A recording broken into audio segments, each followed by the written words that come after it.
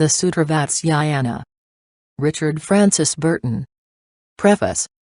In the literature of all countries there will be found a certain number of works treating especially of love. Everywhere the subject is dealt with differently, and from various points of view.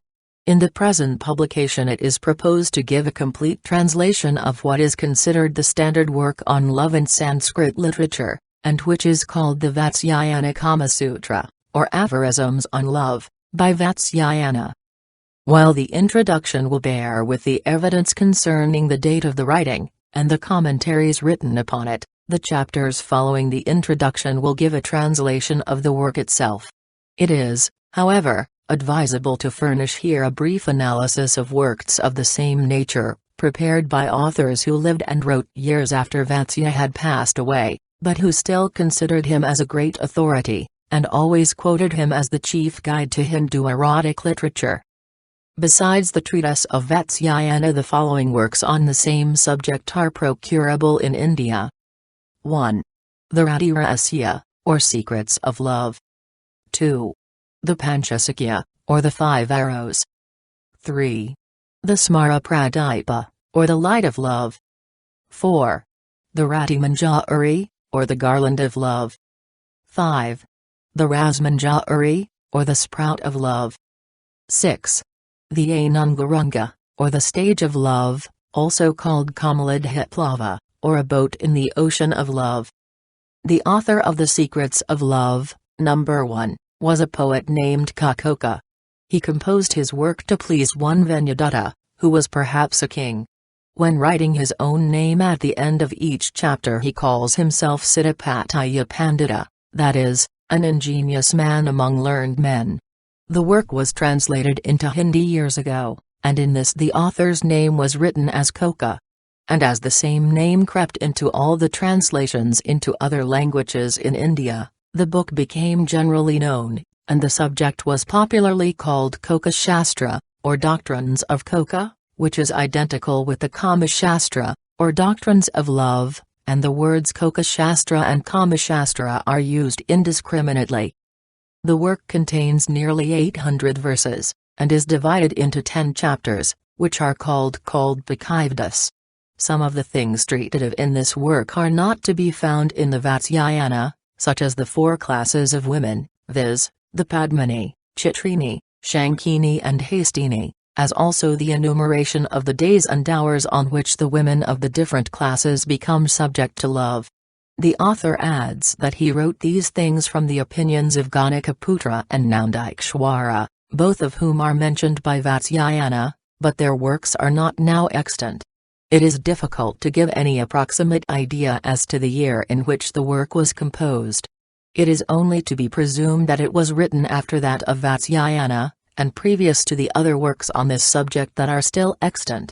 Vatsayana gives the names of 10 authors on the subject, all of whose works he had consulted, but none of which are extant, and does not mention this one. This would tend to show that Kakoka wrote after Vatsya, otherwise Vatsya would assuredly have mentioned him as an author in this branch of literature along with the others. The author of the Five Arrows, number 2 in the list, was one Jyotisha. He is called the chief ornament of poets, the treasure of the 64 arts, and the best teacher of the rules of music. He says that he composed the work after reflecting on the aphorisms of love as revealed by the gods, and studying the opinions of Ganikaputra, Maladva, Babravya, Ramtadva, Nandikeshwara and Kshmandra. It is impossible to say whether he had perused all the works of these authors, or had only heard about them. Anyhow, none of them appear to be in existence now. This work contains nearly 600 verses, and is divided into 5 chapters, called Sayakas or arrows. The author of The Light of Love, number 3, was the poet Gunakara, the son of Vekapati. The work contains 400 verses, and gives only a short account of the doctrines of love, dealing more with other matters. The Garland of Love, number 4, is the work of the famous poet Jayadva, who said about himself that he is a writer on all subjects.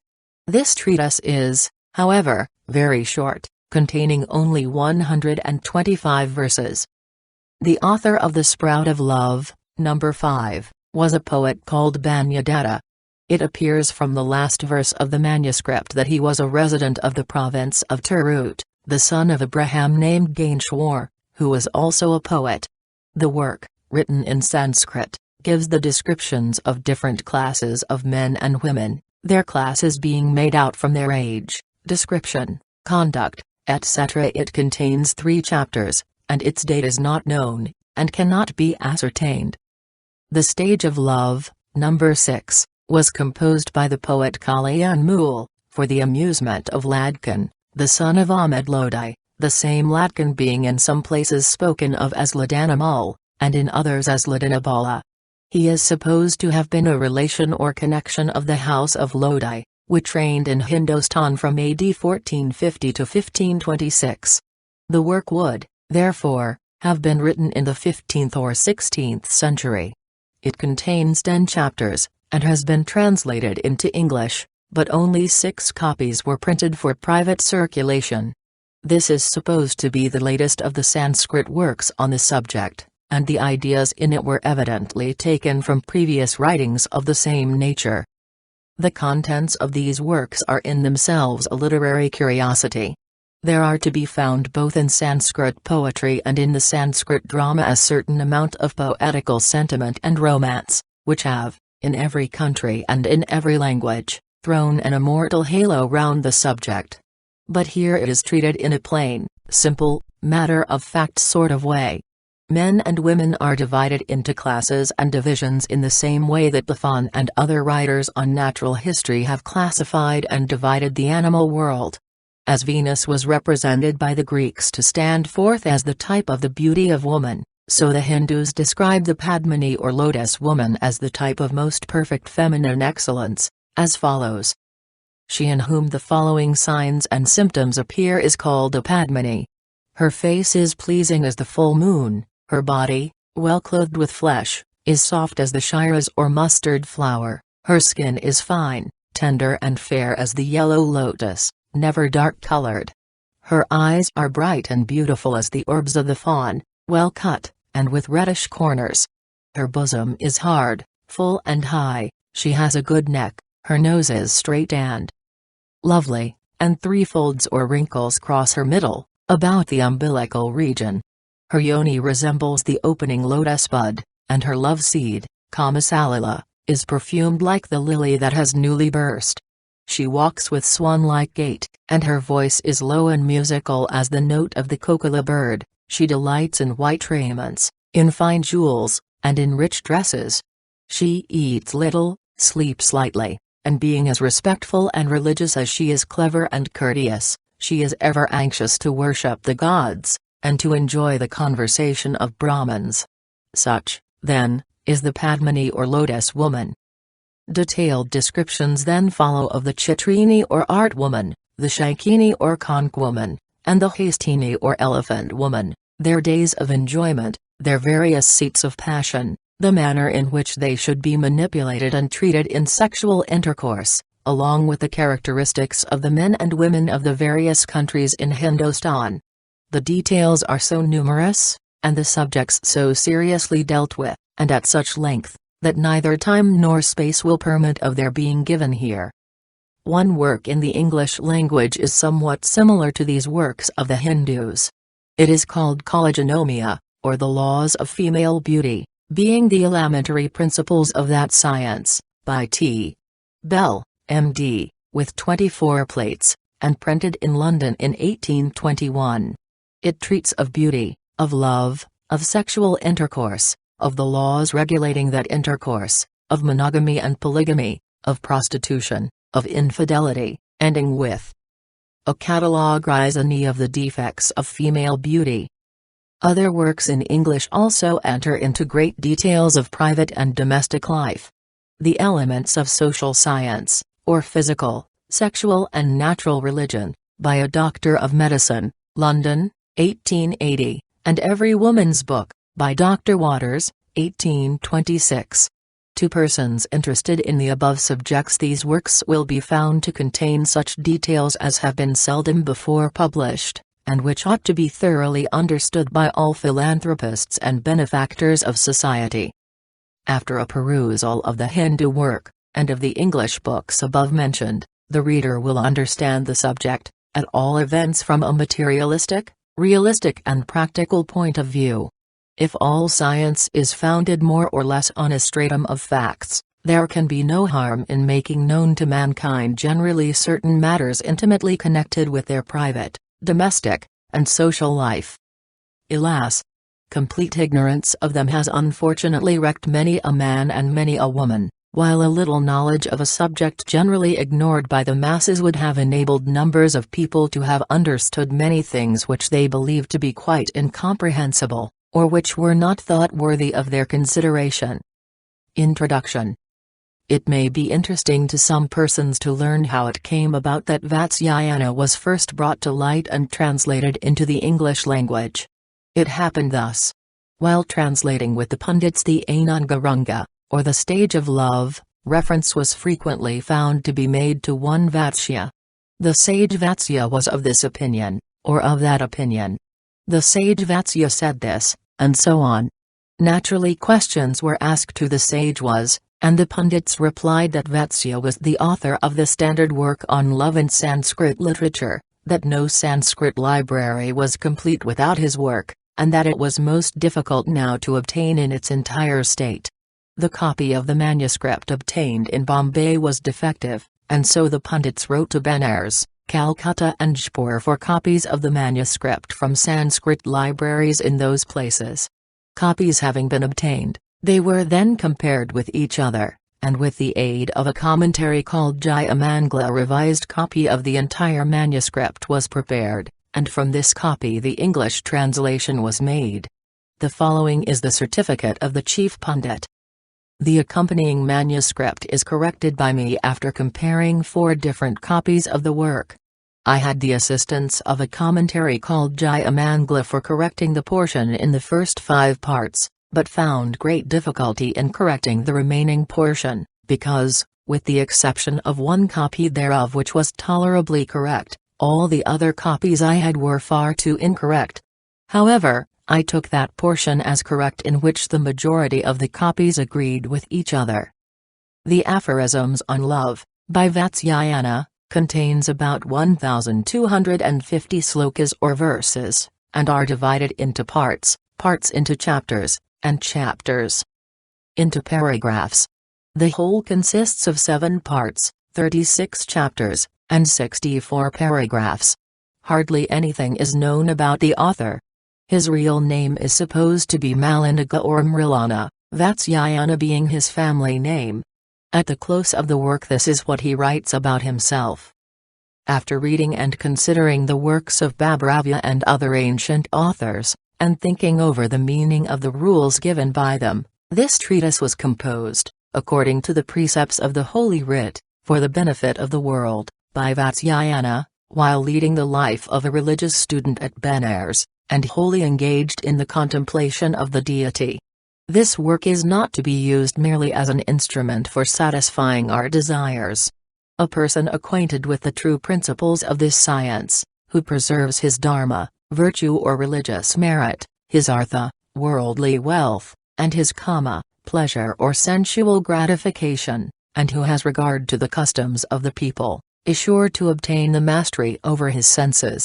In short, an intelligent and knowing person, attending to dharma and artha and also to kama, without becoming the slave of his passions, will obtain success in everything that he may do.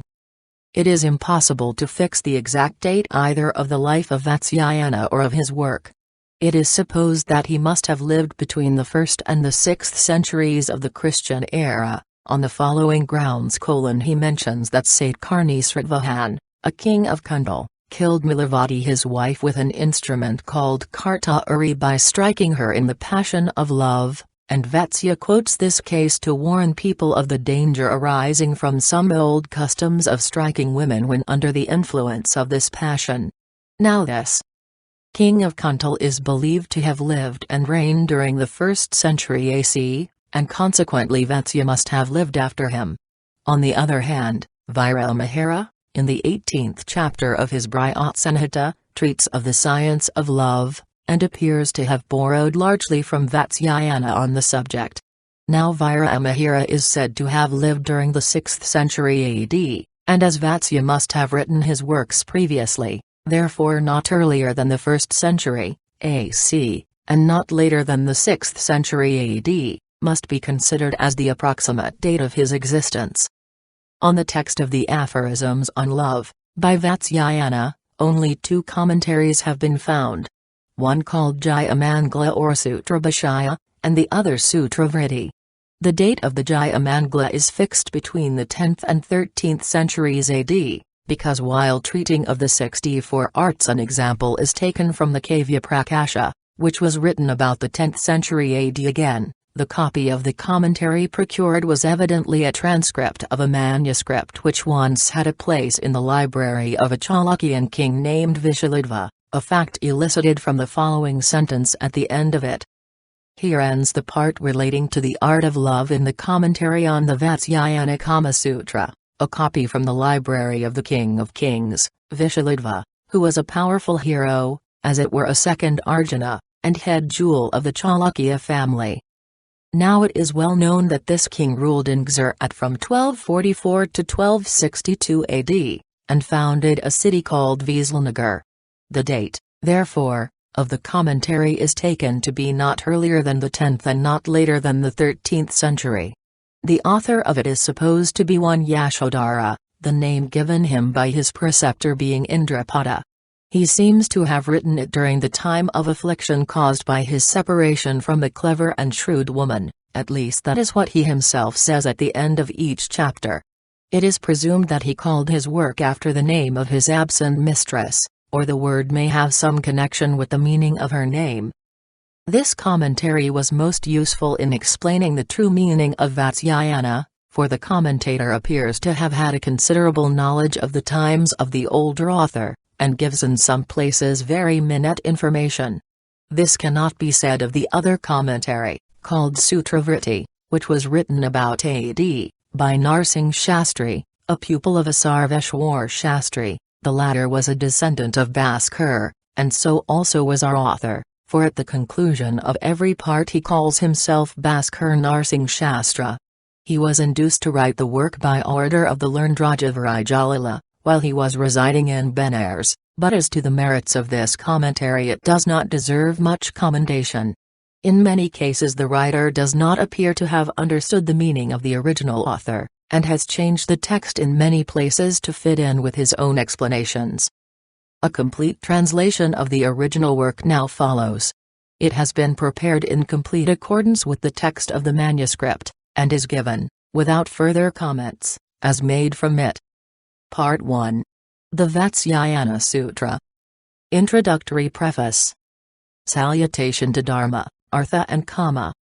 In the beginning, the Lord of Beings created men and women, and in the form of commandments in 100,000 chapters laid down rules for regulating their existence with regard to Dharma, 1 Artha, 2 and 3. Some of these commandments, namely those which treated of Dharma, were separately written by Swayambhu Manu. Those that related to Artha were compiled by Brihaspati, and those that referred to Kama were expounded by Nandi, the follower of Madhva, in 1,000 chapters. Now these Kama Sutra, aphorisms on love, written by Nandi in 1,000 chapters, were reproduced by Shvatakatu, the son of Advalaka, in an abbreviated form in 500 chapters, and this work was again similarly reproduced in an abridged form, in 150 chapters, by Babravya, an inhabitant of the Panchala, south of Delhi, country. These 150 chapters were then put together under 7 heads or parts named severally. First, Sadharana, general topics. Second, Samprayajika, embraces, etc. Third, Kanya Samprayaktaka, union of males and females. Fourth, Priyadakarika, on one's own wife. Fifth, Paratika, on the wives of other people. Sixth, Vasika, on courtesans. Seventh, Upamishadika, on the arts of seduction, tonic medicines, etc. The sixth part of this last work was separately expounded by Dadaka at the request of the public women of Patliputra, Patna, and in the same way Trayana explained the first part of it. The remaining parts, viz., the second, third, fourth, fifth, and seventh were each separately expounded by Shuvarnanabha, second part. Gotakamaka, third part. Gonradiya, fourth part. Ganakaputra, fifth part. Kachumara, seventh part, respectively. Thus the work being written in parts by different authors was almost unobtainable, and as the parts which were expounded by Dadaka and the others treated only of the particular branches of the subject to which each part related, and moreover as the one Dharma is acquisition of religious merit, and is fully described in Chapter 5, Volume 3, of Tolstoy's Wheeler's History of India, and in the Edicts of Asoka. 2 Artha is acquisition of wealth and property, etc. 3 Kama is love, pleasure and sensual gratification. These 3 words are retained throughout in their original, as technical terms. They may also be defined as virtue, wealth and pleasure, the 3 things repeatedly spoken of in the laws of Manu. Original work of Babravya was difficult to be mastered on account of its length. Vatsayana, therefore, composed his work in a small volume as an abstract of the whole of the works of the above-named authors. Chapter 2. On the acquisition of Dharma, Artha and Kama.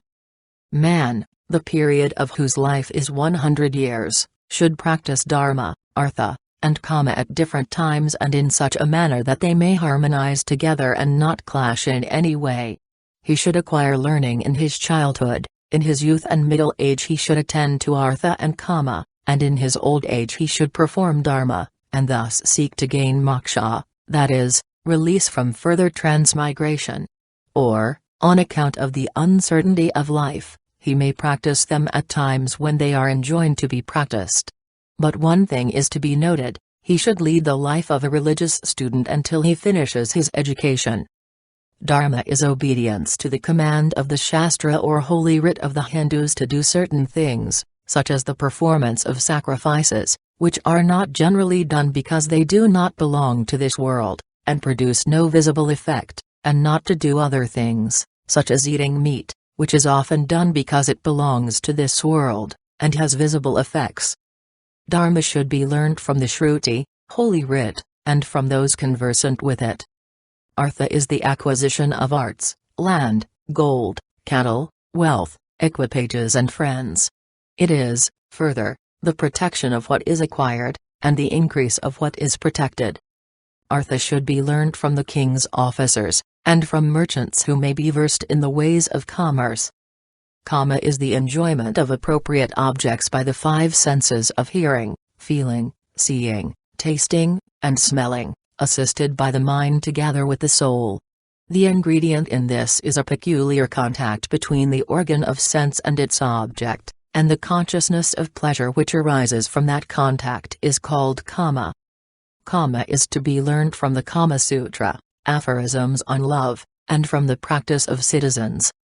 When all the 3, viz., Dharma, Artha, and Kama come together, the former is better than the one which follows it, that is, Dharma is better than Artha, and Artha is better than Kama.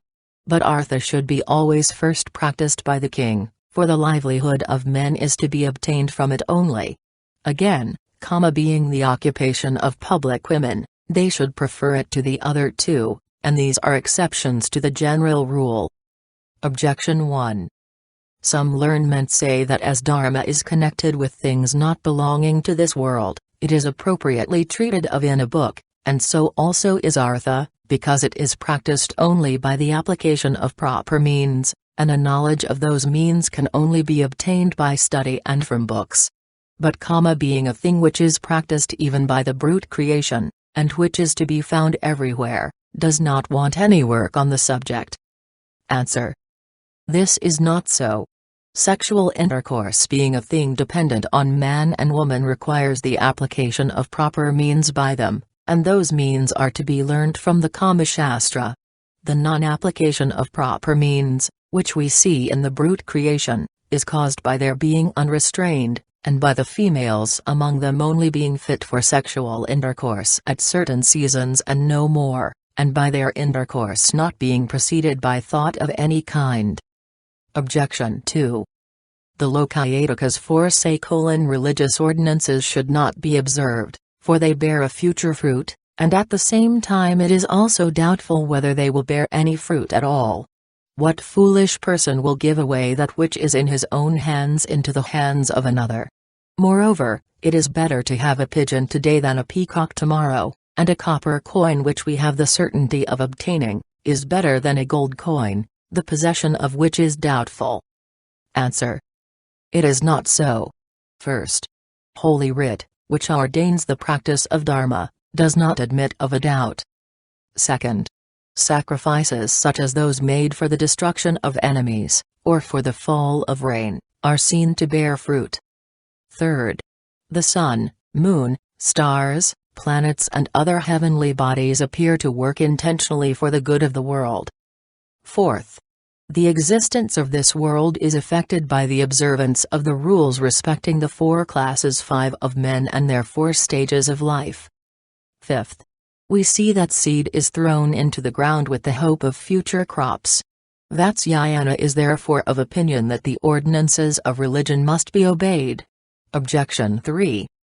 Those who believe that destiny is the prime mover of all things say: we should not exert ourselves to acquire wealth, for sometimes it is not acquired although we strive to get it, while at other times it comes to us of itself without any exertion on our part. Everything is therefore in the power of destiny, who is the Lord of gain and loss, of success and defeat, of pleasure and pain. Thus we see the Bali 6 was raised to the throne of Indra by destiny, and was also put down by the same power, and it is destiny only that can reinstate him. Answer. It is not right to say so. As the acquisition of every object presupposes at all events some exertion on the part of man, the application of proper means may be said to be the cause of gaining all our ends, and this application of proper means being thus necessary. For these were certainly materialists who seemed to think that a bird in the hand was worth 2 in the bush. 5 Among the Hindus the 4 classes of men are the Brahmins or priestly class, the Kshatriya or warlike class, the Vaishya or agricultural and mercantile class, and the Shudra or menial class. The 4 stages of life are, the life of a religious student, the life of a householder, the life of a hermit, and the life of a sannyasi or devotee. 6 Bali was a demon who had conquered Indra and gained his throne, but was afterwards overcome by Vishnu at the time of his 5th incarnation. Even where a thing is destined to happen, it follows that a person who does nothing will enjoy no happiness. Objection 4. Those who are inclined to think that artha is the chief object to be obtained argue thus. Pleasures should not be sought for, because they are obstacles to the practice of dharma and artha, which are both superior to them, and are also disliked by meritorious persons.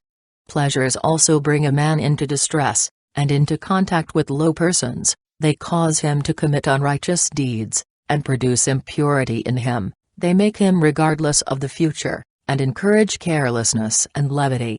And lastly, they cause him to be disbelieved by all, received by none, and despised by everybody, including himself.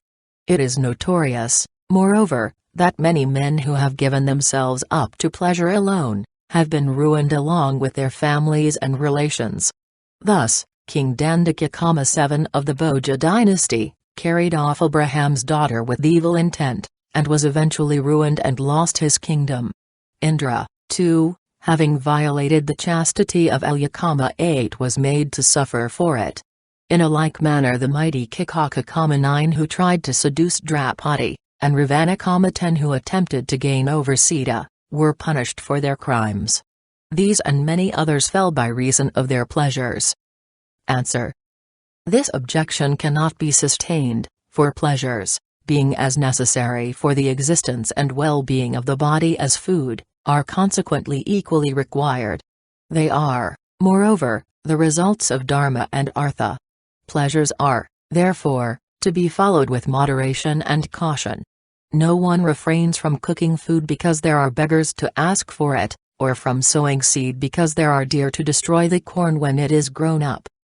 Thus a man practicing Dharma, Artha and Kama enjoys happiness both in this world and in the world to come.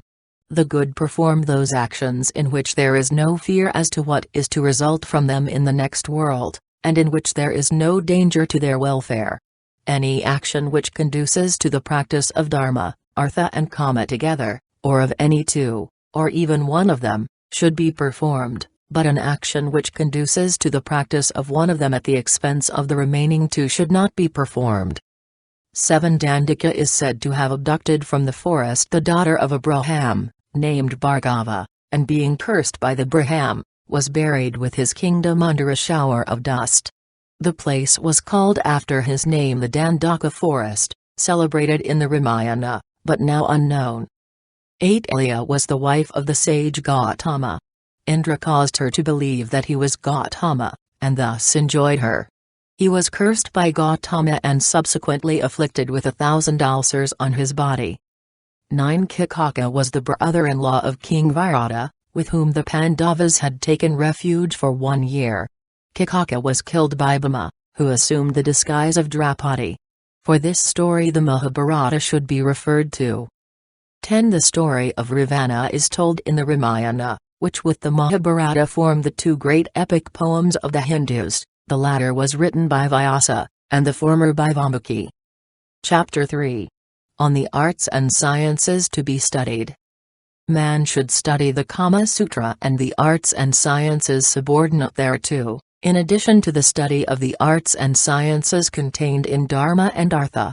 Even young maids should study this Kama Sutra along with its arts and sciences before marriage, and after it they should continue to do so with the consent of their husbands. Here some learned men object, and say that females, not being allowed to study any science, should not study the Kama Sutra. But Vatsayana is of opinion that this objection does not hold good, for women already know the practice of Kama Sutra, and that practice is derived from the Kama Shastra, or the science of Kama itself. Moreover, it is not only in this but in many other cases that though the practice of a science is known to all, only a few persons are acquainted with the rules and laws on which the science is based.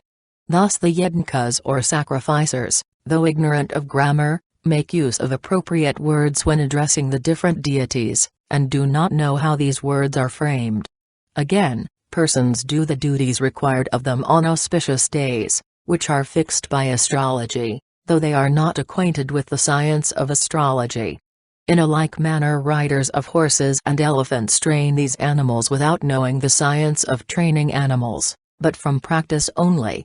And similarly the people of the most distant provinces obey the laws of the kingdom from practice, and because there is a king over them, and without further reason. 11 And from experience we find that some women, such as daughters of princes and their ministers, and public women, are actually versed in the Kama Shastra. A female, therefore, should learn the Kama Shastra, or at least a part of it, by studying its practice from some confidential friend. She should study alone in private the 64 practices that form a part of the Kama Shastra. Her teacher should be one of the following persons, viz., the daughter of a nurse brought up with her and already married, 12, or a female friend who can be trusted in everything, or the sister of her mother, that is, her aunt, or an old female servant, or a female beggar who may have formerly lived in the family, or her own sister, who can always be trusted. The following are the arts to be studied, together with the Kama Sutra. 1. Singing. 2. Playing on musical instruments. 3. Dancing. 4. Union of dancing, singing, and playing instrumental music. 5. Writing and drawing. 11. The author wishes to prove that a great many things are done by people from practice and custom, without their being acquainted with the reason of things, or the laws on which they are based, and this is perfectly true. 12. The proviso of being married applies to all the teachers. 6. Tattooing. 7. Arraying and adorning an idol with rice and flowers. 8. spreading and arraying beds or couches of flowers, or flowers upon the ground. 9. Coloring the teeth, garments, hair, nails, and bodies, that is, staining, dyeing, coloring and painting the same. 10. Fixing stained glass into a floor. 11. The art of making beds, and spreading out carpets and cushions for reclining. 12. Playing on musical glasses filled with water. 13. Storing and accumulating water in aqueducts, cisterns and reservoirs. 14. Picture making, trimming and decorating. 15. Stringing of rosaries, necklaces, garlands and wreaths. 16. Binding of turbans and chaplets, and making crests and top knots of flowers. 17. Scenic representations. Stage playing. 18. Art of making ear ornaments. 19. Art of preparing perfumes and odors. 20. Proper disposition of jewels and decorations, and adornment in dress. 21. Magic or sorcery. 22. Quickness of hand or manual skill. 23. Culinary art, that is, cooking and cookery. 24. Making lemonades, sherbets, acidulated drinks, and spirituous extracts with proper flavor and color. 25. Tailor's work and sewing. 26. Making parrots, flowers, tufts, tassels, bunches, bosses, knobs, and out of yarn or thread. 27. Solution of riddles, enigmas, covert speeches, verbal puzzles and enigmatical questions. 28. A game, which consisted in repeating verses, and as one person finished, another person had to commence at once, repeating another verse, beginning with the same letter with which the last speaker's verse ended. Whoever failed to repeat was considered to have lost, and to be subject to pay a forfeit or stake of some kind. 29. The art of mimicry or imitation. 30. Reading, including chanting and intoning. 31. Study of sentences difficult to pronounce. It is played as a game chiefly by women and children, and consists of a difficult sentence being given, and when repeated quickly, the words are often transposed or badly pronounced. 32. Practice with sword, single stick, quarter staff, and bow and arrow. 33. Drawing inferences, reasoning or inferring. 34. Carpentry, or the work of a carpenter. 35. Architecture, or the art of building. 36. Knowledge about gold and silver coins, and jewels and gems. 37. Chemistry and mineralogy. 38. Coloring jewels, gems and beads. 39. Knowledge of mines and quarries. 40. Gardening, knowledge of treating the diseases of trees and plants, of nourishing them, and determining their ages. 41. Art of cock-fighting, quail-fighting and ram-fighting. 42. Art of teaching parrots and starlings to speak. 43. Art of applying perfumed ointments to the body, and of dressing the hair with unguents and perfumes and braiding it. 44. The art of understanding writing in cipher, and the writing of words in a peculiar way. 45. The art of speaking by changing the forms of words.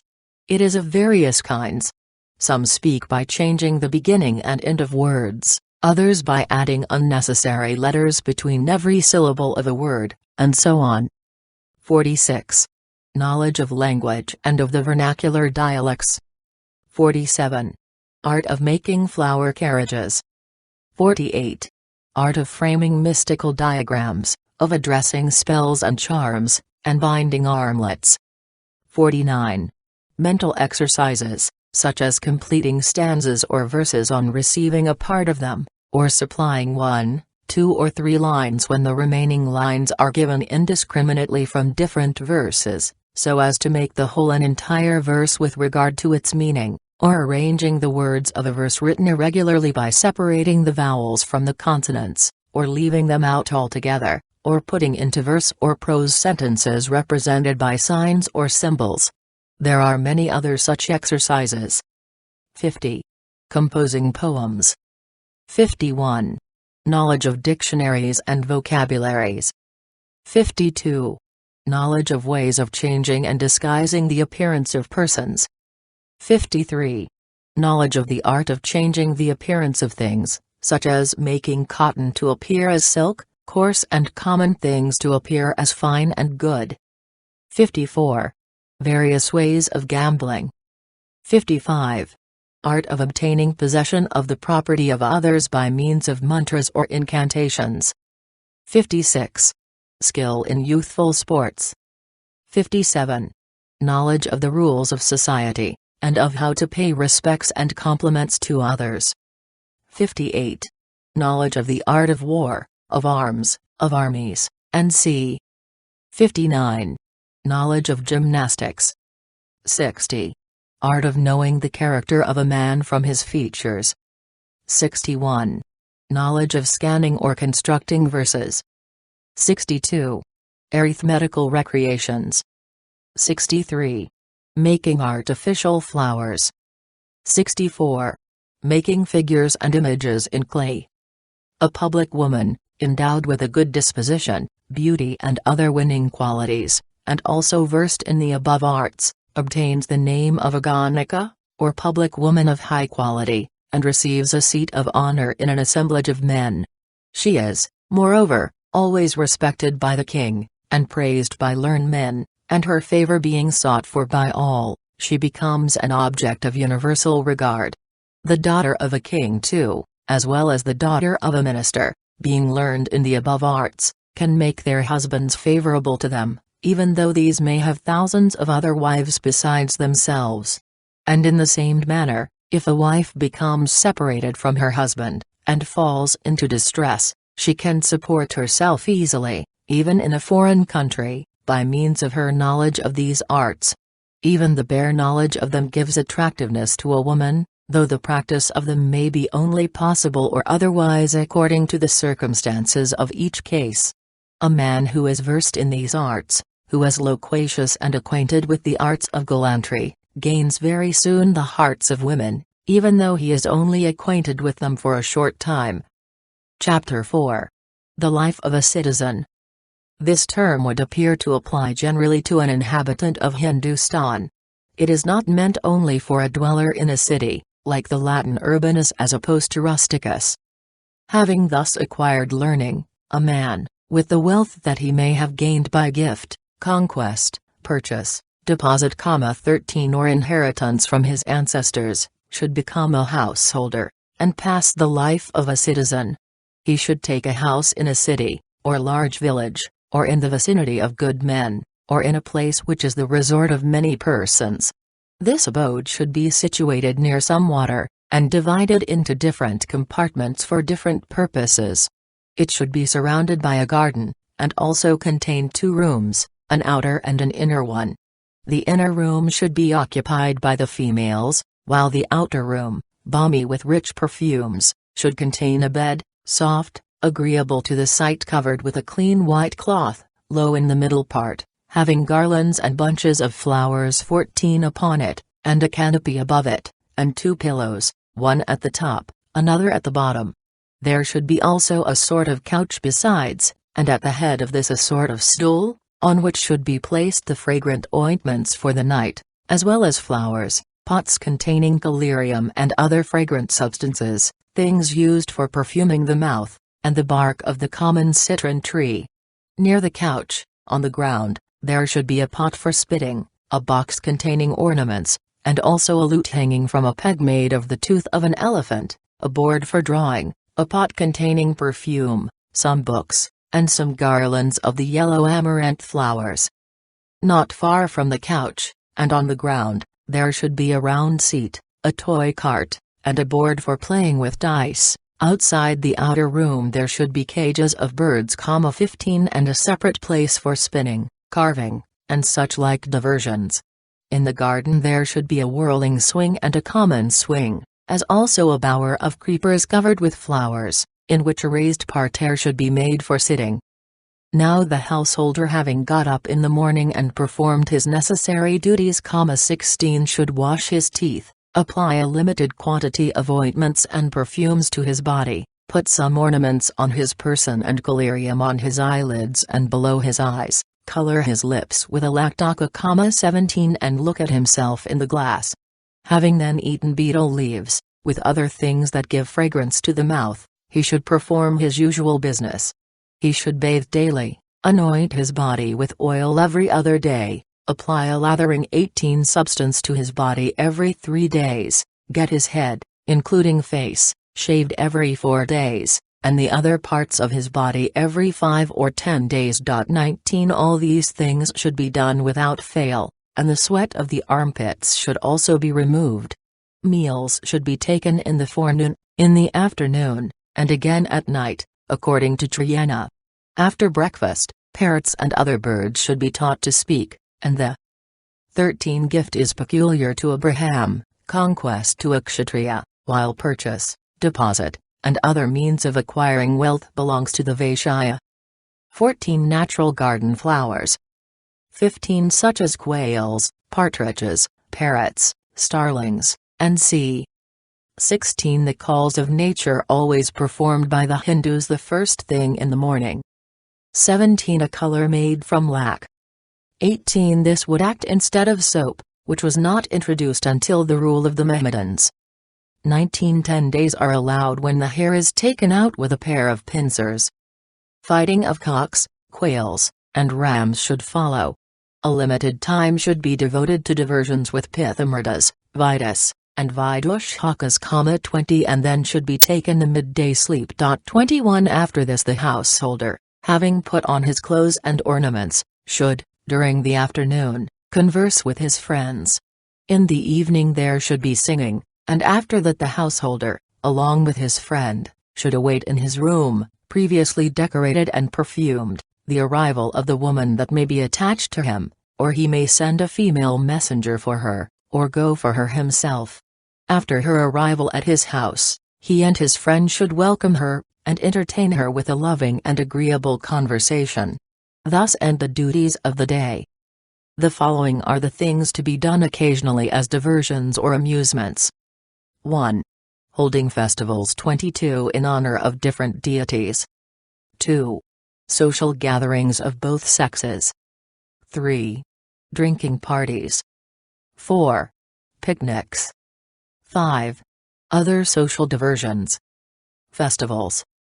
On some particular auspicious day, an assembly of citizens should be convened in the temple of Saraswati. 23 There the skill of singers, and of others who may have come recently to the town, should be tested, and on the following day they should always be given some rewards.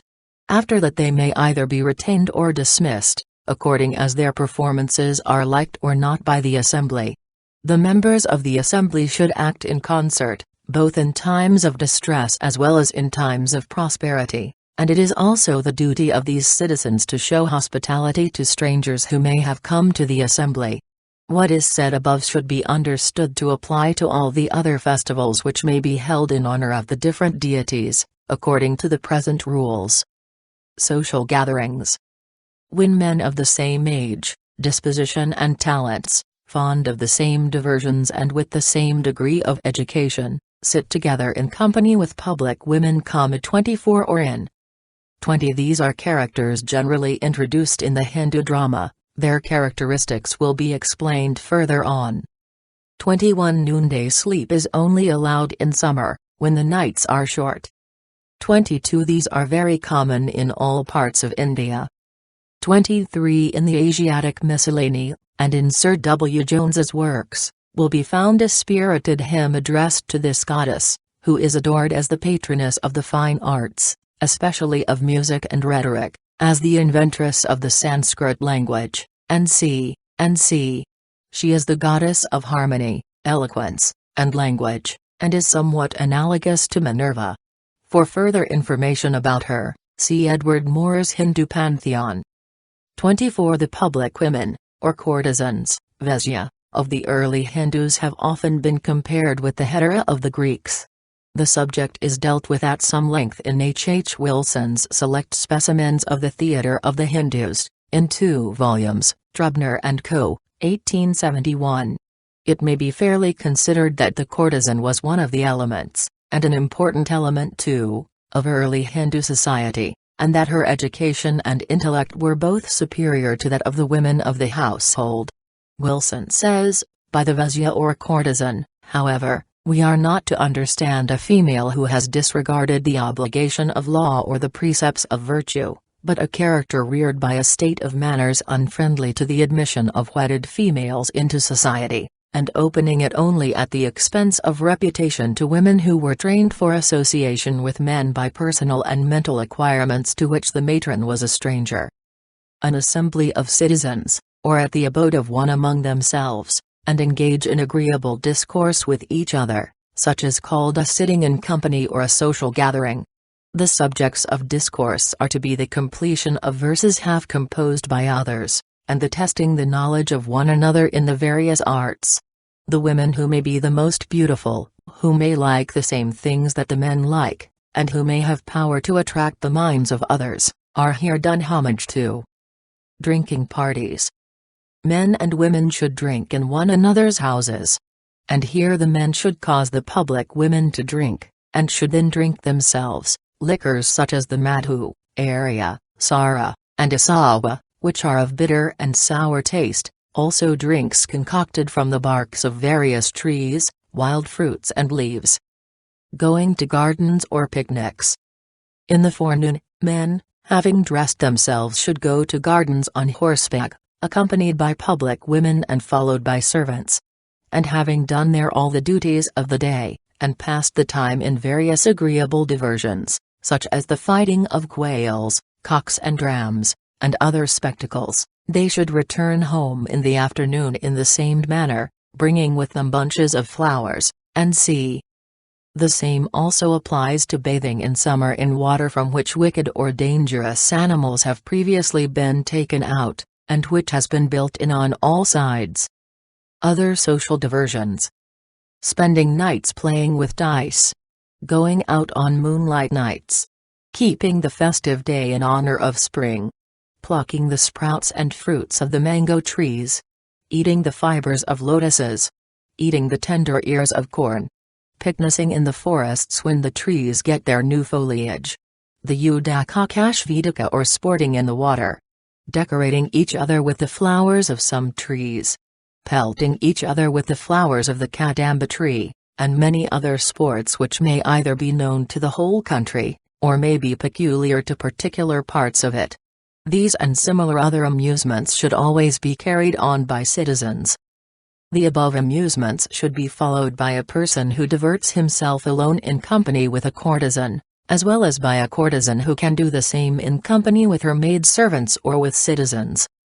Apithamrita 25 is a man without wealth, alone in the world, whose only property consists of his malika. 26 some lathering, substance and a red cloth, who comes from a good country, and who is skilled in all the arts, and by teaching these arts is received in the company of citizens, and in the abode of public women.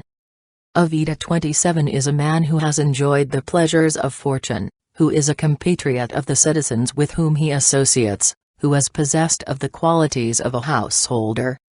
25 According to this description, a Pithamrita would be a sort of professor of all the arts, and as such received as the friend and confidant of the citizens.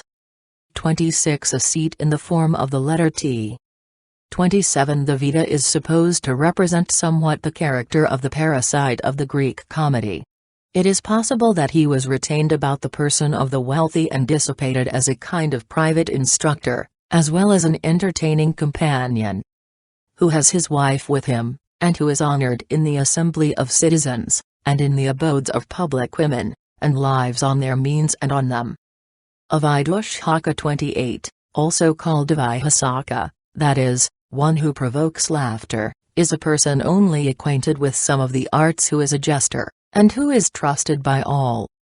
These persons are employed in matters of quarrels and reconciliations between citizens and public women. This remark applies also to female beggars, to women with their heads shaved, to adulterous women, and to old public women skilled in all the various arts. Thus a citizen living in his town or village, respected by all, should call on the persons of his own caste who may be worth knowing. He should converse in company and gratify his friends by his society, and obliging others by his assistance in various matters. He should cause them to assist one another in the same way. There are some verses on this subject as follows. A citizen discoursing, not entirely in the Sanskrit language, 29, nor wholly in the dialects of the country, on various topics in society, obtains great respect. The wise should not resort to a society disliked by the public, governed by no rules, and intent on the destruction of others. But a learned man living in a society which acts according to the wishes of the people, and which has pleasure for its only object, is highly respected in this world. 28. Vidusshaka is evidently the buffoon and jester. Wilson says of him that he is the humble companion, not the servant, of a prince or man of rank, and it is a curious peculiarity that he is always a Brahman. He bears more affinity to Sancho Panza, perhaps, than any other character in Western fiction, imitating him in his combination of shrewdness and simplicity, his fondness of good living and his love of ease. In the dramas of intrigue he exhibits some of the talents of Mercury, but with less activity and ingenuity, and occasionally suffers by his interference. According to the technical definition of his attributes, he is to excite mirth by being ridiculous in person, age, and attire. 29. This means, it is presumed, that the citizen should be acquainted with several languages. The middle part of this paragraph might apply to the nihilists and Fenians of the day, or to secret societies. It was perhaps a reference to the thugs. Chapter 5. About the kinds of women resorted to by the citizens. About the kinds of women resorted to by the citizens, and of friends and messengers. When Kama is practiced by men of the four castes according to the rules of the Holy Writ, that is, by lawful marriage, with virgins of their own caste, it then becomes a means of acquiring lawful progeny and good fame, and it is not also opposed to the customs of the world. On the contrary, the practice of Kama with women of the higher castes, and with those previously enjoyed by others, even though they be of the same caste, is prohibited. But the practice of Kama with women of the lower castes, with women excommunicated from their own caste, with public women, and with women twice married, 30, is neither enjoined nor prohibited. The object of practicing Kama with such women is pleasure only. Naikas, 31, therefore, are of three kinds, viz., maids, women twice married, and public women. Ganakaputra has expressed an opinion that there is a fourth kind of Nayaka, viz., a woman who is resorted to on some special occasion even though she be previously married to another. These special occasions are when a man thinks thus. A. This woman is self-willed, and has been previously enjoyed by many others besides myself. I may, therefore, safely resort to her as to a public woman though she belongs to a higher caste than mine, and in so doing I shall not be violating the ordinances of Dharma. Or thus. B. This is a twice married woman and has been enjoyed by others before me, there is, therefore, no objection to my resorting to her. Or thus. C. This woman has gained the heart of her great and powerful husband, and exercises a mastery over him, who is a friend of my enemy. If, therefore, she becomes united with me, she will cause her husband to abandon my enemy. Or thus. D. This woman will turn the mind of her husband, who is very powerful, in my favor, he being at present disaffected towards me, and intent on doing me some harm. Or thus.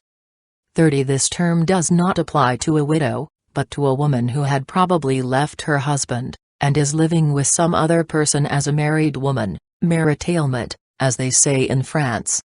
31. Any woman fit to be enjoyed without sin.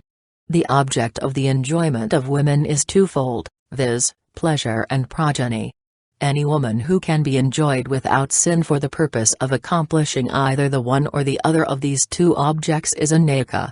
The fourth kind of Nayaka which Vatsya admits further on is neither enjoyed for pleasure or for progeny, but merely for accomplishing some special purpose in hand. The word Nayaka is retained as a technical term throughout. By making this woman my friend I shall gain the object of some friend of mine, or shall be able to effect the ruin of some enemy, or shall accomplish some other difficult purpose. Or thus. By being united with this woman, I shall kill her husband, and so obtain his vast riches which I covet. Or thus. The union of this woman with me is not attended with any danger, and will bring me wealth, of which, on account of my poverty and inability to support myself, I am very much in need. I shall, therefore, obtain her vast riches in this way without any difficulty. Or thus. This woman loves me ardently, and knows all my weak points. If therefore, I am unwilling to be united with her, she will make my faults public, and thus tarnish my character and reputation. Or she will bring some gross accusation against me, of which it may be hard to clear myself, and I shall be ruined. Or perhaps she will detach from me her husband, who is powerful, and yet under her control, and will unite him to my enemy, or will herself join the latter. Or thus. The husband of this woman has violated the chastity of my wives, I shall therefore return that injury by seducing his wives. Or thus. By the help of this woman I shall kill an enemy of the king, who has taken shelter with her, and whom I am ordered by the king to destroy. Or thus. The woman whom I love is under the control of this woman. I shall, through the influence of the latter, be able to get at the former. Or thus. This woman will bring to me a maid, who possesses wealth and beauty, but who is hard to get at, and under the control of another. Or, lastly, thus. My enemy is a friend of this woman's husband, I shall therefore cause her to join him, and will thus create an enmity between her husband and him.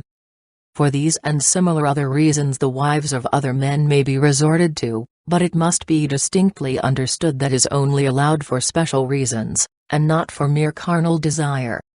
Triana thinks that under these circumstances there is also a fifth kind of Nayaka, viz., a woman who is kept by a minister, and who repairs to him occasionally, or a widow who accomplishes the purpose of a man with the person to whom she resorts.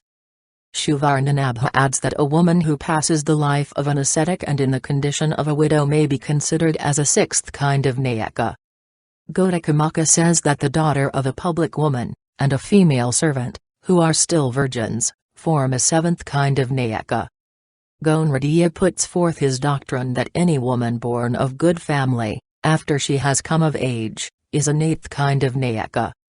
But these four latter kinds of Nayikas do not differ much from the first four kinds of them, as there is no separate object in resorting to them. Therefore Vatsayana is of opinion that there are only four kinds of Nayikas, that is, the maid, the twice-married woman, the public woman, and the woman resorted to for a special purpose. The following women are not to be enjoyed. A leper. A lunatic. A woman turned out of caste. A woman who reveals secrets. A woman who publicly expresses desire for sexual intercourse. A woman who is extremely white. A woman who is extremely black. A bad-smelling woman. A woman who is a near relation. A woman who is a female friend. A woman who leads the life of an ascetic. And, lastly, the wife of a relation, of a friend, of a learned Brahman, and of the king. The followers of Bhabravya say that any woman who has been enjoyed by 5 men is a fit and proper person to be enjoyed. But Ganakaputra is of opinion that even when this is the case, the wives of a relation, of a learned Brahman and of a king should be accepted. The following are the kind of friends. One who has played with you in the dust, that is, in childhood. One who is bound by an obligation. One who is of the same disposition and fond of the same things. One who is a fellow student. One who is acquainted with your secrets and faults, and whose faults and secrets are also known to you. One who is a child of your nurse. One who is brought up with you. One who is an hereditary friend. These friends should possess the following qualities. They should tell the truth. They should not be changed by time. They should be favorable to your designs. They should be firm. They should be free from covetousness. They should not be capable of being gained over by others. They should not reveal your secrets. Vatsayana says that citizens form friendship with washermen, barbers, cowherds, florists, druggists, betel leaf sellers, tavern keepers, beggars, pithamritas, vidas and vidushikas, as also with the wives of all these people. A messenger should possess the following qualities: skillfulness, boldness, knowledge of the intention of men by their outward signs, absence of confusion, that is, no shyness, knowledge of the exact meaning of what others do or say, good manners, knowledge of appropriate times and places for doing different things, ingenuity in business, quick comprehension, quick application of remedies, that is, quick and ready resources. And this part ends with a verse. The man who is ingenious and wise, who is accompanied by a friend, and who knows the intentions of others, as also the proper time and place for doing everything, can gain over, very easily, even a woman who is very hard to be obtained. End of Part 1. Part 2. Of Sexual Union. Chapter 1. Kinds of Sexual Union. Kinds of sexual union according to A. Dimensions. B. Force of desire or passion. C. Time. Kinds of union. Man is divided into 3 classes, viz., the hare man, the bull man, and the horse man, according to the size of his lingam. Woman also, according to the depth of her yoni, is either a female deer, a mare, or a female elephant. There are thus 3 equal unions between persons of corresponding dimensions, and there are 6 unequal unions, when the dimensions do not correspond, or 9 in all, as the following table shows. Equal. Unequal. Men. Women. Men. Women. Hare. Deer. Hare. Mare. Bull. Mare. Hare. Elephant. Horse. Elephant. Bull. Deer. Bull. Elephant. Horse. Deer. Horse. Mare. In these unequal unions, when the male exceeds the female in point of size, his union with a woman who is immediately next to him in size is called high union, and is of 2 kinds, while his union with the woman most remote from him in size is called the highest union, and is of 1 kind only. On the other hand, when the female exceeds the male in point of size, her union with a man immediately next to her in size is called low union, and is of 2 kinds, while her union with a man most remote from her in size is called the lowest union, and is of 1 kind only. In other words, the horse and mare, the bull and deer, form the high union, while the horse and deer form the highest union. On the female side, the elephant and bull, the mare and hare, form low unions, while the elephant and the hare make the lowest unions. There are then 9 kinds of union according to dimensions. Amongst all these, equal unions are the best, those of a superlative degree, that is, the highest and the lowest, are the worst, and the rest are middling, and with them the high 32 are better than the low. There are also 9 kinds of union according to the force of passion or carnal desire, as follows. Men. Women. Men. Women. Small. Small. Small. Middling. Middling. Middling. Small. Intense. Intense. Intense. Middling. Small. Middling. Intense. Intense. Small. Intense. Middling. A man is called a man of small passion whose desire at the time of sexual union is not great, whose semen is scanty, and who cannot bear the warm embraces of the female. Those who differ from this temperament are called men of middling passion, while those of intense passion are full of desire. In the same way, women are supposed to have the 3 degrees of feeling as specified above. Lastly, according to time there are 3 kinds of men and women, viz., the short-timed, the moderate-timed, and the long-timed, and of these, as in the previous statements, there are 9 kinds of union. But on this last head there is a difference of opinion about the female, which should be stated. Audiobook says, females do not emit as males do. The males simply remove their desire, while the females, from their consciousness of desire, feel a certain kind of pleasure, which gives them satisfaction, but it is impossible for them to tell you what kind of pleasure they feel. The fact from which this becomes evident is, that males, when engaged in coition, seize of themselves after emission, and are satisfied, but it is not so with females. This opinion is, however, objected to on the grounds that if a male be a long-timed, the female loves him the more, but if he be short-timed, she is dissatisfied with him. And this circumstance, some say, would prove that the female emits also. 32 high unions are said to be better than low ones, for in the former it is possible for the male to satisfy his own passion without injuring the female, while in the latter it is difficult for the female to be satisfied by any means. But this opinion does not hold good, for if it takes a long time to allay a woman's desire, and during this time she is enjoying great pleasure, it is quite natural then that she should wish for its continuation. And on this subject there is a verse as follows.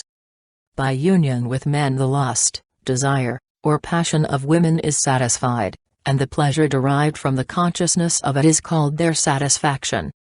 The followers of Bhagwan, however, say that the semen of women continues to fall from the beginning of the sexual union to its end, and it is right that it should be so, for if they had no semen there would be no embryo. To this there is an objection. In the beginning of coition the passion of the woman is middling, and she cannot bear the vigorous thrusts of her lover, but by degrees her passion increases until she ceases to think about her body, and then finally she wishes to stop from further coition. This objection, however, does not hold good, for even in ordinary things that revolve with great force, such as a potter's wheel, or a top, we find that the motion at first is slow, but by degrees it becomes very rapid. In the same way the passion of the woman having gradually increased, she has a desire to discontinue coition, when all the semen has fallen away. And there is a verse with regard to this as follows. The fall of the semen of the man takes place only at the end of coition, while the semen of the woman falls continually, and after the semen of both has all fallen away then they wish for the discontinuance of coition. 33. Lastly, Vatsayana is of opinion that the semen of the female falls in the same way as that of the male. Now some may ask here, if men and women are beings of the same kind, and are engaged in bringing about the same result, why should they have different works to do?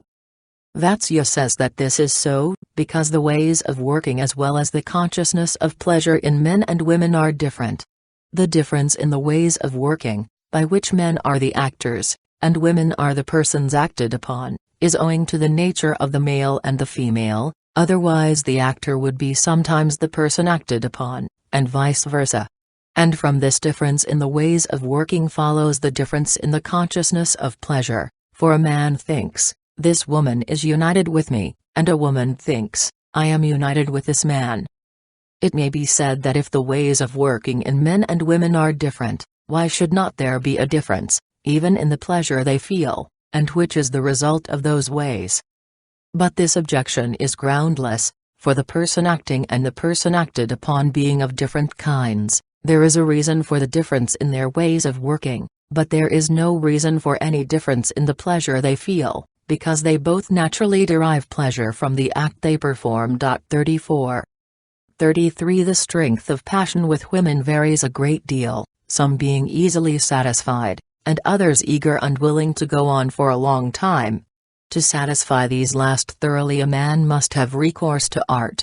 It is certain that a fluid flows from the woman in larger or smaller quantities, but her satisfaction is not complete until she has experienced the spasme génésique, as described in a French work recently published and called Breviaire de l'amour expérimental par le Dr. Jules Guyot. 34. This is a long dissertation very common among Sanskrit authors, both when writing and talking socially. They start certain propositions, and then argue for and against them. What it is presumed the. On this again some may say that when different persons are engaged in doing the same work, we find that they accomplish the same end or purpose, while, on the contrary, in the case of men and women we find that each of them accomplishes his or her own end separately, and this is inconsistent. But this is a mistake, for we find that sometimes two things are done at the same time, as for instance in the fighting of rams. Both the rams receive the shock at the same time on their heads. Again, in throwing one wood apple against another, and also in a fight or struggle of wrestlers.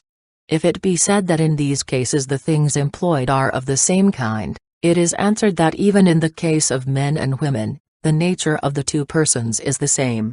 And as the difference in their ways of working arises from the difference of their conformation only, it follows that men experience the same kind of pleasure as women do.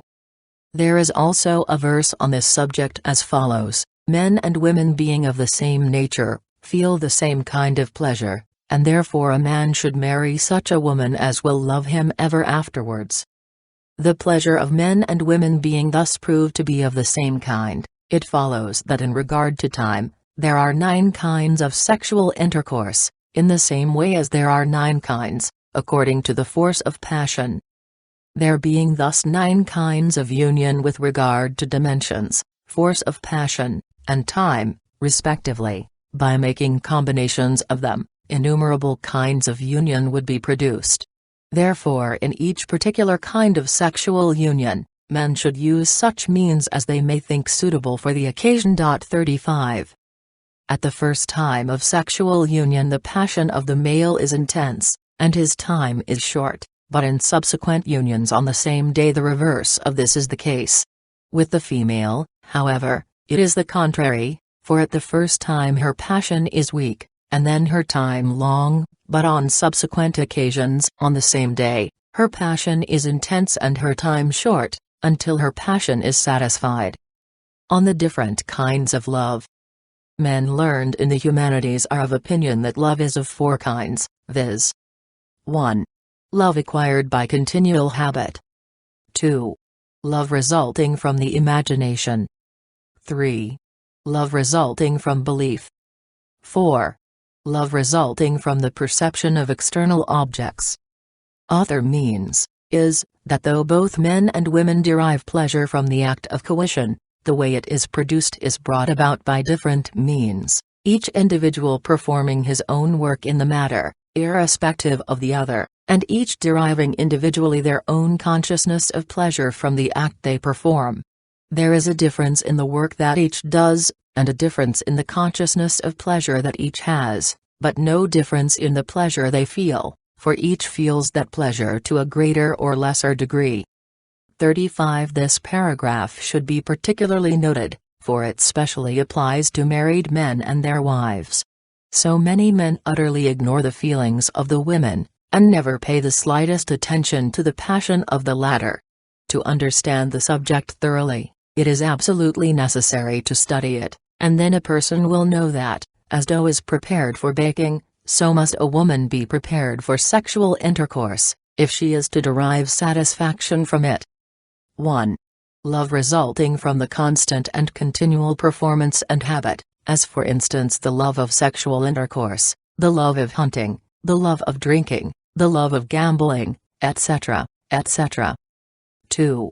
Love which is felt for things to which we are not habituated, and which proceeds entirely from ideas, is called love resulting from imagination, as for instance, that love which some men and women and eunuchs feel for the Aubrishtraka or mouth congress, and that which is felt by all for such things as embracing, kissing, etc., etc. 3.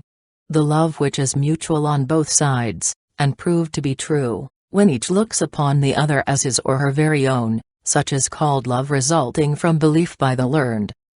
4.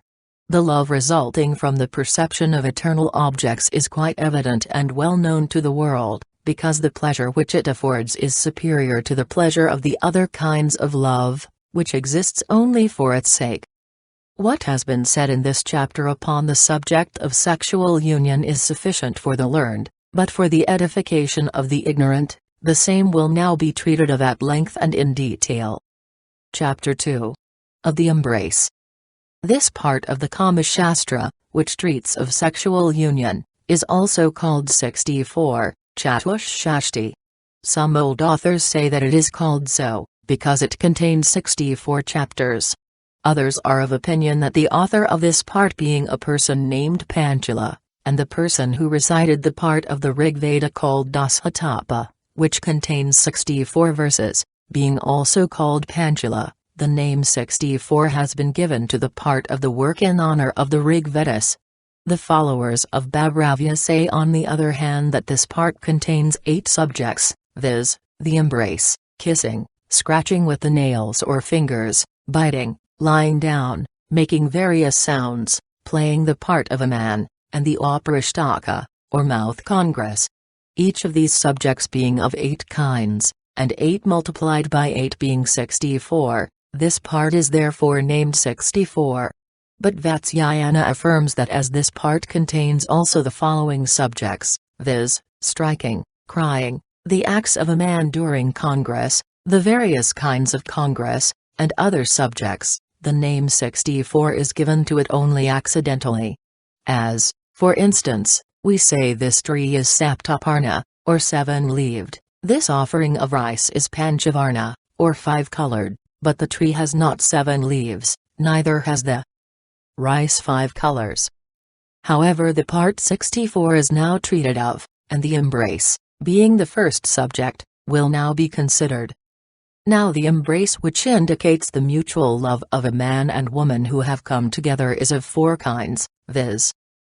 touching, piercing, rubbing, pressing. The action in each case is denoted by the meaning of the word which stands for it. 1. When a man under some pretext or other goes in front or alongside of a woman and touches her body with his own, it is called the touching embrace. 2. When a woman in a lonely place bends down, as if to pick up something, and pierces, as it were, a man sitting or standing, with her breasts, and the man in return takes hold of them, it is called a piercing embrace. The above 2 kinds of embrace takes place only between persons who do not, as yet, speak freely with each other. 3. When 2 lovers are walking slowly together, either in the dark, or in a place of public resort, or in a lonely place, and rub their bodies against each other, it is called a rubbing embrace. 4. When on the above occasion one of them presses the other's body forcibly against a wall or pillar, it is called a pressing embrace. These 2 last embraces are peculiar to those who know the intentions of each other. At the time of the meeting the 4 following kinds of embrace are used, viz. Jatavshtitaka, or the twining of a creeper. Vrikshadhyudaka, or climbing a tree. Tilatanjalaka, or the mixture of sesamum seed with rice. Kshiranraka, or milk and water embrace. 1. When a woman, clinging to a man as a creeper twines round a tree, bends his head down to hers with the desire of kissing him and slightly makes the sound of sit-sit, embraces him, and looks lovingly towards him, it is called an embrace like the twining of a creeper. 2. When a woman, having placed one of her feet on the foot of her lover, and the other on one of his thighs, passes one of her arms round his back, and the other on his shoulders, makes slightly the sounds of singing and cooing, and wishes, as it were, to climb up him in order to have a kiss, it is called an embrace like the climbing of a tree. These 2 kinds of embrace take place when the lover is standing. 3.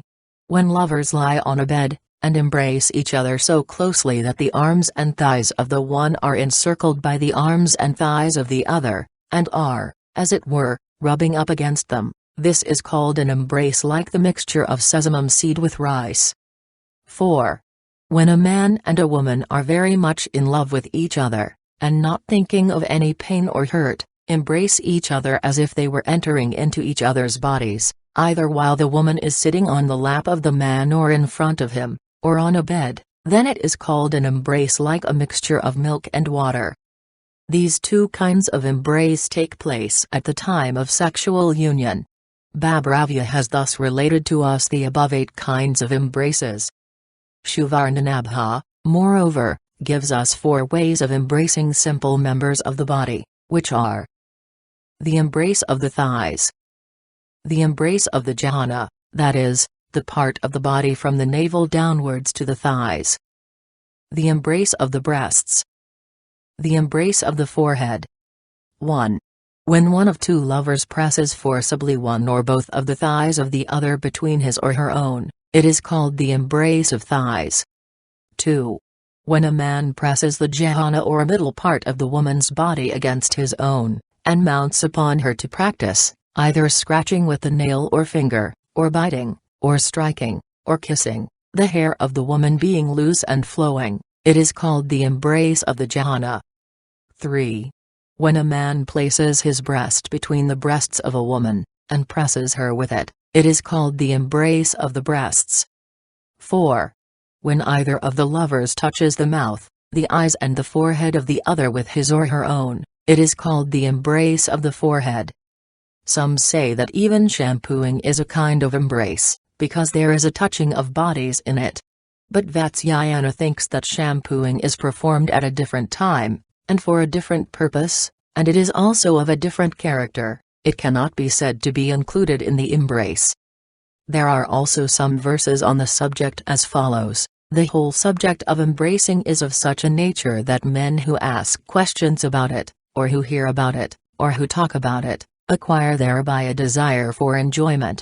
Even those embraces that are not mentioned in the Kama Sutra should be practiced at the time of sexual enjoyment, if they are in any way conducive to the increase of love or passion.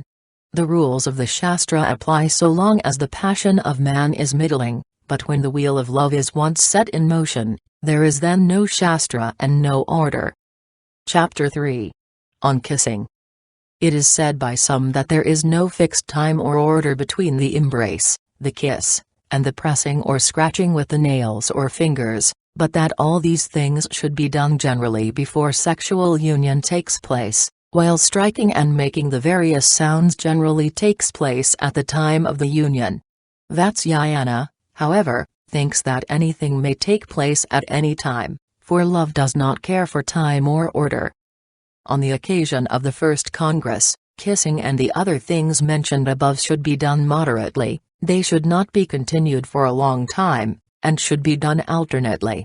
On subsequent occasions, however, the reverse of all this may take place, and moderation will not be necessary. They may continue for a long time, and for the purpose of kindling love, they may be all done at the same time. The following are the places for kissing, viz., the forehead, the eyes, the cheeks, the throat, the bosom, the breasts, the lips, and the interior of the mouth. Moreover, the people of the Lot country kiss also on the following places, viz., the joints of the thighs, the arms, and the navel. But Vatsayana thinks that though kissing is practiced by these people in the above places on account of the intensity of their love, and the customs of their country, it is not fit to be practiced by all. Now in a case of a young girl there are 3 sort of kisses, viz. the nominal kiss, the throbbing kiss, the touching kiss. 1. When a girl only touches the mouth of her lover with her own, but does not herself do anything, it is called the nominal kiss. 2. When a girl, setting aside her bashfulness a little, wishes to touch the lip that is pressed into her mouth, and with that object moves her lower lip, but not the upper one, it is called the throbbing kiss. 3. When a girl touches her lover's lip with her tongue, and having shut her eyes, places her hands on those of her lover, it is called the touching kiss. Other authors describe 4 other kinds of kisses, viz. the straight kiss, The bent kiss. The turned kiss. The pressed kiss. 1. When the lips of two lovers are brought into direct contact with each other, it is called a straight kiss. 2. When the heads of two lovers are bent towards each other, and when so bent kissing takes place, it is called a bent kiss. 3. When one of them turns up the face of the other by holding the head and chin, and then kissing, it is called a turned kiss. 4. Lastly, when the lower lip is pressed with much force, it is called a pressed kiss. There is also a fifth kind of kiss called the greatly pressed kiss, which is effected by taking hold of the lower lip between two fingers, and then after touching it with the tongue, pressing it with great force with the lip. As regards kissing, a wager may be laid as to which will get hold of the lips of the other first. If the woman loses, she should pretend to cry, should keep her lover off by shaking her hands, and turn away from him and dispute with him, saying let another wager be laid. If she loses this a second time, she should appear doubly distressed, and when her lover is off his guard or asleep, she should get hold of his lower lip, and hold it in her teeth, so that it should not slip away, and then she should laugh, make a loud noise, deride him, dance about, and say whatever she likes in a joking way, moving her eyebrows, and rolling her eyes. Such are the wagers and quarrels as far as kissing is concerned, but the same may be applied with regard to the pressing or scratching with the nails and fingers, biting and striking. All these, however, are only peculiar to men and women of intense passion. When a man kisses the upper lip of a woman, while she in return kisses his lower lip, it is called the kiss of the upper lip. When one of them takes both the lips of the other between his or her own, it is called a clasping kiss. A woman, however, only takes this kind of kiss from a man who has no mustache. And on the occasion of this kiss, if one of them touches the teeth, the tongue, and the palate of the other, with his or her tongue, it is called the fighting of the tongue. In the same way, the pressing of the teeth of the one against the mouth of the other is to be practiced. Kissing is of four kinds, viz., moderate, contracted, pressed, and soft, according to the different parts of the body which are kissed, for different kinds of kisses are appropriate for different parts of the body. When a woman looks at the face of her lover while he is asleep, and kisses it to show her intention or desire, it is called a kiss that kindles love. When a woman kisses her lover while he is engaged in business, or while he is quarreling with her, or while he is looking at something else, so that his mind may be turned away, it is called a kiss that turns away. When a lover coming home late at night kisses his beloved, who is asleep or in bed, in order to show her his desire, it is called a kiss that awakens. On such an occasion the woman may pretend to be asleep at the time of her lover's arrival, so that she may know his intention and obtain respect from him. When a person kisses the reflection of the person he loves in a mirror, in water, or on a wall, it is called a kiss showing the intention. When a person kisses a child sitting on his lap, or a picture, or an image, or figure, in the presence of the person beloved by him, it is called a transferred kiss.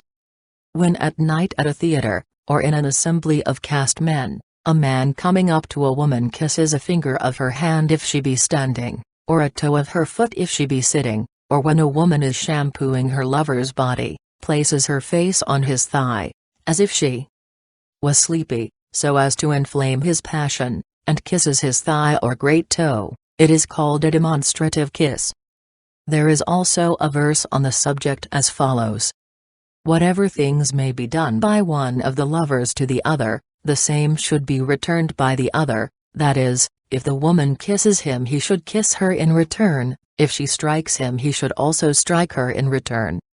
Chapter 4. On pressing, or marking, or scratching with the nails.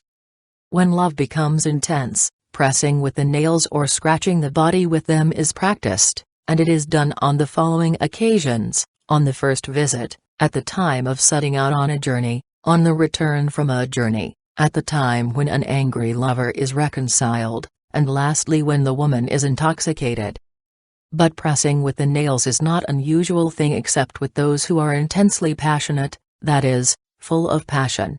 It is employed together with biting, by those to whom the practice is agreeable. Pressing with the nails is of the 8 following kinds, according to the forms of the marks which are produced, viz. 1. Sounding. 2. Half moon. 3. A circle. 4. A line. 5. A tiger's nail or claw. 6. A peacock's foot. 7. The jump of a hare. 8. The leaf of a blue lotus. The places that are to be pressed with the nails are as follows: the armpit, the throat, the breasts, the lips, the jhana, or middle parts of the body, and the thighs. But Shuvarnanabha is of opinion that when the impetuosity of passion is excessive, then the places need not be considered. The qualities of good nails are that they should be bright, well set, clean, entire, convex, soft, and glossy in appearance. Nails are of 3 kinds according to their size, viz. Small, middling, large.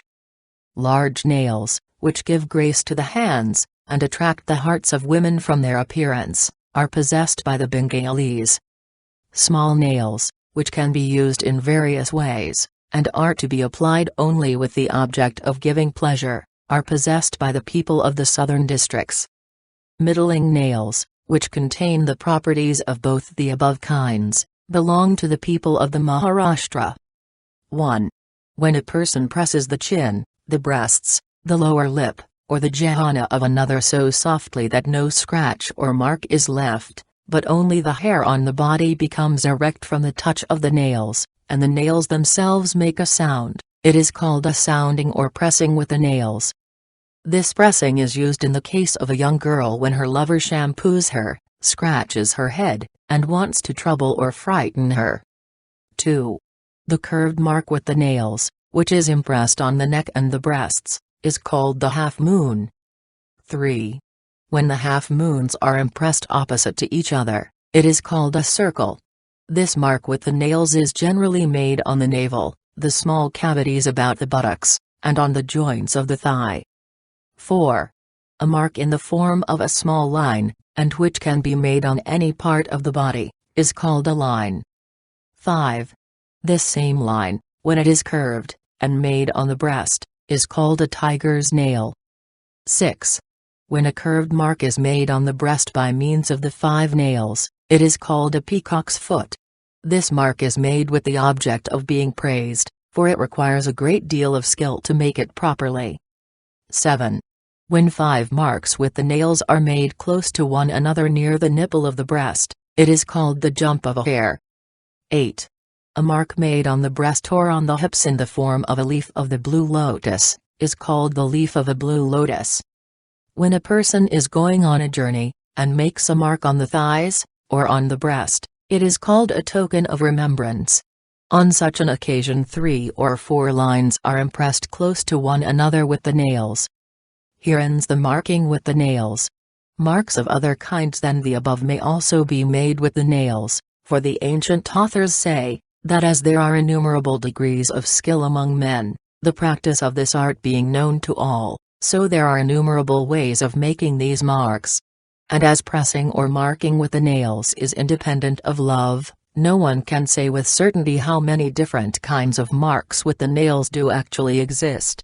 The reason of this is, Vatsayana says, that as variety is necessary in love, so love is to be produced by means of variety.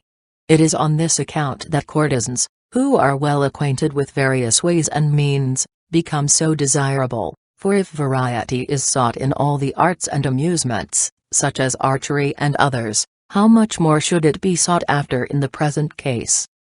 The marks of the nails should not be made on married women, but particular kinds of marks may be made on their private parts for the remembrance and increase of love. There are also some verses on the subject, as follows. The love of a woman who sees the marks of nails on the private parts of her body, even though they are old and almost worn out, becomes again fresh and new. If there be no marks of nails to remind a person of the passages of love, then love is lessened in the same way as when no union takes place for a long time. even when a stranger sees at a distance a young woman with the marks of nails on her breast. 36 He is filled with love and respect for her. A man, also, who carries the marks of nails and teeth on some parts of his body, influences the mind of a woman, even though it be ever so firm. In short, nothing tends to increase love so much as the effects of marking with the nails, and biting.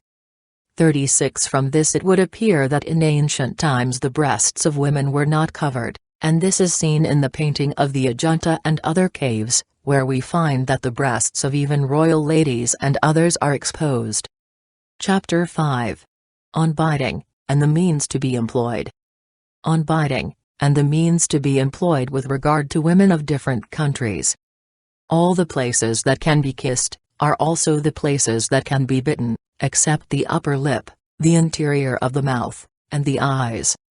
The qualities of good teeth are as follows: they should be equal, possessed of a pleasing brightness, capable of being colored, of proper proportions, unbroken, and with sharp ends.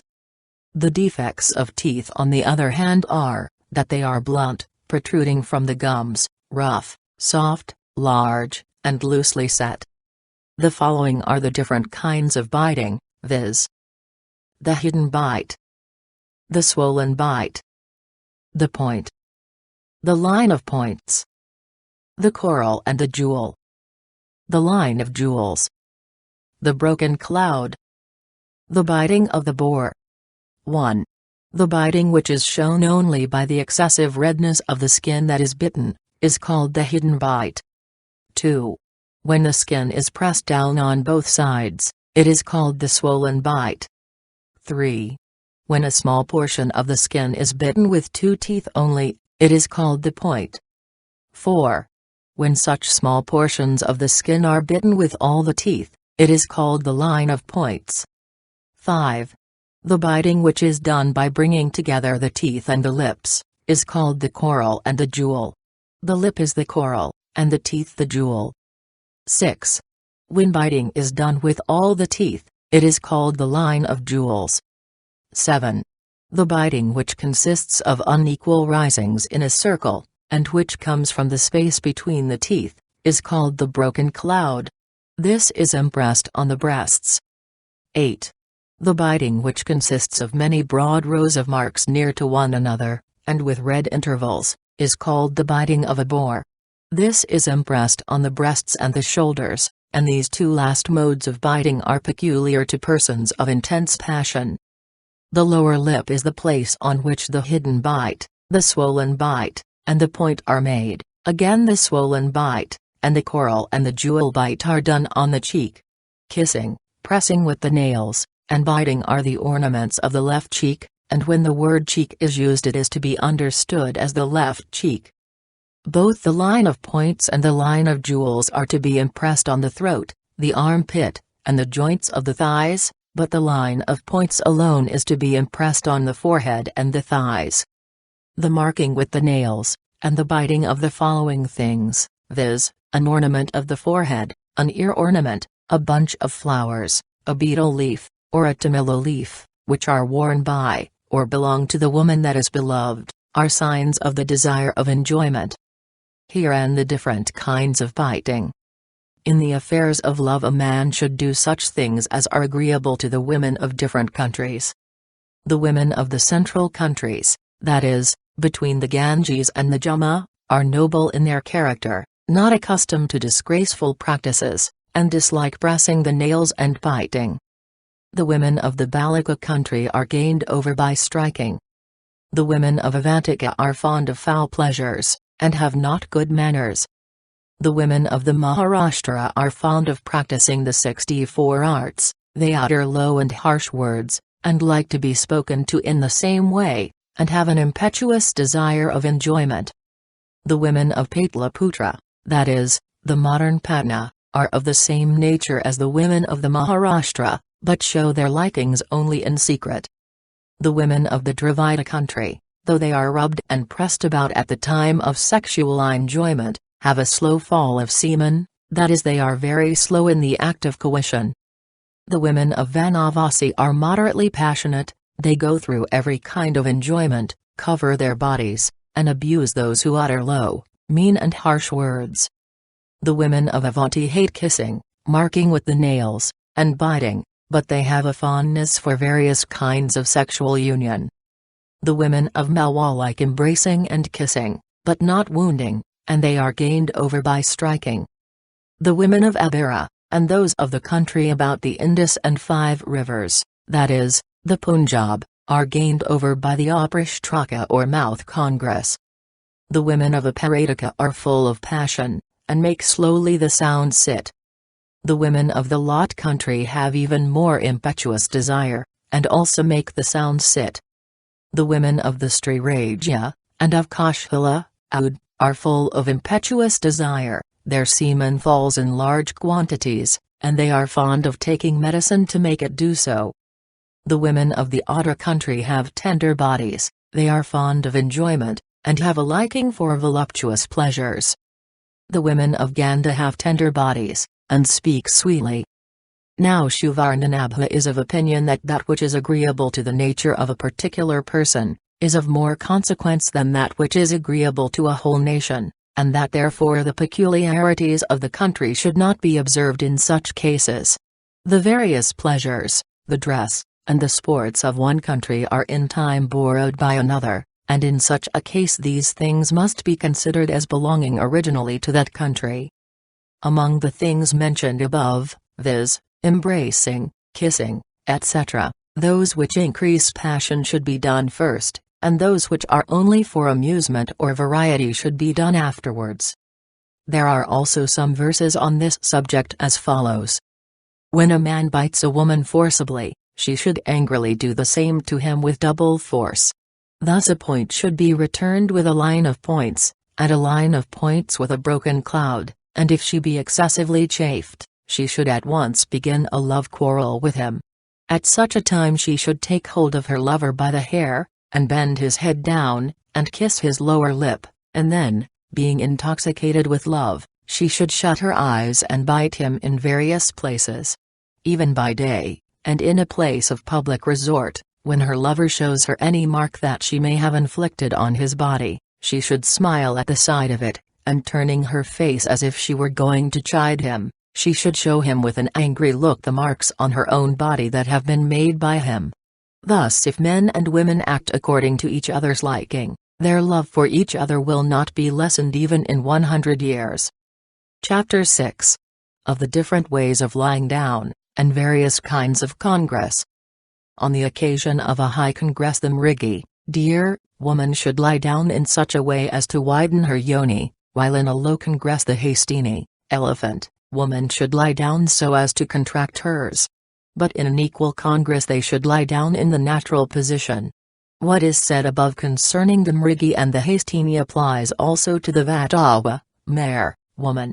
In a low congress the women should particularly make use of medicine, to cause her desires to be satisfied quickly. The deer woman has the following 3 ways of lying down. The widely open position. The yawning position. The position of the wife of Indra. 1. When she lowers her head and raises her middle parts, it is called the widely open position. At such a time the man should apply some unguent, so as to make the entrance easy. 2. When she raises her thighs and keeps them wide apart and engages in congress, it is called the yawning position. 3. When she places her thighs with her legs doubled on them upon her sides, and thus engages in congress, it is called the position of Indrani, and this is learnt only by practice. The position is also useful in the case of the highest congress. The clasping position is used in low congress, and in the lowest congress, together with the pressing position, the twining position, and the mare's position. When the legs of both the male and the female are stretched straight out over each other, it is called the clasping position. It is of 2 kinds, the side position and the supine position, according to the way in which they lie down. In the side position the male should invariably lie on his left side, and cause the woman to lie on her right side, and this rule is to be observed in lying down with all kinds of women. When, after congress has begun in the clasping position, The woman presses her lover with her thighs, it is called the pressing position. When the woman places one of her thighs across the thigh of her lover, it is called the twining position. When a woman forcibly holds in her yoni the lingam after it is in, it is called the mare's position. This is learnt by practice only, and is chiefly found among the women of the Andhra country. The above are the different ways of lying down, mentioned by Bhavravya. Shuvarnanabha, however, gives the following in addition. When the female raises both of her thighs straight up, it is called the rising position. When she raises both of her legs, and places them on her lover's shoulders, it is called the yawning position. When the legs are contracted, and thus held by the lover before his bosom, it is called the pressed position. When only one of her legs is stretched out, it is called the half-pressed position. When the woman places one of her legs on her lover's shoulder, and stretches the other out, and then places the latter on his shoulder, and stretches out the other, and continues to do so alternately, it is called the splitting of a bamboo. When one of her legs is placed on the head, and the other is stretched out, it is called the fixing of a nail. This is learnt by practice only. When both the legs of the woman are contracted, and placed on her stomach, it is called the crab's position. When the thighs are raised and placed one upon the other, it is called the packed position. When the shanks are placed one upon the other, it is called the lotus-like position. When a man, during congress, turns round, and enjoys the woman without leaving her, while she embraces him round the back all the time, it is called the turning position, and is learned only by practice. Thus says Shuvarnanabha, these different ways of lying down, sitting, and standing should be practiced in water, because it is easy to do so therein. But Vatsayana is of opinion that congress in water is improper, because it is prohibited by the religious law.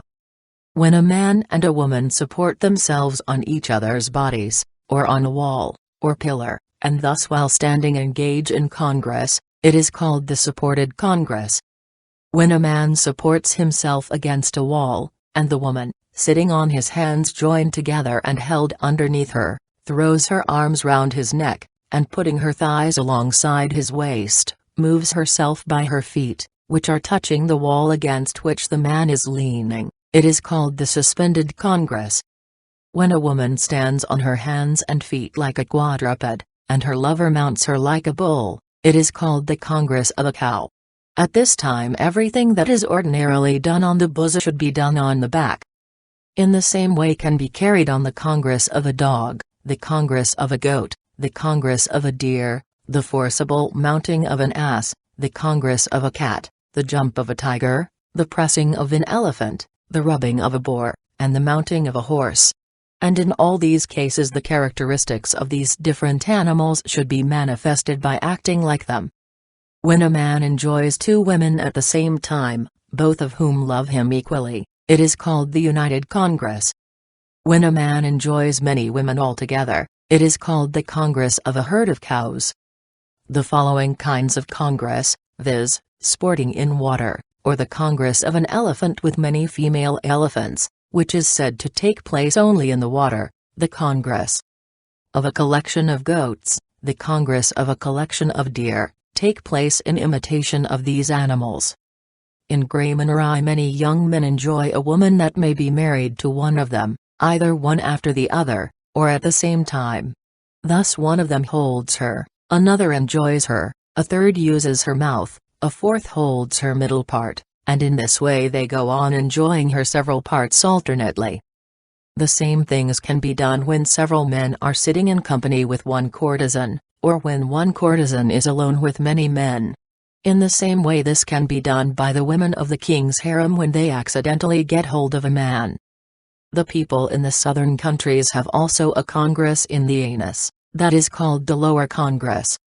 Thus ends the various kinds of congress. There are also 2 verses on the subject as follows. An ingenious person should multiply the kinds of congress after the fashion of the different kinds of beasts and of birds. For these different kinds of congress, performed according to the usage of each country, and the liking of each individual, generate love, friendship, and respect in the hearts of women. Chapter 7. Of the various modes of striking. Of the various modes of striking, and of the sounds appropriate to them. Sexual intercourse can be compared to a quarrel, on account of the contrarieties of love and its tendency to dispute. The place of striking with passion is the body, and on the body the special places are the shoulders, the head, the space between the breasts, the back, the jhana, or middle part of the body, the sides. Striking is of four kinds, viz. Striking with the back of the hand, striking with the fingers a little contracted, striking with the fist, striking with the open palm of the hand. On account of its causing pain, striking gives rise to the hissing sound, which is of various kinds, and to the 8 kinds of crying, viz. The sound hin, the thundering sound, the cooing sound, the weeping sound, the sound phut, the sound fat, the sound sit, the sound plat. Besides these, there are also words having a meaning, such as mother, and those that are expressive of prohibition, sufficiency, desire of liberation, pain or praise, and to which may be added sounds like those of the dove, the cuckoo, the green pigeon, the parrot, the bee, the sparrow, the flamingo, the duck, and the quail, which are all occasionally made use of. Blows with the fist should be given on the back of the woman, while she is sitting on the lap of the man, and she should give blows in return, abusing the man as if she were angry, and making the cooing and the weeping sounds. While the woman is engaged in congress, the space between the breasts should be struck with the back of the hand, slowly at first, and then proportionately to the increasing excitement, until the end. At this time the sounds hin and others may be made, alternately or optionally, according to habit. When the man, making the sound fat, strikes the woman on the head, with the fingers of his hand a little contracted, it is called prasritaka, which means striking with the fingers of the hand a little contracted.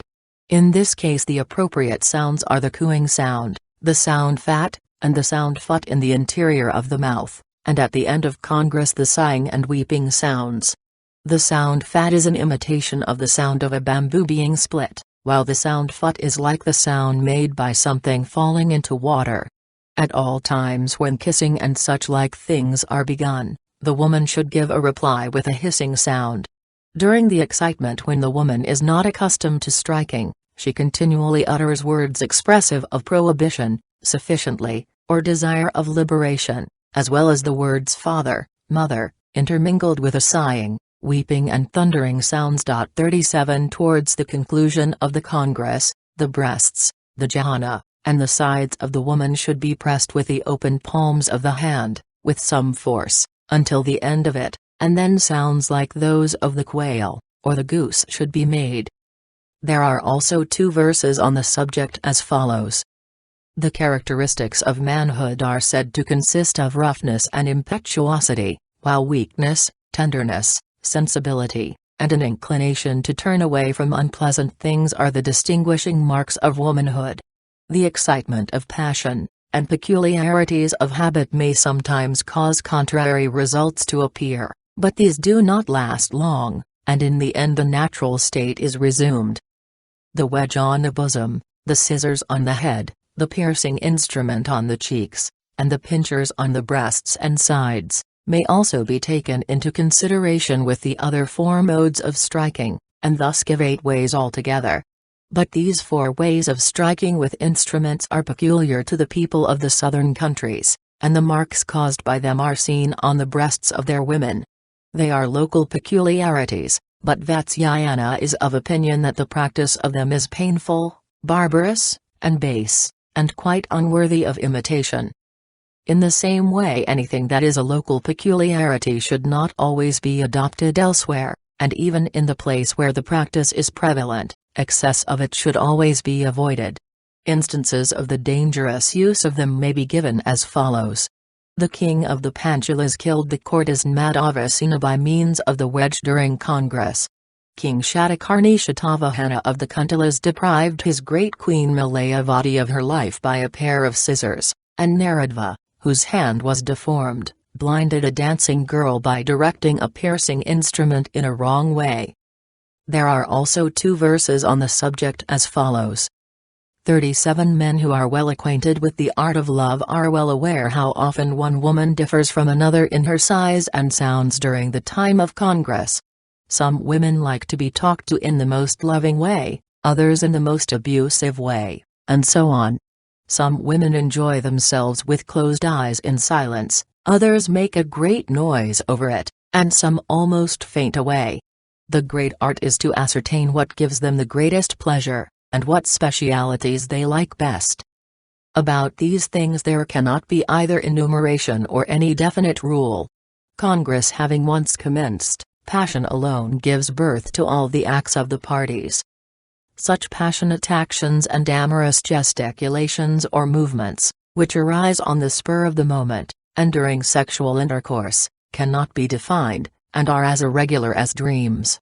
A horse having once attained the 5th degree of motion goes on with blind speed, regardless of pits, ditches, and posts in his way, and in the same manner a loving pair become blind with passion in the heat of congress, and go on with great impetuosity, paying not the least regard to excess. For this reason one who is well acquainted with the science of love, and knowing his own strength, as also the tenderness, impetuosity, and strength of the young woman, should act accordingly. The various modes of enjoyment are not for all times or for all persons, but they should only be used at the proper time, and in the proper countries and places. Chapter 8. About women acting the part of a man, and of the work of a man. When a woman sees that her lover is fatigued by constant congress, without having his desire satisfied, she should, with his permission, lay him down upon his back, and give him assistance by acting his part. She may also do this to satisfy the curiosity of her lover, or her own desire of novelty. There are 2 ways of doing this. The first is when during congress she turns round, and gets on the top of her lover, in such a manner as to continue the congress, without obstructing the pleasure of it, and the other is when she acts the man's part from the beginning. At such a time, with flowers in her hair hanging loose, and her smiles broken by hard breathings, she should press upon her lover's bosom with her own breasts, and lowering her head frequently, should do in return the same actions which he used to do before, returning his blows and chaffing him, should say, I was laid down by you, and fatigued with hard congress, I shall now therefore lay you down in return. She should then again manifest her own bashfulness, her fatigue, and her desire of stopping the congress. In this way she should do the work of a man, which we shall presently relate. Whatever is done by a man for giving pleasure to a woman is called the work of a man, and is as follows. While the woman is lying on his bed, and is as it were abstracted by his conversation, he should loosen the knot of her undergarments, and when she begins to dispute with him, he should overwhelm her with kisses. Then when his lingam is erect he should touch her with his hands in various places, and gently manipulate various parts of the body.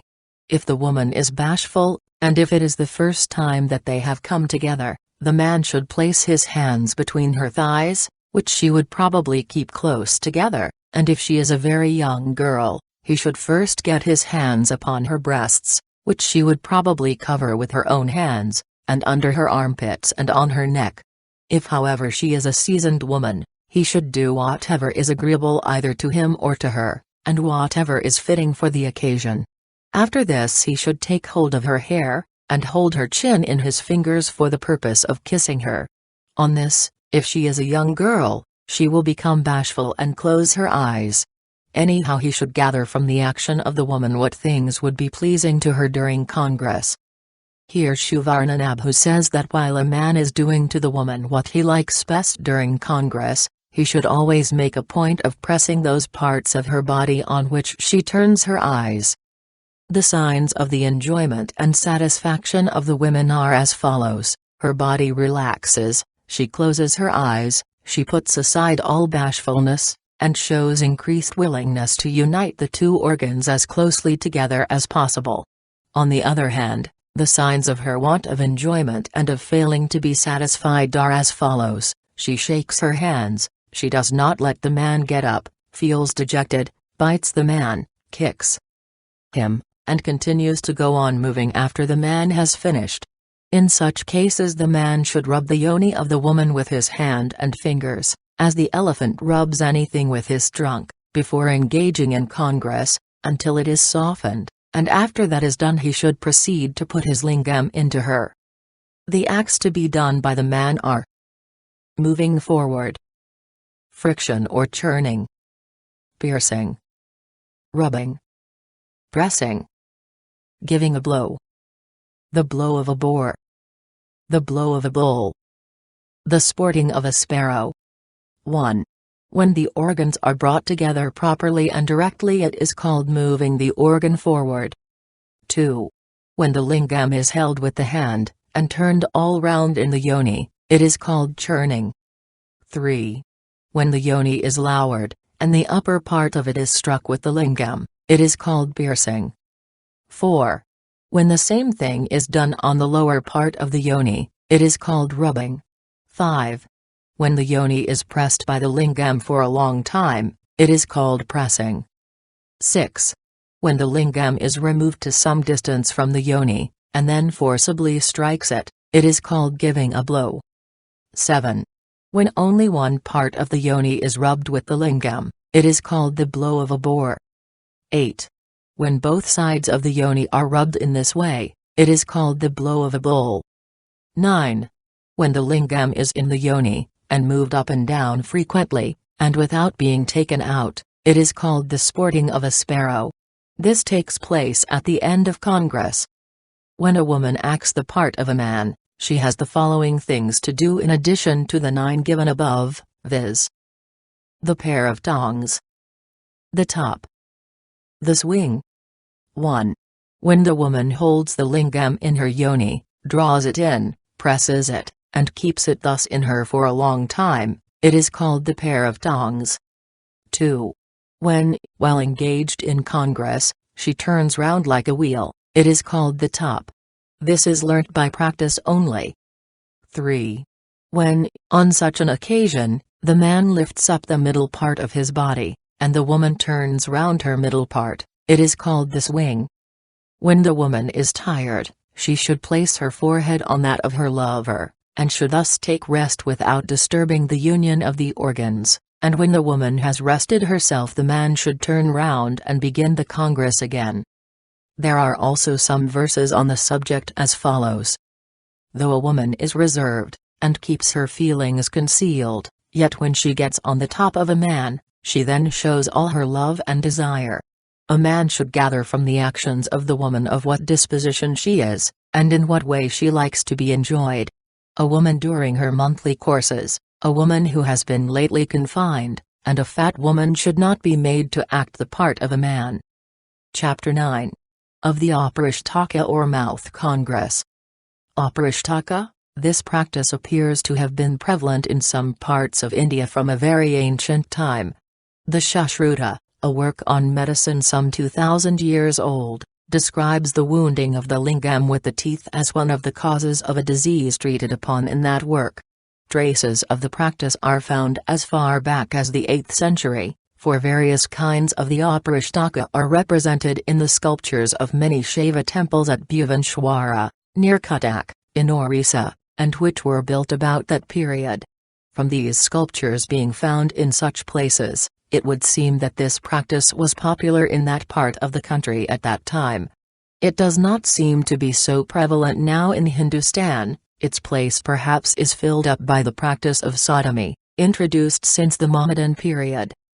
There are 2 kinds of eunuchs, those that are disguised as males, and those that are disguised as females. Eunuchs disguised as females imitate their dress, speech, gestures, tenderness, timidity, simplicity, softness and bashfulness. The acts that are done on the jhana or middle parts of women, are done in the mouths of these eunuchs, and this is called aparishtaka. These eunuchs derive their imaginable pleasure, and their livelihood from this kind of congress, and they lead the life of courtesans. So much concerning eunuchs disguised as females. Eunuchs disguised as males keep their desires secret, and when they wish to do anything they lead the life of shampooers. Under the pretense of shampooing, an eunuch of this kind embraces and draws towards himself the thighs of the man whom he is shampooing, and after this he touches the joints of his thighs and his jhana, or central portions of his body. Then, if he finds the lingam of the man erect, he presses it with his hands, and chaffs him for getting into that state. If after this, and after knowing his intention, the man does not tell the eunuch to proceed, then the latter does it of his own accord and begins the congress. If however he is ordered by the man to do it, then he disputes with him, and only consents at last with difficulty. The following 8 things are then done by the eunuch one after the other, viz. The nominal congress.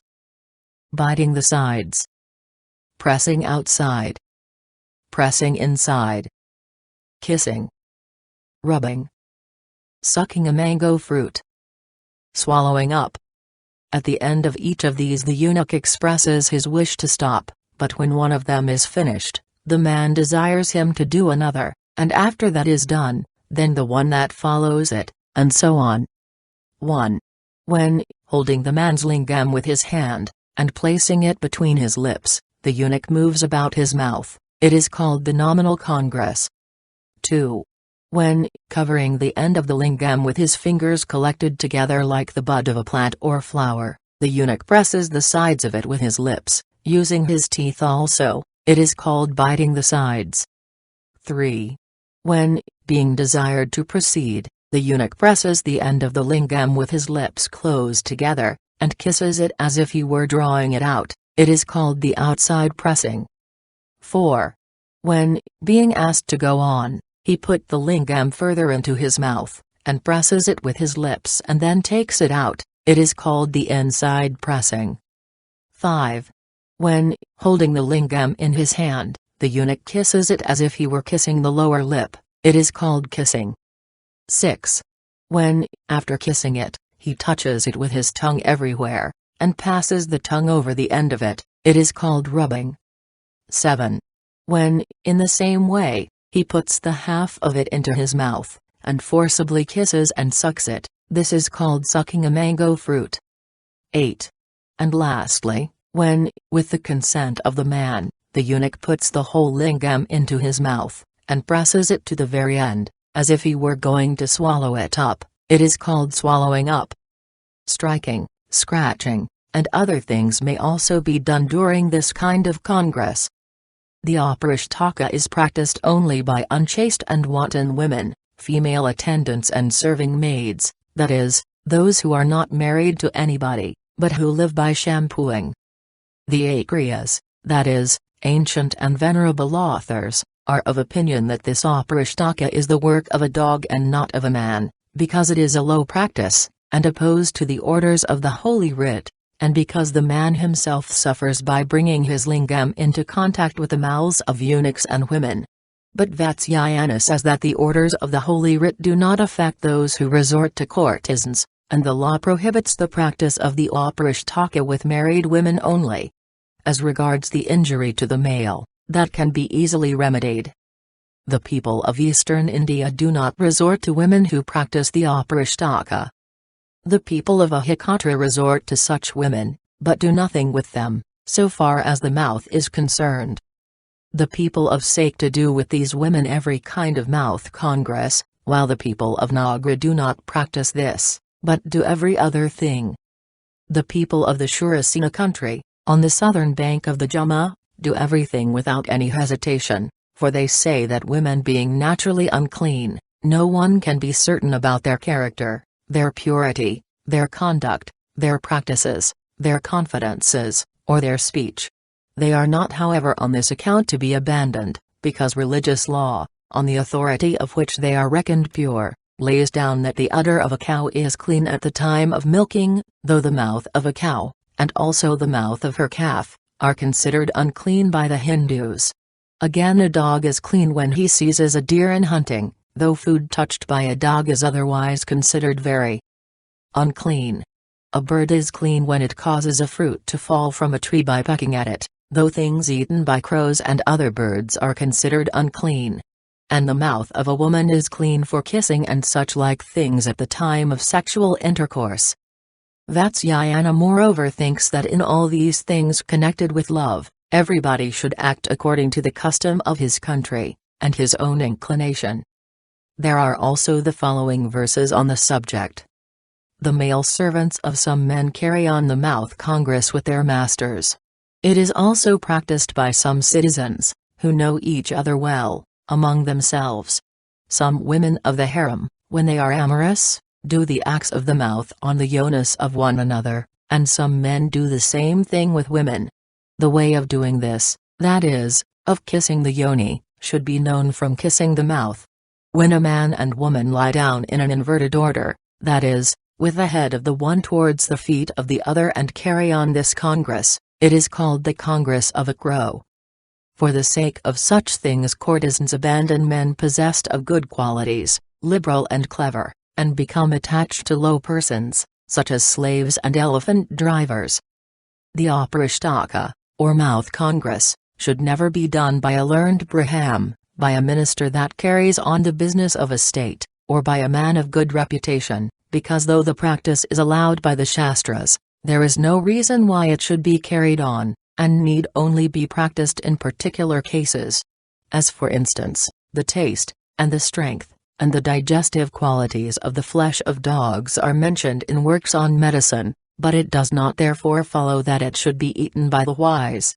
In the same way there are some men, some places and some times, with respect to which these practices can be made use of. A man should therefore pay regard to the place, to the time, and to the practice which is to be carried out, as also as to whether it is agreeable to his nature and to himself, and then he may or may not practice these things according to circumstances. But after all, these things being done secretly, and the mind of the man being fickle, how can it be known what any person will do at any particular time and for any particular purpose? Chapter 10. Of the way how to begin and how to end the congress. Different kinds of congress and love quarrels.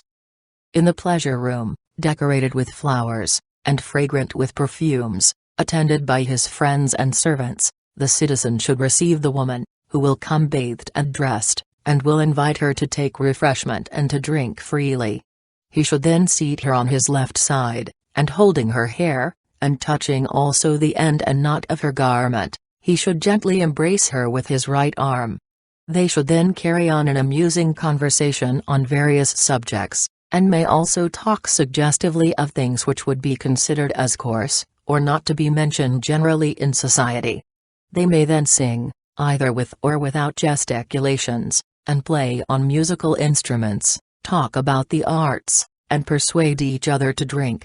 At last, when the woman is overcome with love and desire, the citizen should dismiss the people that may be with him, giving them flowers, ointment, and betel leaves, and then when the two are left alone, they should proceed as has been already described in the previous chapters. Such is the beginning of sexual union. At the end of the congress, the lovers with modesty, and not looking at each other, should go separately to the washing room. After this, sitting in their own places, they should eat some betel leaves, and the citizen should apply with his own hand to the body of the woman some pure sandalwood ointment, or ointment of some other kind. He should then embrace her with his left arm, and with agreeable words should cause her to drink from a cup held in his own hand, or he may give her water to drink. They can then eat sweetmeats, or anything else, according to their likings, and may drink fresh juice, 38 soup, gruel, extracts of meat, sherbet, the juice of mango fruits, the extract of the juice of the citron tree mixed with sugar, or anything that may be liked in different countries, and known to be sweet, soft, and pure. The lovers may also sit on the terrace of the palace or house, and enjoy the moonlight, and carry on an agreeable conversation.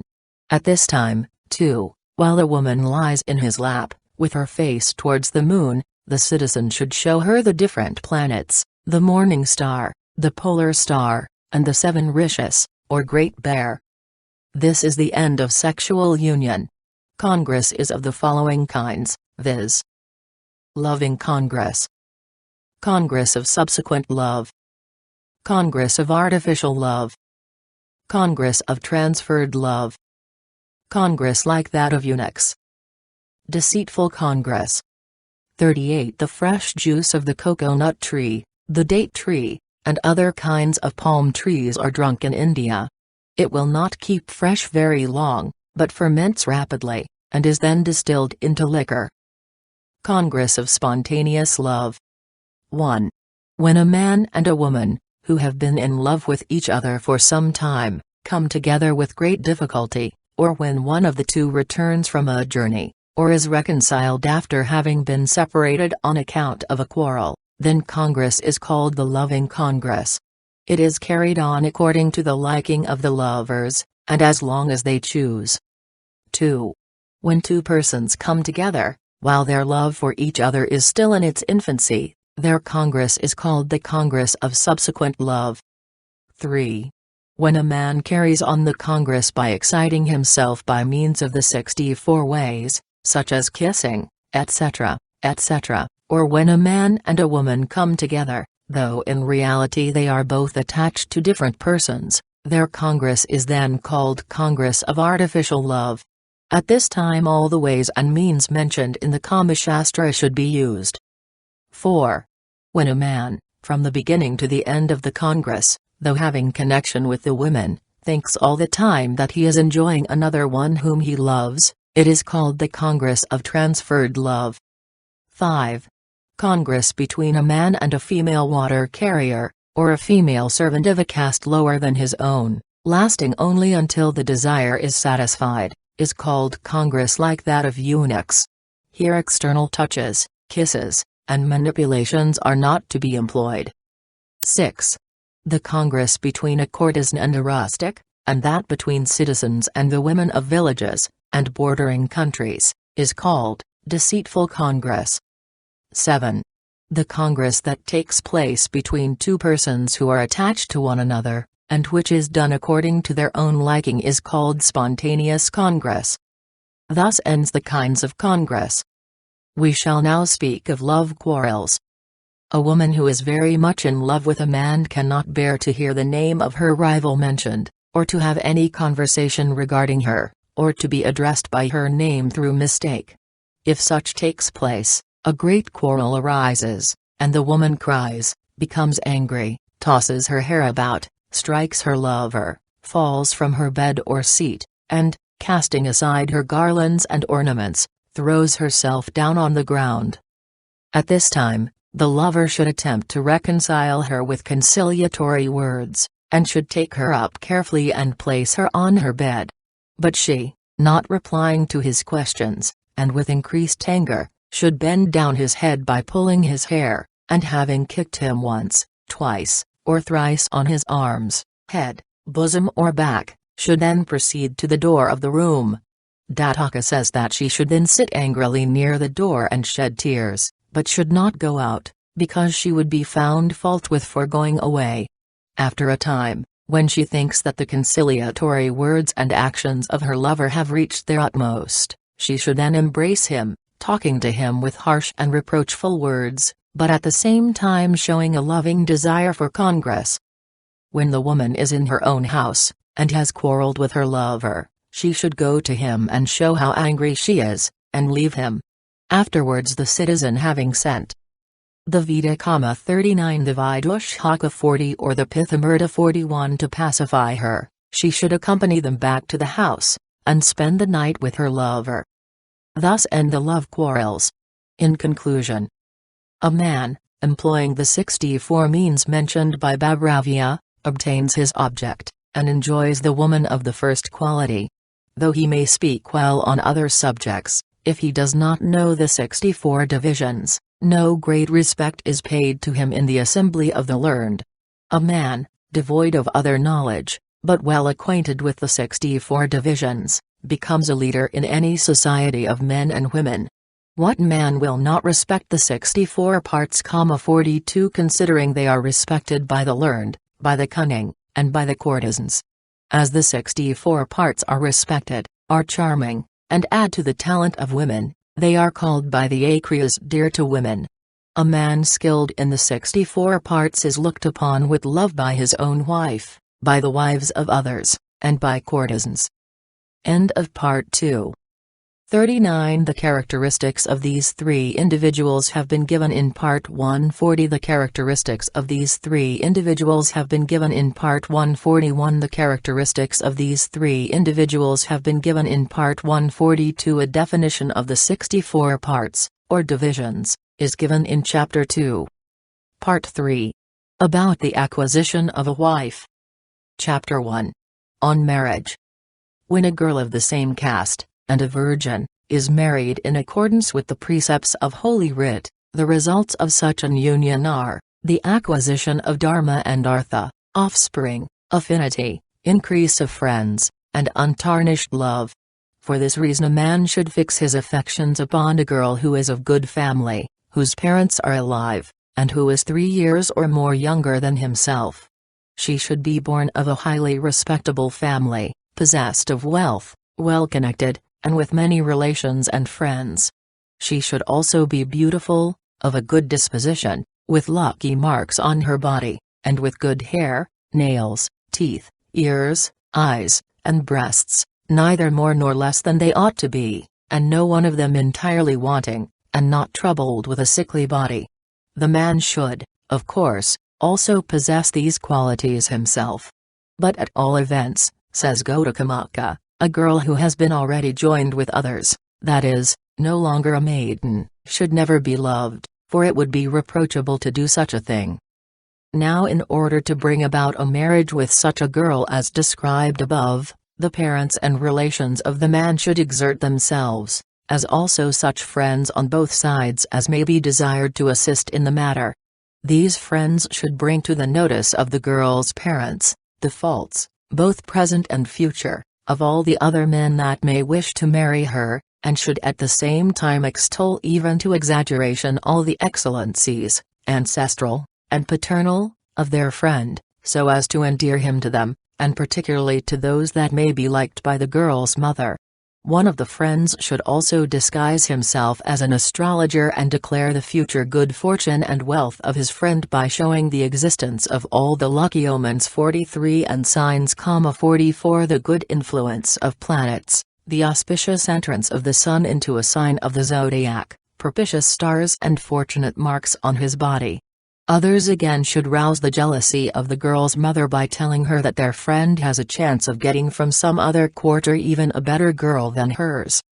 A girl should be taken as a wife, as also given in marriage, when fortune, signs, omens, and the words 45 of others are favorable, for, says Gautamaka, a man should not marry at any time he likes.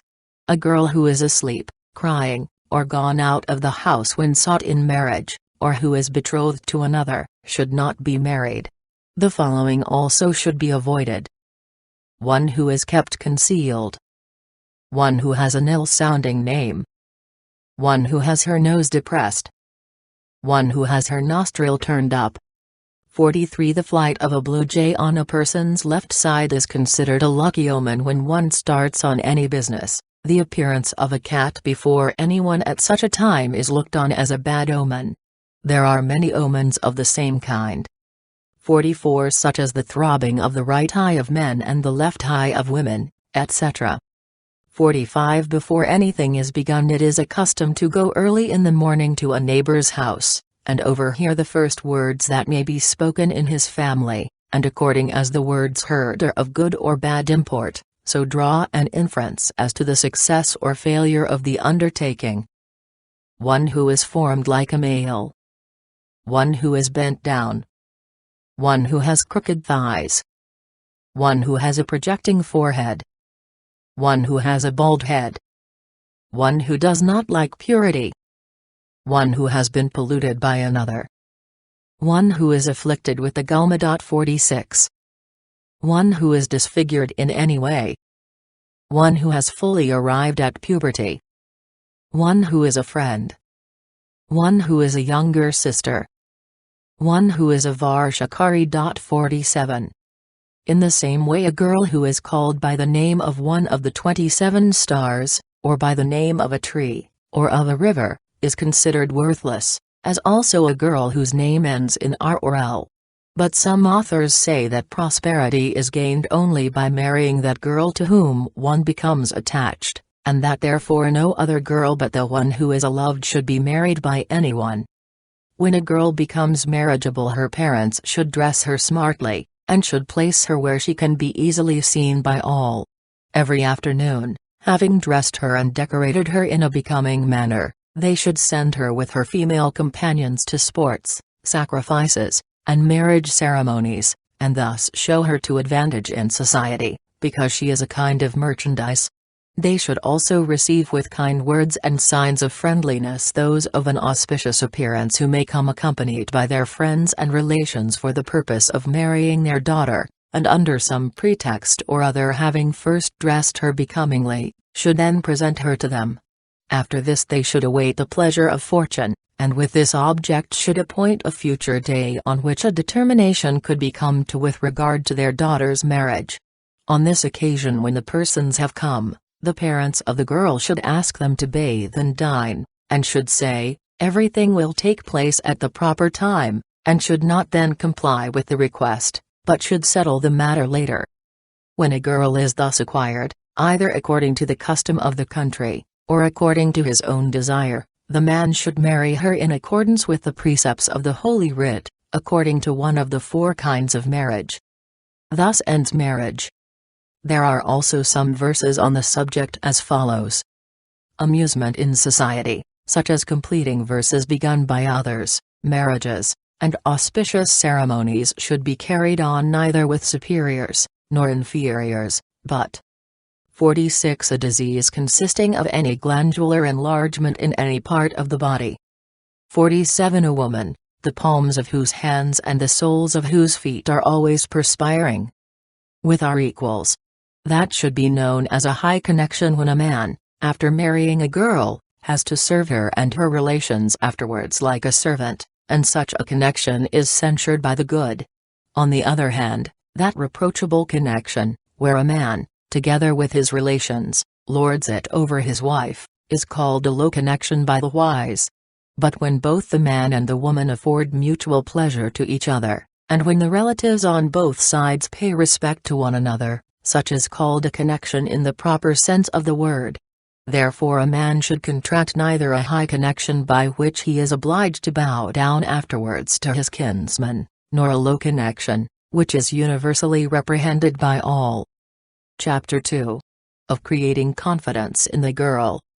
For the first 3 days after marriage, the girl and her husband should sleep on the floor, abstain from sexual pleasures, and eat their food without seasoning it either with alkali or salt. For the next 7 days they should bathe amidst the sounds of auspicious musical instruments, should decorate themselves, dine together, and pay attention to their relations as well as to those who may have come to witness their marriage. This is applicable to persons of all castes. On the night of the 10th day the man should begin in a lonely place with soft words, and thus create confidence in the girl. Some authors say that for the purpose of winning her over he should not speak to her for 3 days, but the followers of Bhagravya are of opinion that if the man does not speak with her for 3 days, the girl may be discouraged by seeing him spiritless like a pillar, and, becoming dejected, she may begin to despise him as an eunuch. Vatsayana says that the man should begin to win her over, and to create confidence in her, but should abstain at first from sexual pleasures. Women being of a tender nature, want tender beginnings, and when they are forcibly approached by men with whom they are but slightly acquainted, they sometimes suddenly become haters of sexual connection, and sometimes even haters of the male sex. The man should therefore approach the girl according to her liking, and should make use of those devices by which he may be able to establish himself more and more into her confidence. These devices are as follows. He should embrace her first of all in a way she likes most, because it does not last for a long time. He should embrace her with the upper part of his body because that is easier and simpler. If the girl is grown up, or if the man has known her for some time, he may embrace her by the light of a lamp, but if he is not well acquainted with her, or if she is a young girl, he should then embrace her in darkness. When the girl accepts the embrace, the man should put a tambula or screw of betel nut and betel leaves in her mouth, and if she will not take it, he should induce her to do so by conciliatory words, entreaties, oaths, and kneeling at her feet, for it is an universal rule that however bashful or angry a woman may be, she never disregards a man kneeling at her feet. At the time of giving this tambula he should kiss her mouth softly and gracefully without making any sound. When she is gained over in this respect he should then make her talk, and so that she may be induced to talk he should ask her questions about things of which he knows or pretends to know nothing, and which can be answered in a few words. If she does not speak to him, he should not frighten her, but should ask her the same thing again and again in a conciliatory manner. If she does not then speak he should urge her to give a reply, because as Gautamaka says, all girls hear everything said to them by men, but do not themselves sometimes say a single word. When she is thus importuned, the girl should give replies by shakes of the head, but if she quarreled with the man she should not even do that. When she is asked by the man whether she wishes for him, and whether she likes him, she should remain silent for a long time, and when at last importuned to reply, should give him a favorable answer by a nod of the head. If the man is previously acquainted with the girl he should converse with her by means of a female friend, who may be favorable to him, and in the confidence of both, and carry on the conversation on both sides. On such an occasion the girl should smile with her head bent down, and if the female friend say more on her part than she was desired to do, she should chide her and dispute with her. The female friend should say in jest even what she is not desired to say by the girl, and add, "She says so," on which the girl should say indistinctly and prettily, "Oh no, I did not say so," and she should then smile and throw an occasional glance towards the man. If the girl is familiar with the man, she should place near him, without saying anything, the tambula, the ointment, or the garland that he may have asked for, or she may tie them up in his upper garment. While she is engaged in this, the man should touch her young breasts in the sounding way of pressing with the nails, and if she prevents him doing this he should say to her, "I will not do it again if you will embrace me," and should in this way cause her to embrace him. While he is being embraced by her he should pass his hand repeatedly over and about her body. By and by he should place her in his lap, and try more and more to gain her consent, and if she will not yield to him he should frighten her by saying, "I shall impress marks of my teeth and nails on your lips and breasts, and then make similar marks on my own body, and shall tell my friends that you did them. What will you say then?" In this and other ways, as fear and confidence are created in the minds of children, so should the man gain her over to his wishes. On the second and third nights, after her confidence has increased still more, he should feel the whole of her body with his hands, and kiss her all over. He should also place his hands upon her thighs and shampoo them, and if he succeed in this he should then shampoo the joints of her thighs. If she tries to prevent him doing this he should say to her, "What harm is there in doing it?" and should persuade her to let him do it. After gaining this point he should touch her private parts, should loosen her girdle and the knot of her dress, and turning up her lower garment should shampoo the joints of her naked thighs. Under various pretenses he should do all these things, but he should not at that time begin actual congress. After this he should teach her the 64 arts, should tell her how much he loves her, and describe to her the hopes which he formerly entertained regarding her. He should also promise to be faithful to her in future, and should dispel all her fears with respect to rival women, and, at last, after having overcome her bashfulness, he should begin to enjoy her in a way so as not to frighten her. So much about creating confidence in the girl, and there are, moreover, some verses on the subject as follows. A man acting according to the inclinations of a girl should try and gain her over so that she may love him and place her confidence in him. A man does not succeed either by implicitly following the inclination of a girl, or by wholly opposing her, and he should therefore adopt a middle course. He who knows how to make himself beloved by women, as well as to increase their honor and create confidence in them, this man becomes an object of their love. But he who neglects a girl thinking she is too bashful, is despised by her as a beast ignorant of the working of the female mind. Moreover, a girl forcibly enjoyed by one who does not understand the hearts of girls becomes nervous, uneasy, and dejected, and suddenly begins to hate the man who has taken advantage of her, and then, when her love is not understood or returned, she sinks into despondency and becomes either a hater of mankind altogether, or, hating her own man, she has recourse to other men. 48. These last few lines have been exemplified in many ways in many novels of this century. Chapter 3. On Courtship, and the Manifestation of the Feelings. On courtship, and the manifestation of the feelings by outward signs and deeds.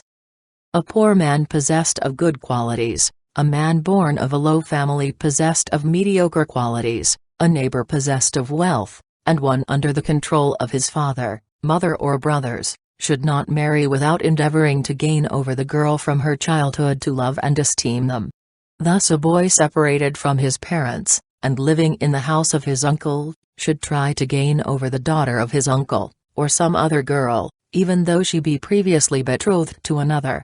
And this way of gaining over a girl, says Gautamaka, is unexceptional, because dharma can be accomplished by means of it, as well as by any other way of marriage.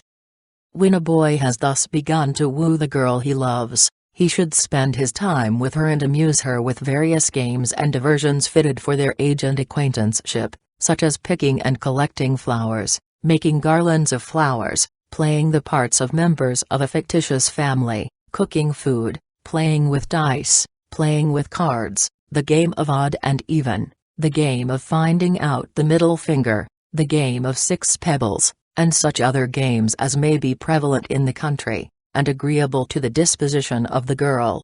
In addition to this, he should carry on various amusing games played by several persons together, such as hide and seek, playing with seeds, hiding things in several small heaps of wheat and looking for them, blind man's buff, gymnastic exercises, and other games of the same sort, in company with the girl, her friends and female attendants. The man should also show great kindness to any woman whom the girl thinks fit to be trusted, and should also make new acquaintances, but above all he should attach to himself by kindness and little services the daughter of the girl's nurse, for if she be gained over, even though she comes to know of his design, she does not cause any obstruction, but is sometimes even able to effect an union between him and the girl. And though she knows the true character of the man, she always talks of his many excellent qualities to the parents and relations of the girl, even though she may not be desired to do so by him. In this way the man should do whatever the girl takes most delight in, and he should get for her whatever she may have a desire to possess. Thus he should procure for her such playthings as may be hardly known to other girls. He may also show her a ball dyed with various colors, and other curiosities of the same sort, and should give her dolls made of cloth, wood, buffalo horn, ivory, wax, flour, or earth, also utensils for cooking food, and figures in wood, such as a man and woman standing, a pair of rams, or goats, or sheep, also temples made of earth, bamboo, or wood, dedicated to various goddesses, and cages for parrots, cuckoos, starlings, quails, cocks, and partridges, water vessels of different sorts and of elegant forms, machines for throwing water about, guitars, stands for putting images upon, stools, lac, red arsenic, yellow ointment, vermilion and collyrium, as well as sandalwood, saffron, betel nut and betel leaves. Such things should be given at different times whenever he gets a good opportunity of meeting her, and some of them should be given in private, and some in public, according to circumstances. In short, he should try in every way to make her look upon him as one who would do for her everything that she wanted to be done. In the next place he should get her to meet him in some place privately, and should then tell her that the reason of his giving presents to her in secret was the fear that the parents of both of them might be displeased, and then he may add that the things which he had given her had been much desired by other people. When her love begins to show signs of increasing, he should relate to her agreeable stories if she expresses a wish to hear such narratives. Or if she takes delight in legerdemain, he should amaze her by performing various tricks of jugglery, or if she feels a great curiosity to see a performance of the various arts, he should show his own skill in them.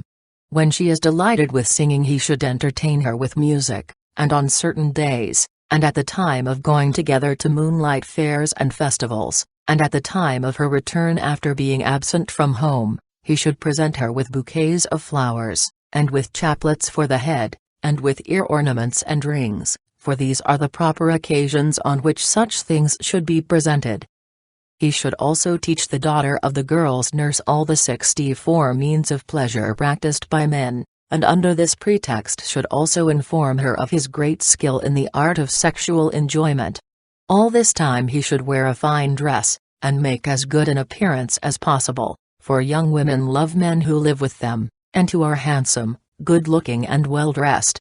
As for the saying that though women may fall in love, they still make no effort themselves to gain over the object of their affections, that is only a matter of idle talk. Now a girl always shows her love by outward signs and actions, such as the following: she never looks the man in the face, and becomes abashed when she is looked at by him. Under some pretext or other she shows her limbs to him, she looks secretly at him though he has gone away from her side, hangs down her head when she is asked some question by him, and answers in indistinct words and unfinished sentences, delights to be in his company for a long time, speaks to her attendants in a peculiar tone with the hope of attracting his attention towards her when she is at a distance from him, does not wish to go from the place where he is. Under some pretext or other she makes him look at different things, narrates to him tales and stories very slowly so that she may continue conversing with him for a long time, kisses and embraces before him a child sitting in her lap, draws ornamental marks on the foreheads of her female servants, performs sportive and graceful movements when her attendants speak jestingly to her in the presence of her lover, confides in her lover's friends, and respects and obeys them, shows kindness to his servants, converses with them, and engages them to do her work as if she were their mistress, and listens attentively to them when they tell stories about her lover to somebody else, enters his house when induced to do so by the daughter of her nurse, and by her assistants manages to converse and play with him, avoids being seen by her lover when she is not dressed and decorated, gives him by the hand of her female friend her ear ornament, ring, or garland of flowers that he may have asked to see, always wears anything that he may have presented to her, become dejected when any other bridegroom is mentioned by her parents, and does not mix with those who may be of her party, or who may support his claims. There are also some verses on the subject as follows. A man, who has seen and perceived the feelings of the girl towards him, and who has noticed the outward signs and movements by which those feelings are expressed, should do everything in his power to effect an union with her. He should gain over a young girl by childlike sports, a damsel come of age by his skill in the arts, and a girl that loves him by having recourse to persons in whom she confides. Chapter 4. About things to be done only by the man. About things to be done only by the man, and the acquisition of the girl thereby. Also what is to be done by a girl to gain over a man, and subject him to her. Now when the girl begins to show her love by outward signs and motions, as described in the last chapter, the lover should try to gain her over entirely by various ways and means, such as the following. When engaged with her in any game or sport, he should intentionally hold her hand. He should practice upon her the various kinds of embraces, such as the touching embrace, and others already described in a preceding chapter, Part 2. Chapter 2. He should show her a pair of human beings cut out of the leaf of a tree, and such like things, at intervals. When engaged in water sports, he should dive at a distance from her, and come up close to her. He should show an increased liking for the new foliage of trees and such like things. He should describe to her the pangs he suffers on her account. He should relate to her the beautiful dream that he has had with reference to other women. At parties and assemblies of his caste he should sit near her, and touch her under some pretense or other, and having placed his foot upon hers, he should slowly touch each of her toes, and press the ends of the nails. If successful in this, he should get hold of her foot with his hand and repeat the same thing. He should also press a finger of her hand between his toes when she happens to be washing his feet, and whenever he gives anything to her or takes anything from her, he should show her by his manner and look how much he loves her. He should sprinkle upon her the water brought for rinsing his mouth, and when alone with her in a lonely place, or in darkness, he should make love to her, and tell her the true state of his mind without distressing her in any way. Whenever he sits with her on the same seat or bed he should say to her, "I have something to tell you in private," and then, when she comes to hear it in a quiet place, he should express his love to her more by manner and signs than by words. When he comes to know the state of her feelings towards him he should pretend to be ill, and should make her come to his house to speak to him. There he should intentionally hold her hand and place it on his eyes and forehead, and under the pretense of preparing some medicine for him he should ask her to do work for his sake in the following words: "This work must be done by you, and by nobody else." When she wants to go away he should let her go, with an earnest request to come and see him again. This device of illness should be continued for 3 days and 3 nights. After this, when she begins coming to see him frequently, he should carry on long conversations with her, for, says Gaudakamaka, though a man loves a girl ever so much, he never succeeds in winning her without a great deal of talking. At last, when the man finds the girl completely gained over, he may then begin to enjoy her. As for the saying that women grow less timid than usual during the evening, and in darkness, and are desirous of congress at those times, and do not oppose men then and should only be enjoyed at these hours, it is a matter of talk only. When it is impossible for the man to carry on his endeavors alone, he should, by means of the daughter of her nurse, or of a female friend in whom she confides, cause the girl to be brought to him without making known to her his design, and he should then proceed with her in the manner above described. Or he should in the beginning send his own female servant to live with the girl as her friend, and should then gain her over by her means. At last, when he knows the state of her feelings by her outward manner and conduct towards him at religious ceremonies, marriage ceremonies, fairs, festivals, theaters, public assemblies, and such like occasions, he should begin to enjoy her when she is alone, for Vatsayana lays it down, that women, when resorted to at proper times and in proper places, do not turn away from their lovers. When a girl, possessed of good qualities and well-bred, though born in a humble family, or destitute of wealth, and not therefore desired by her equals, or an orphan girl, or one deprived of her parents, but observing the rules of her family and caste, should wish to bring about her own marriage when she comes of age, such a girl should endeavor to gain over a strong and good-looking young man, or a person whom she thinks would marry her on account of the weakness of his mind, and even without the consent of his parents. She should do this by such means as would endear her to the said person, as well as by frequently seeing and meeting him. Her mother also should constantly cause them to meet by means of her female friends, and the daughter of her nurse. The girl herself should try to get alone with her beloved in some quiet place, and at odd times should give him flowers, betel nut, betel leaves and perfumes. She should also show her skill in the practice of the arts, in shampooing, in scratching and in pressing with the nails. She should also talk to him on the subjects he likes best, and discuss with him the ways and means of gaining over and winning the affections of a girl. But old authors say that although the girl loves the man ever so much, she should not offer herself, or make the first overtures, for a girl who does this loses her dignity, and is liable to be scorned and rejected. But when the man shows his wish to enjoy her, she should be favorable to him and should show no change in her demeanor when he embraces her, and should receive all the manifestations of his love as if she were ignorant of the state of his mind. But when he tries to kiss her she should oppose him, When he begs to be allowed to have sexual intercourse with her, she should let him touch her private parts only and with considerable difficulty, and though importuned by him, she should not yield herself up to him as if of her own accord, but should resist his attempts to have her. It is only, moreover, when she is certain that she is truly loved, and that her lover is indeed devoted to her, and will not change his mind, that she should then give herself up to him, and persuade him to marry her quickly. After losing her virginity, she should tell her confidential friends about it. Here ends the efforts of a girl to gain over a man. There are also some verses on the subject as follows: a girl who is much sought after should marry the man that she likes, and whom she thinks would be obedient to her, and capable of giving her pleasure.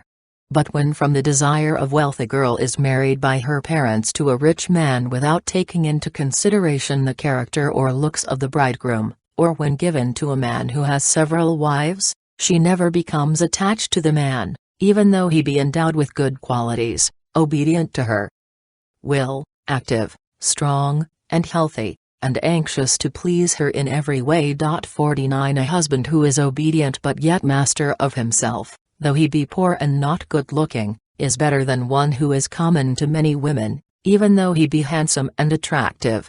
The wives of rich men, where there are many wives, are not generally attached to their husbands, and are not confidential with them, and even though they possess all the external enjoyments of life, still have recourse to other men.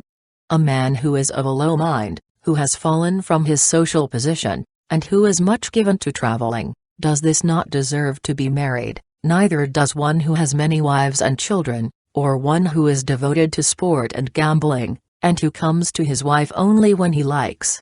Of all the lovers of a girl, he only is her true husband who possesses the qualities that are liked by her, and such a husband only enjoys real superiority over her, because he is the husband of love.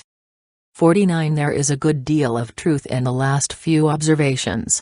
Woman is a monogamous animal, and loves but one, and likes to feel herself alone in the affections of one man, and cannot bear rivals. It may also be taken as a general rule that women either married to, or kept by, rich men love them for their wealth, but not for themselves. Chapter 5. On certain forms of marriage. These forms of marriage differ from the 4 kinds of marriage mentioned in Chapter 1, and are only to be made use of when the girl is gained over in the way mentioned in Chapters 3 and 4. When a girl cannot meet her lover frequently in private, she should send the daughter of her nurse to him, it being understood that she has confidence in her, and had previously gained her over to her interests. On seeing the man, the daughter of the nurse should, in the course of conversation, describe to him the noble birth, the good disposition, the beauty, talent, skill, knowledge of human nature and affection of the girl in such a way as not to let him suppose that she has been sent by the girl, and should thus create affection for the girl in the heart of the man. To the girl also she should speak about the excellent qualities of the man, especially of those qualities which she knows are pleasing to the girl. She should, moreover, speak with disparagement of the other lovers of the girl, and talk about the avarice and indiscretion of their parents, and the fickleness of their relations. She should also quote samples of many girls of ancient times, such as Sakuntala and others, who, having united themselves with lovers of their own caste and their own choice, were ever happy afterwards in their society. And she should also tell of other girls who married into great families, and being troubled by rival wives, became wretched and miserable, and were finally abandoned. She should further speak of the good fortune, the continual happiness, the chastity, obedience, and affection of the man, and if the girl gets amorous about him, she should endeavor to allay her shame 50 and her fear as well as her suspicions about any disaster that might result from the marriage. In a word, she should act the whole part of a female messenger by telling the girl all about the man's affection for her, the places he frequented, and the endeavors he made to meet her, and by frequently repeating, "It will be all right if the man will take you away forcibly and unexpectedly." The forms of marriage. When the girl is gained over, and acts openly with the man as his wife, he should cause fire to be brought from the house of Abraham, and having spread the kusha grass upon the ground, and offered an oblation to the fire, he should marry her according to the precepts of the religious law. After this he should inform his parents of the fact, because it is the opinion of ancient authors that a marriage solemnly contracted in the presence of fire cannot afterwards be set aside. After the consummation of the marriage, the relations of the man should gradually be made acquainted with the affair, and the relations of the girl should also be apprised of it in such a way that they may consent to the marriage, and overlook the manner in which it was brought about, and when this is done they should afterwards be reconciled by affectionate presence and favorable conduct. In this manner the man should marry the girl according to the Gandharva form of marriage. 50. About this, see a story on the fatal effects of love at page 114 of Early Ideas, a group of Hindu stories, collected and collated by Anrayan. W. H. Allen and Co., London, 1881. When the girl cannot make up her mind, or will not express her readiness to marry, the man should obtain her in any one of the following ways. 1.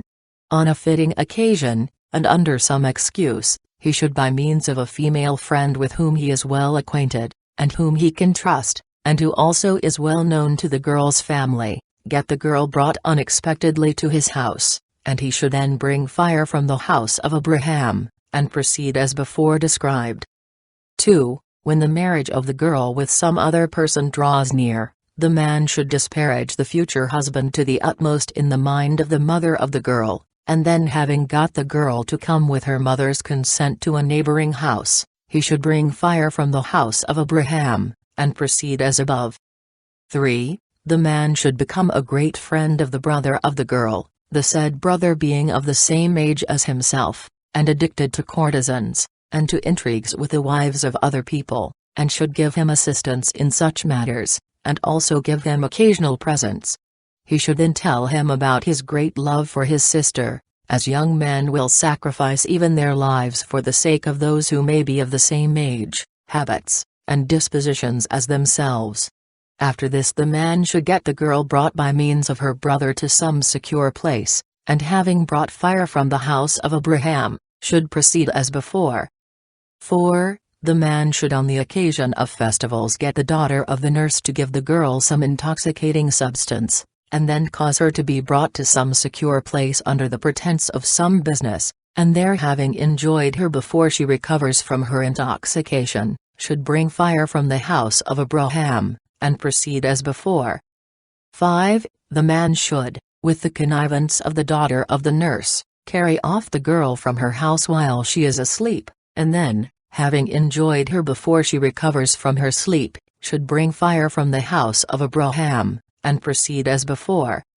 6. When the girl goes to a garden, or to some village in the neighborhood, the man should, with his friends, fall on her guards, and having killed them, or frightened them away, forcibly carry her off, and proceed as before.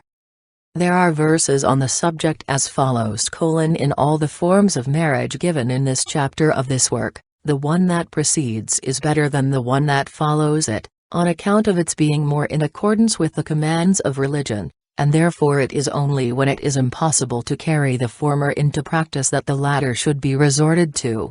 As the fruit of all good marriages is love, the Gandharva 51 form of marriage is respected, even though it is formed under unfavorable circumstances, because it fulfills the object sought for. Another cause of the respect accorded to the Gandharva form of marriage is, that it brings forth happiness, causes less trouble in its performance than any other forms of marriage, and is above all the result of previous love. End of Part 3. 51. About the Gandharva Vivaha form of marriage, see note to page 28 of Captain R. F. Burton's Vikram and the Vampire, or Tales of Hindu Devilry. Longman, Green & Co., London, 1870.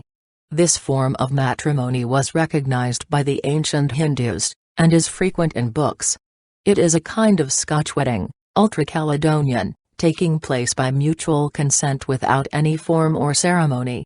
The Gandharvas are heavenly minstrels of Indra's court, who are supposed to be witnesses. Part 4. About a wife. Chapter 1. On the manner of living of a virtuous woman. On the manner of living of a virtuous woman, and of her behavior during the absence of her husband. A virtuous woman, who has affection for her husband, should act in conformity with his wishes as if he were a divine being, and with his consent should take upon herself the whole care of his family. She should keep the whole house well cleaned, and arrange flowers of various kinds in different parts of it, and make the floor smooth and polished so as to give the whole a neat and becoming appearance.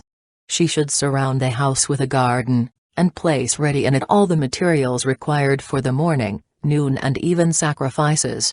Moreover, she should herself revere the sanctuary of the household gods, for says Gonradiya, nothing so much attracts the heart of a householder to his wife as a careful observance of the things mentioned above. Towards the parents, relations, friends, sisters, and servants of her husband she should behave as they deserve. In the garden she should plant beds of green vegetables, bunches of the sugar cane, and clumps of the fig tree, the mustard plant, the parsley plant, the fennel plant, and the Xanthochimus pictreus. Clusters of various flowers, such as the Tripobus pinosa, the jasmine, the Gasminum grandiflorum, the yellow amaranth, the wild jasmine, the Tabernamontana coronaria, the Nadyawarta, the China rose and others, should likewise be planted, together with the fragrant grass Andropogon sinanthus, and the fragrant root of the plant Andropogon miracatus. She should also have seats and arbors made in the garden, in the middle of which a well, tank, or pool should be dug. The wife should always avoid the company of female beggars, female buttish mendicants, unchaste and roguish women, female fortune-tellers and witches. As regards meals she should always consider what her husband likes and dislikes, and what things are good for him, and what are injurious to him. When she hears the sounds of his footsteps coming home she should at once get up, and be ready to do whatever he may command her, and either order her female servant to wash his feet, or wash them herself. When going anywhere with her husband, she should put on her ornaments, and without his consent she should not either give or accept invitations, or attend marriages and sacrifices, or sit in the company of female friends, or visit the temples of the gods. And if she wants to engage in any kind of games or sports, she should not do it against his will. In the same way she should always sit down after him, and get up before him, and should never awaken him when he is asleep. The kitchen should be situated in a quiet and retired place, so as not to be accessible to strangers, and should always look clean. In the event of any misconduct on the part of her husband, she should not blame him excessively though she be a little displeased. She should not use abusive language towards him, but rebuke him with conciliatory words, whether he be in the company of friends or alone. Moreover, she should not be a scold, for says Gonradiya, there is no cause of dislike on the part of a husband so great as this characteristic in a wife. Lastly, she should avoid bad expressions, sulky looks, speaking aside, standing in the doorway, and looking at passers-by, conversing in the pleasure groves, and remaining in a lonely place for a long time, and finally she should always keep her body, her teeth, her hair, and everything belonging to her tidy, sweet, and clean. When the wife wants to approach her husband in private her dress should consist of many ornaments, various kinds of flowers, and a cloth decorated with different colors, and some sweet-smelling ointments or unguents. But her everyday dress should be composed of a thin, close-textured cloth, a few ornaments and flowers, and a little scent, not too much. She should also observe the fasts and vows of her husband, and when he tries to prevent her doing this, she should persuade him to let her do it. At appropriate times of the year, and when they happen to be cheap, she should buy earth, bamboos, firewood, skins, and iron pots, as also salt and oil. Fragrant substances, vessels made of the fruit of the plant Rhytan antidysenterica, or oval-leaved Rhyta, medicines, and other things which are always wanted, should be obtained when required and kept in a secret place of the house. The seeds of the radish, the potato, the common beet, the Indian wormwood, the mango, the cucumber, the eggplant, the kushmanda, the pumpkin gourd, the sarana, the bignonia indica, the sandalwood, the prima spinosa, the garlic plant, the onion, and other vegetables should be bought and sown at the proper seasons. The wife, moreover, should not tell to strangers the amount of her wealth, nor the secrets which her husband has confided to her. She should surpass all the women of her own rank in life in her cleverness, her appearance, her knowledge of cookery, her pride, and her manner of serving her husband. The expenditure of the year should be regulated by the profits.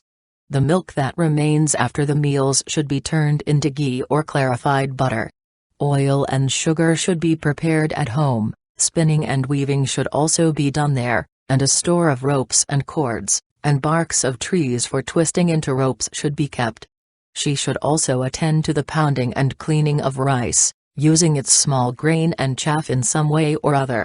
She should pay the salaries of the servants, look after the tilling of the fields, and keeping of the flocks and herds, superintend the making of vehicles, and take care of the rams, cocks, quails, parrots, starlings, cuckoos, peacocks, monkeys, and deer, and finally adjust the income and expenditure of the day. The worn-out clothes should be given to those servants who have done good work, in order to show them that their services have been appreciated, or they may be applied to some other use. The vessels in which wine is prepared, as well as those in which it is kept, should be carefully looked after, and put away at the proper time. All sales and purchases should also be well attended to. The friends of her husband she should welcome by presenting them with flowers, ointment, incense, betel leaves, and betel nut. Her father-in-law and mother-in-law she should treat as they deserve, always remaining dependent on their will, never contradicting them, speaking to them in few and not harsh words, not laughing loudly in their presence, and acting with their friends and enemies as with her own. In addition to the above she should not be vain, or too much taken up with her enjoyments. She should be liberal towards her servants, and reward them on holidays and festivals, and not give away anything without first making it known to her husband. Thus ends the manner of living of a virtuous woman. During the absence of her husband on a journey the virtuous woman should wear only her auspicious ornaments, and observe the fasts in honor of the gods. While anxious to hear the news of her husband, she should still look after her household affairs. She should sleep near the elder women of the house, and make herself agreeable to them. She should look after and keep in repair the things that are liked by her husband, and continue the works that have been begun by him. To the abode of her relations she should not go except on occasions of joy and sorrow, and then she should go in her usual traveling dress, accompanied by her husband's servants, and not remain there for a long time. The fasts and feasts should be observed with the consent of the elders of the house. The resources should be increased by making purchases and sales according to the practice of the merchants, and by means of honest servants, superintended by herself. The income should be increased, and the expenditure diminished as much as possible. And when her husband returns from his journey, she should receive him at first in her ordinary clothes, so that he may know in what way she has lived during his absence, and should bring to him some presents, as also materials for the worship of the deity. Thus ends the part relating to the behavior of a wife during the absence of her husband on a journey. There are also some verses on the subject as follows. The wife, whether she be a woman of noble family, or a virgin widow 52 remarried, or a concubine, should lead a chaste life, devoted to her husband, and doing everything for his welfare. Women acting thus, acquire dharma, artha, and kama, obtain a high position, and generally keep their husbands devoted to them. 52 This probably refers to a girl married in her infancy, or when very young, and whose husband had died before she arrived at the age of puberty. Infant marriages are still the common custom of the Hindus. Chapter 2. On the conduct of the elder wife towards the other wives. On the conduct of the elder wife towards the other wives of her husband, and on that of a younger wife towards the elder ones. Also on the conduct of a virgin widow remarried, of a wife disliked by her husband, of the women in the king's harem, and lastly on the conduct of a husband towards many wives. The causes of remarrying during the lifetime of the wife are as follows. 1. The folly or ill temper of the wife. 2. Her husband's dislike to her. 3. The want of offspring. 4. The continual birth of daughters. 5. The incontinence of the husband. From the very beginning the wife should endeavor to attract the heart of her husband, by showing to him continually her devotion, her good temper, and her wisdom. If however she bears him no children, she should herself tell her husband to marry another woman. And when the second wife is married, and brought to the house, the first wife should give her a position superior to her own, and look upon her as a sister. In the morning the elder wife should forcibly make the younger one decorate herself in the presence of their husband, and should not mind all the husband's favor being given to her. If the younger wife does anything to displease her husband, the elder one should not neglect her, but should always be ready to give her most careful advice, and should teach her to do various things in the presence of her husband.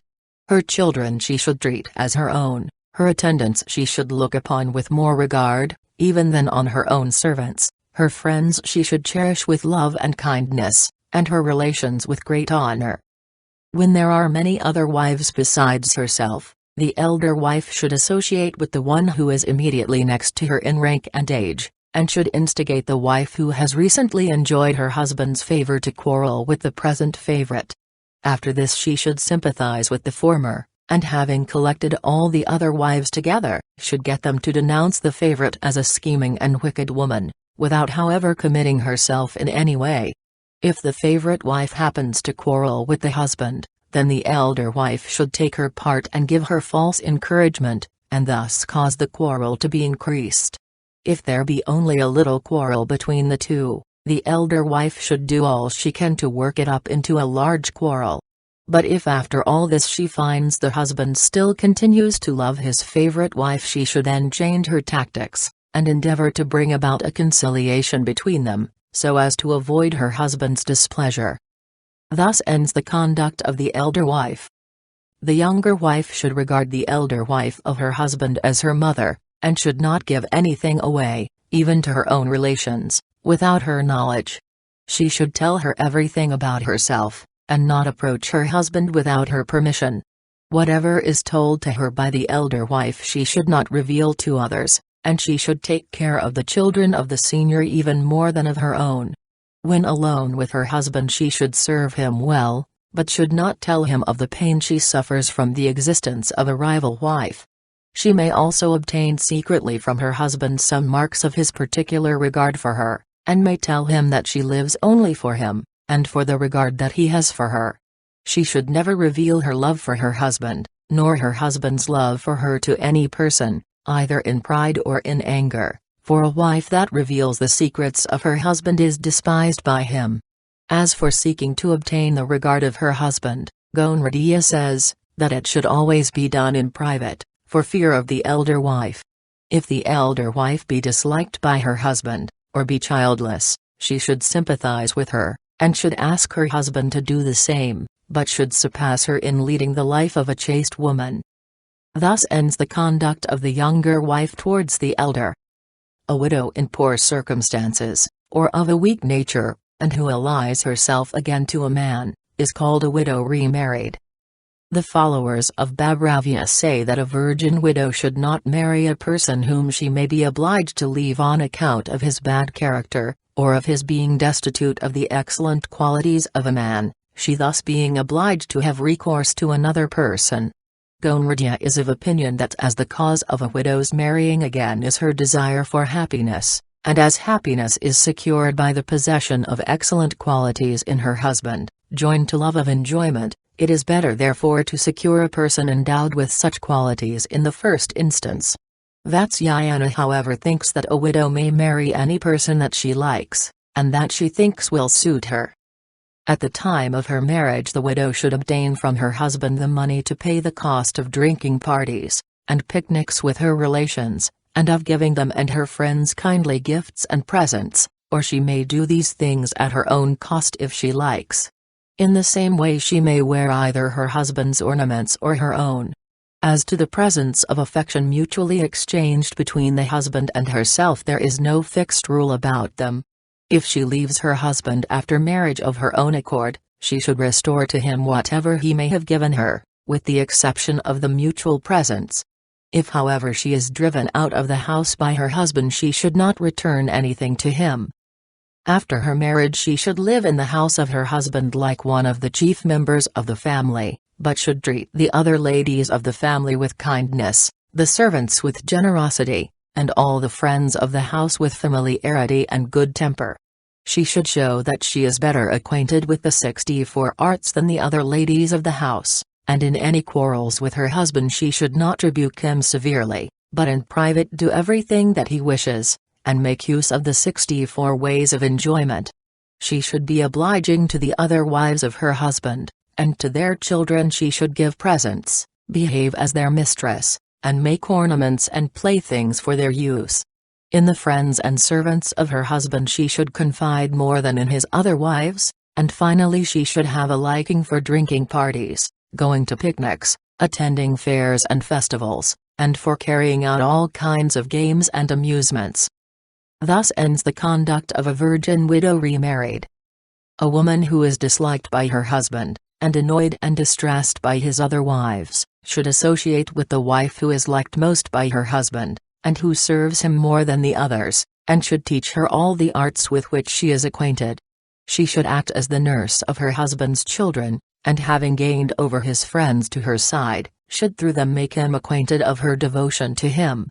In religious ceremonies she should be a leader, as also in vows and fasts, and should not hold too good an opinion of herself. When her husband is lying on his bed she should only go near him when it is agreeable to him, and should never rebuke him, or show obstinacy in any way.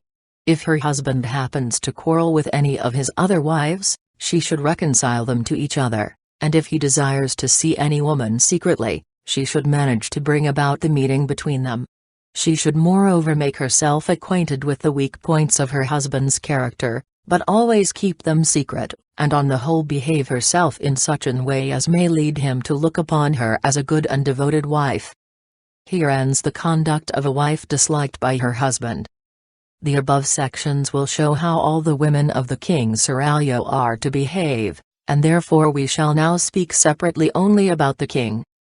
The female attendants in the harem, called severally Kanchukas, 53, Mahalarikas, 54 and Mahalkas, 55, should bring flowers, ointments and clothes from the king's wives to the king, and he having received these things should give them as presents to the servants, along with the things worn by him the previous day. In the afternoon the king, having dressed and put on his ornaments, should interview the women of the harem, who should also be dressed and decorated with jewels. Then having given to each of them such a place and such respect as may suit the occasion and as they may deserve, he should carry on with them a cheerful conversation. After that he should see such of his wives as may be virgin widows remarried, and after them the concubines and dancing girls. All of these should be visited in their own private rooms. When the king rises from his noonday sleep, the woman whose duty it is to inform the king regarding the wife who is to spend the night with him should come to him accompanied by the female attendants of that wife whose turn may have arrived in the regular course, and of her who may have been accidentally passed over as her turn arrived, and of her who may have been unwell at the time of her turn. These attendants should place before the king the ointments and unguents sent by each of these wives, marked with the seal of her ring, and their names and their reasons for sending the ointments should be told to the king. After this the king accepts the ointment of one of 53, a name given to the maidservants of the zanana of the kings in ancient times, on account of their always keeping their breasts covered with a cloth called kanchuki. It was customary in the olden time for the maidservants to cover their breasts with a cloth, while the queens kept their breasts uncovered. This custom is distinctly to be seen in the Ajanta cave paintings. 54. The meaning of this word is a superior woman, so it would seem that a Mahalarika must be a person in authority over the maidservants of the house. 55. This was also appertaining to the rank of women employed in the harem. In latter times this place was given to eunuchs. Them, who then is informed that her ointment has been accepted, and that her day has been settled. 56.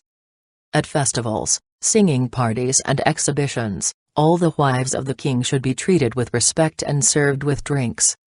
But the women of the harem should not be allowed to go out alone, neither should any women outside the harem be allowed to enter it except those whose character is well known. And lastly, the work which the king's wives have to do should not be too fatiguing. Thus ends the conduct of the king towards the women of the harem, and of their own conduct.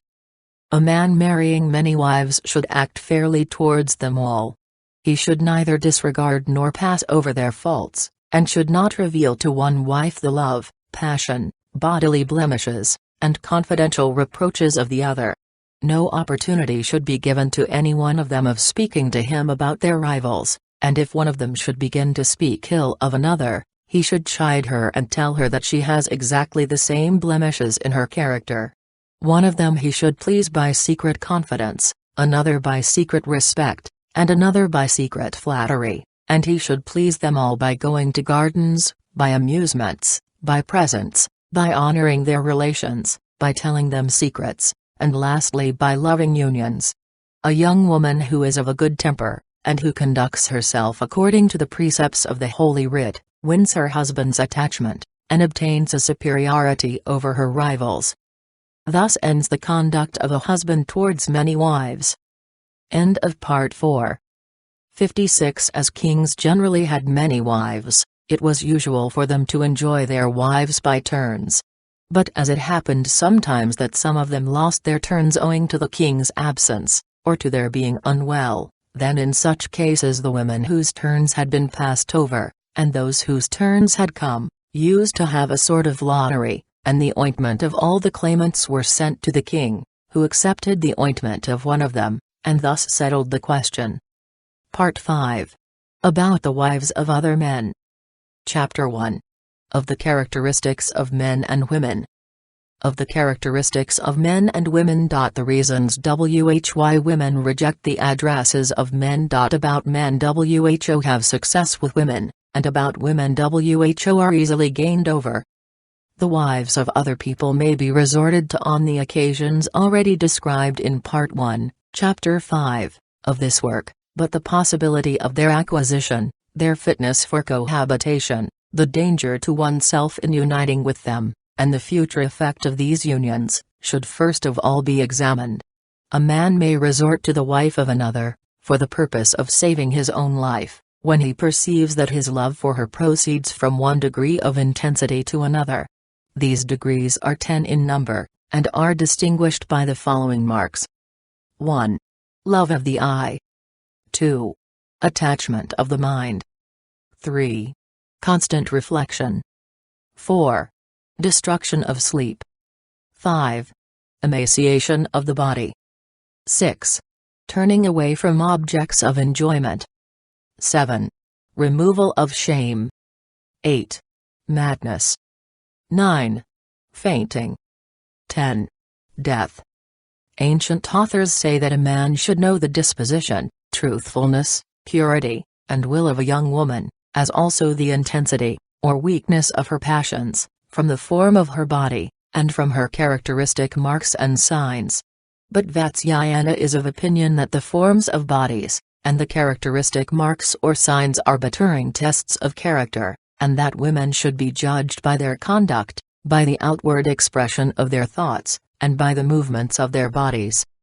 Now as a general rule Ganikaputra says that a woman falls in love with every handsome man she sees, and so does every man at the sight of a beautiful woman, but frequently they do not take any further steps, owing to various considerations.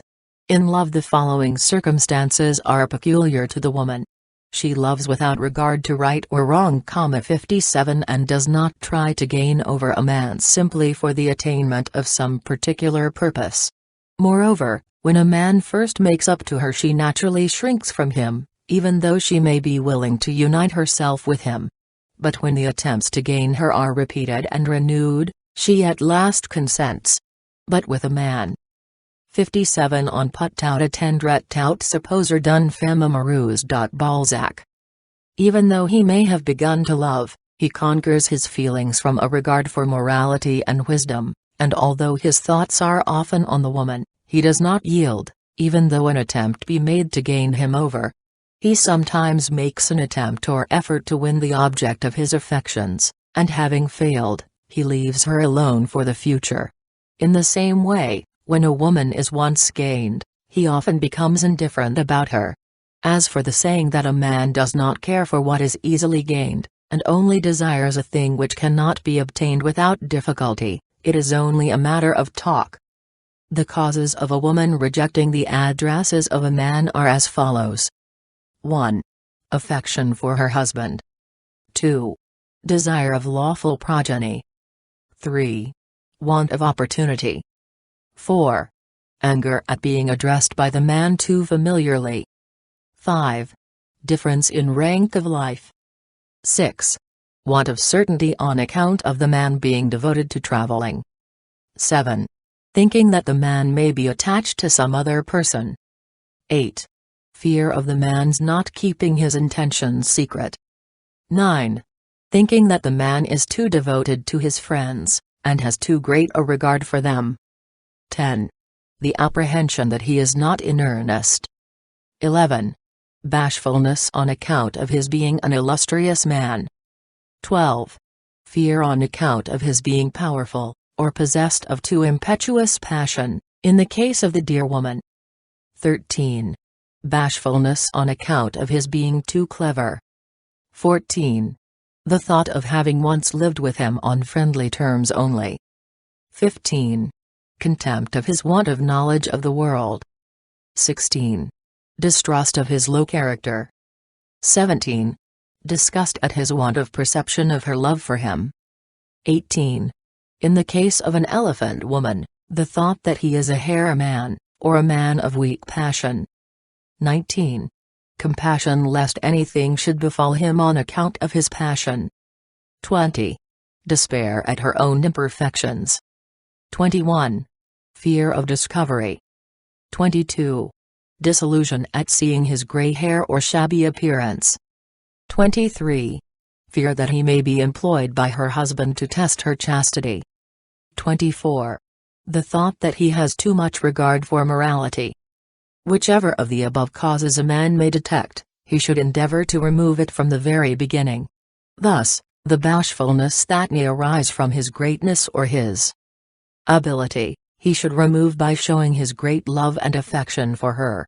The difficulty of the want of opportunity, or if his inaccessibility, he should remove by showing her some easy way of access. The excessive respect entertained by the woman for him should be removed by making himself very familiar. The difficulties that arise from his being thought a low character he should remove by showing his valor and his wisdom, those that come from neglect by extra attention, and those that arise from fear by giving her proper encouragement. The following are the men who generally obtain success with women. 1. Men well versed in the science of love. 2. Men skilled in telling stories. 3. Men acquainted with women from their childhood. 4. Men who have secured their confidence. 5. Men who send presents to them. 6. Men who talk well. 7. Men who do things that they like. 8. Men who have not loved other women previously. 9. Men who act as messengers. 10. Men who knew their weak points. 11. Men who are desired by good women. 12. Men who are united with their female friends. 13. Men who are good-looking. 14. Men who have been brought up with them. 15. Men who are their neighbors. 16. Men who are devoted to sexual pleasures, even though these be their own servants. 17. The lovers of the daughters of their nurse. 18. Men who have been lately married. 19. Men who like picnics and pleasure parties. 20. Men who are liberal. 21. Men who are celebrated for being very strong, bull men. 22. enterprising and brave men. 23. Men who surpass their husbands in learning and good looks, in good quality, and in liberality. 24. Men whose dress and manner of living are magnificent. The following are the women who are easily gained over. 1. Women who stand at the doors of their houses. 2. Women who are always looking out on the street. 3. Women who sit conversing in their neighbor's house. 4. A woman who is always staring at you. 5. A female messenger. 6. A woman who looks sideways at you. 7. A woman whose husband has taken another wife without any just cause. 8. A woman who hates her husband or is hated by him. 9. A woman who has nobody to look after her, or keep her in check. 10. A woman who has not had any children. 11. A woman whose family or caste is not well known. 12. A woman whose children are dead. 13. A woman who is very fond of society. 14. A woman who is apparently very affectionate with her husband. 15. The wife of an actor. 16. A widow. 17. A poor woman. 18. A woman fond of enjoyments. 19. The wife of a man with many younger brothers. 20. A vain woman. 21. A woman whose husband is inferior to her in rank or abilities. 22. A woman who is proud of her skill in the arts. 23. A woman disturbed in mind by the folly of her husband. 24. A woman who has been married in her infancy to a rich man, and not liking him when she grows up, desires a man possessing a disposition, talents, and wisdom suitable to her own tastes. 25. A woman who is slighted by her husband without any cause. 26. A woman who is not respected by other women of the same rank or beauty as herself. 27. A woman whose husband is devoted to traveling. 28. The wife of a jeweler. 29. A jealous woman. 30. A covetous woman.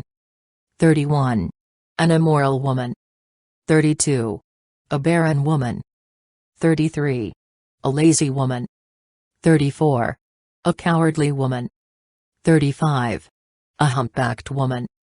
36. A dwarfish woman. 37. A deformed woman. 38. A vulgar woman. 39.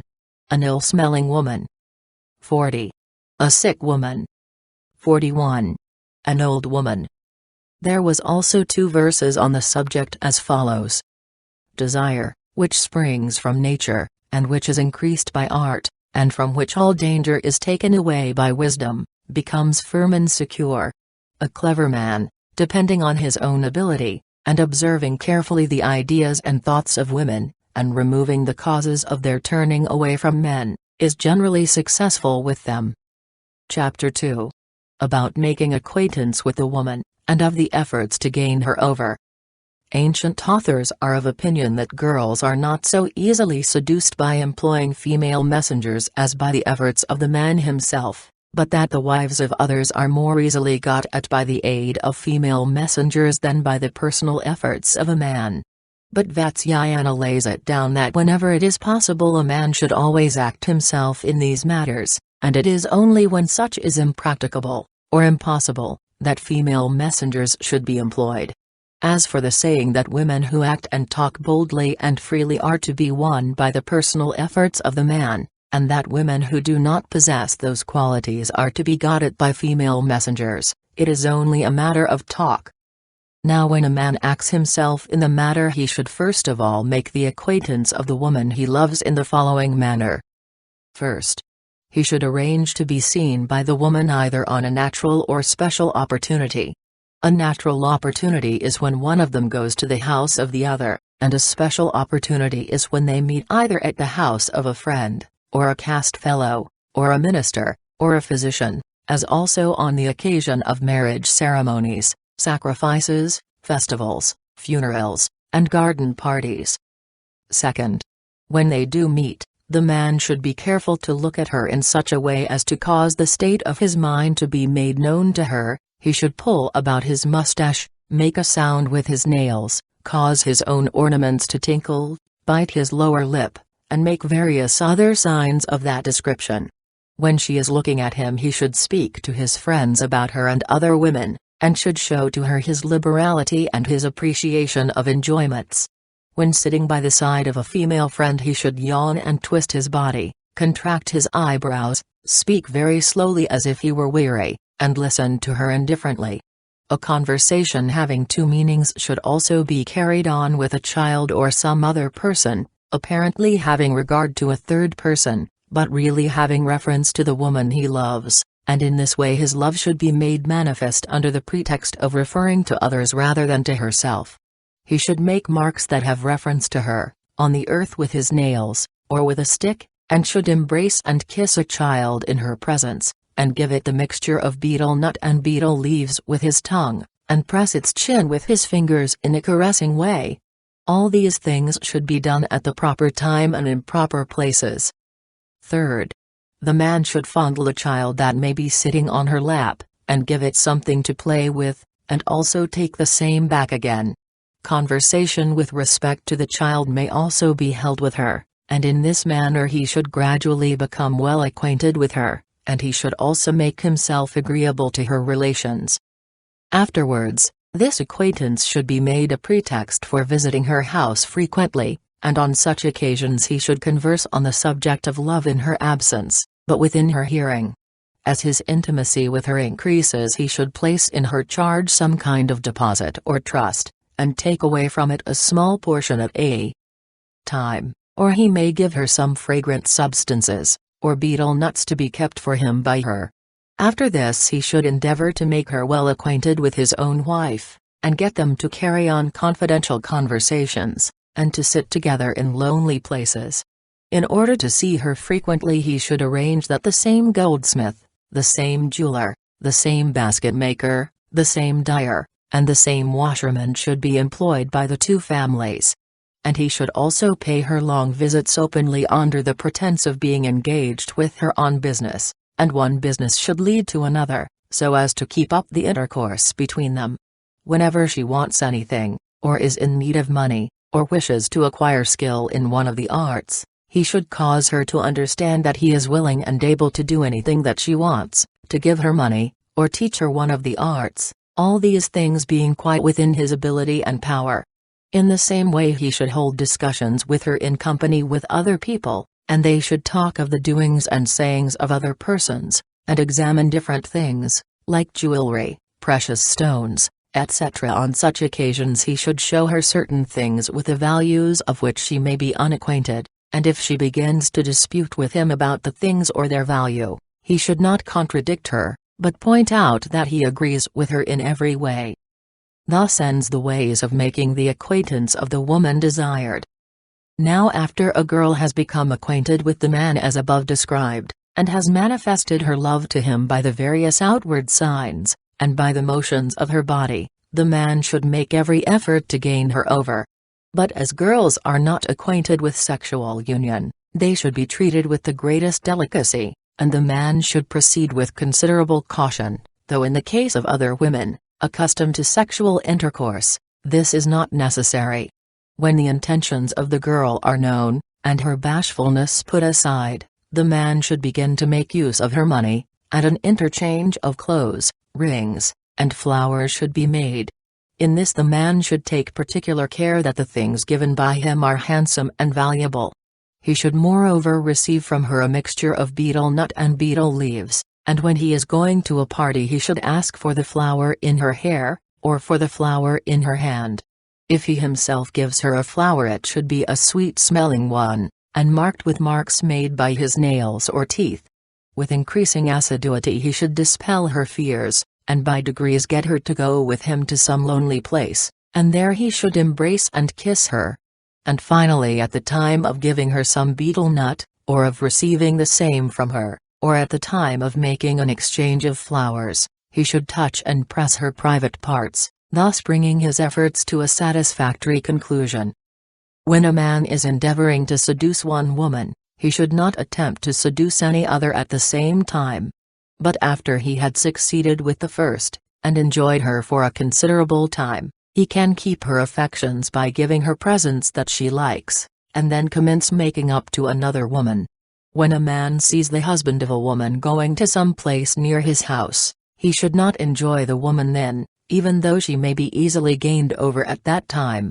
A wise man having a regard for his reputation should not think of seducing a woman who is apprehensive, timid, not to be trusted, well guarded, or possessed of a father-in-law, or mother-in-law. Chapter 3. Examination of the state of a woman's mind. When a man is trying to gain over a woman, he should examine the state of her mind, and acts as follows. If she listens to him, but does not manifest to him in any way her own intentions, he should then try to gain her over by means of a go-between. If she meets him once, and again comes to meet him better dressed than before, or comes to him in some lonely place, he should be certain that she is capable of being enjoyed by the use of a little force. A woman who lets a man make up to her, but does not give herself up, even after a long time, should be considered as a trifler in love, but owing to the fickleness of the human mind, even such a woman can be conquered by always keeping up a close acquaintance with her. When a woman avoids the attentions of a man, and on account of respect for him, and pride in herself, will not meet him or approach him, she can be gained over with difficulty, either by endeavoring to keep on familiar terms with her, or else by an exceedingly clever go-between. When a man makes up to a woman, and she reproaches him with harsh words, she should be abandoned at once. When a woman reproaches a man, but at the same time acts affectionately towards him, she should be made love to in every way. A woman who meets a man in lonely places, and puts up with a touch of his foot, but pretends, on account of the indecision of her mind, not to be aware of it, should be conquered by patience, and by continued efforts as follows. If she happens to go to sleep in his vicinity, he should put his left arm round her, and see when she awakes whether she repulses him in reality, or only repulses him in such a way as if she were desirous of the same thing being done to her again. And what is done by the arm can also be done by the foot. If the man succeeds in this point, he should embrace her more closely, and if she will not stand the embrace and gets up, but behaves with him as usual the next day, he should consider then that she is not unwilling to be enjoyed by him.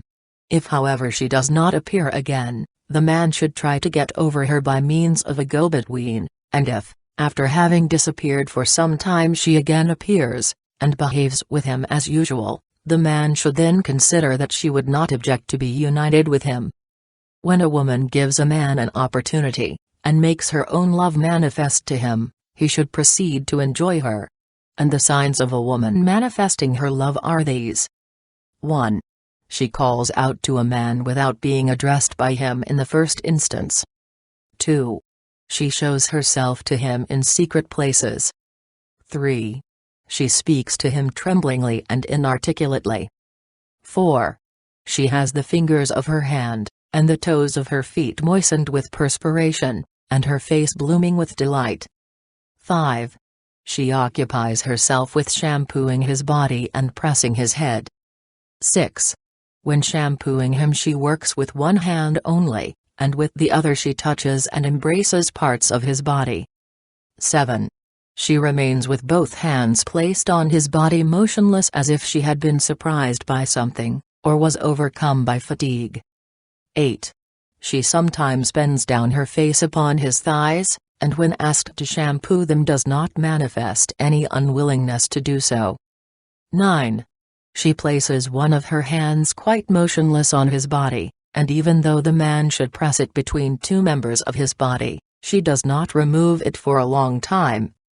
10. Lastly, when she has resisted all the efforts of the man to gain her over, she returns to him next day to shampoo his body as before.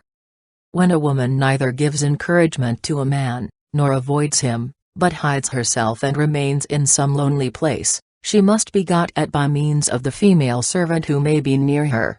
If when called by the man she acts in the same way, then she should be gained over by means of a skillful go-between.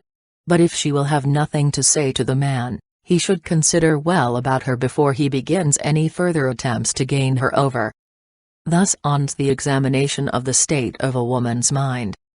A man should first get himself introduced to a woman, and then carry on a conversation with her. He should give her hints of his love for her, and if he finds from her replies that she receives these hints favorably, he should then set to work to gain her over without any fear. A woman who shows her love by outward signs to the man at his first interview should be gained over very easily. In the same way a lascivious woman, who when addressed in loving words replies openly in words expressive of her love, should be considered to have been gained over at that very moment. With regard to all women, whether they be wise, simple, or confiding, this rule is laid down that those who make an open manifestation of their love are easily gained over. Chapter 4.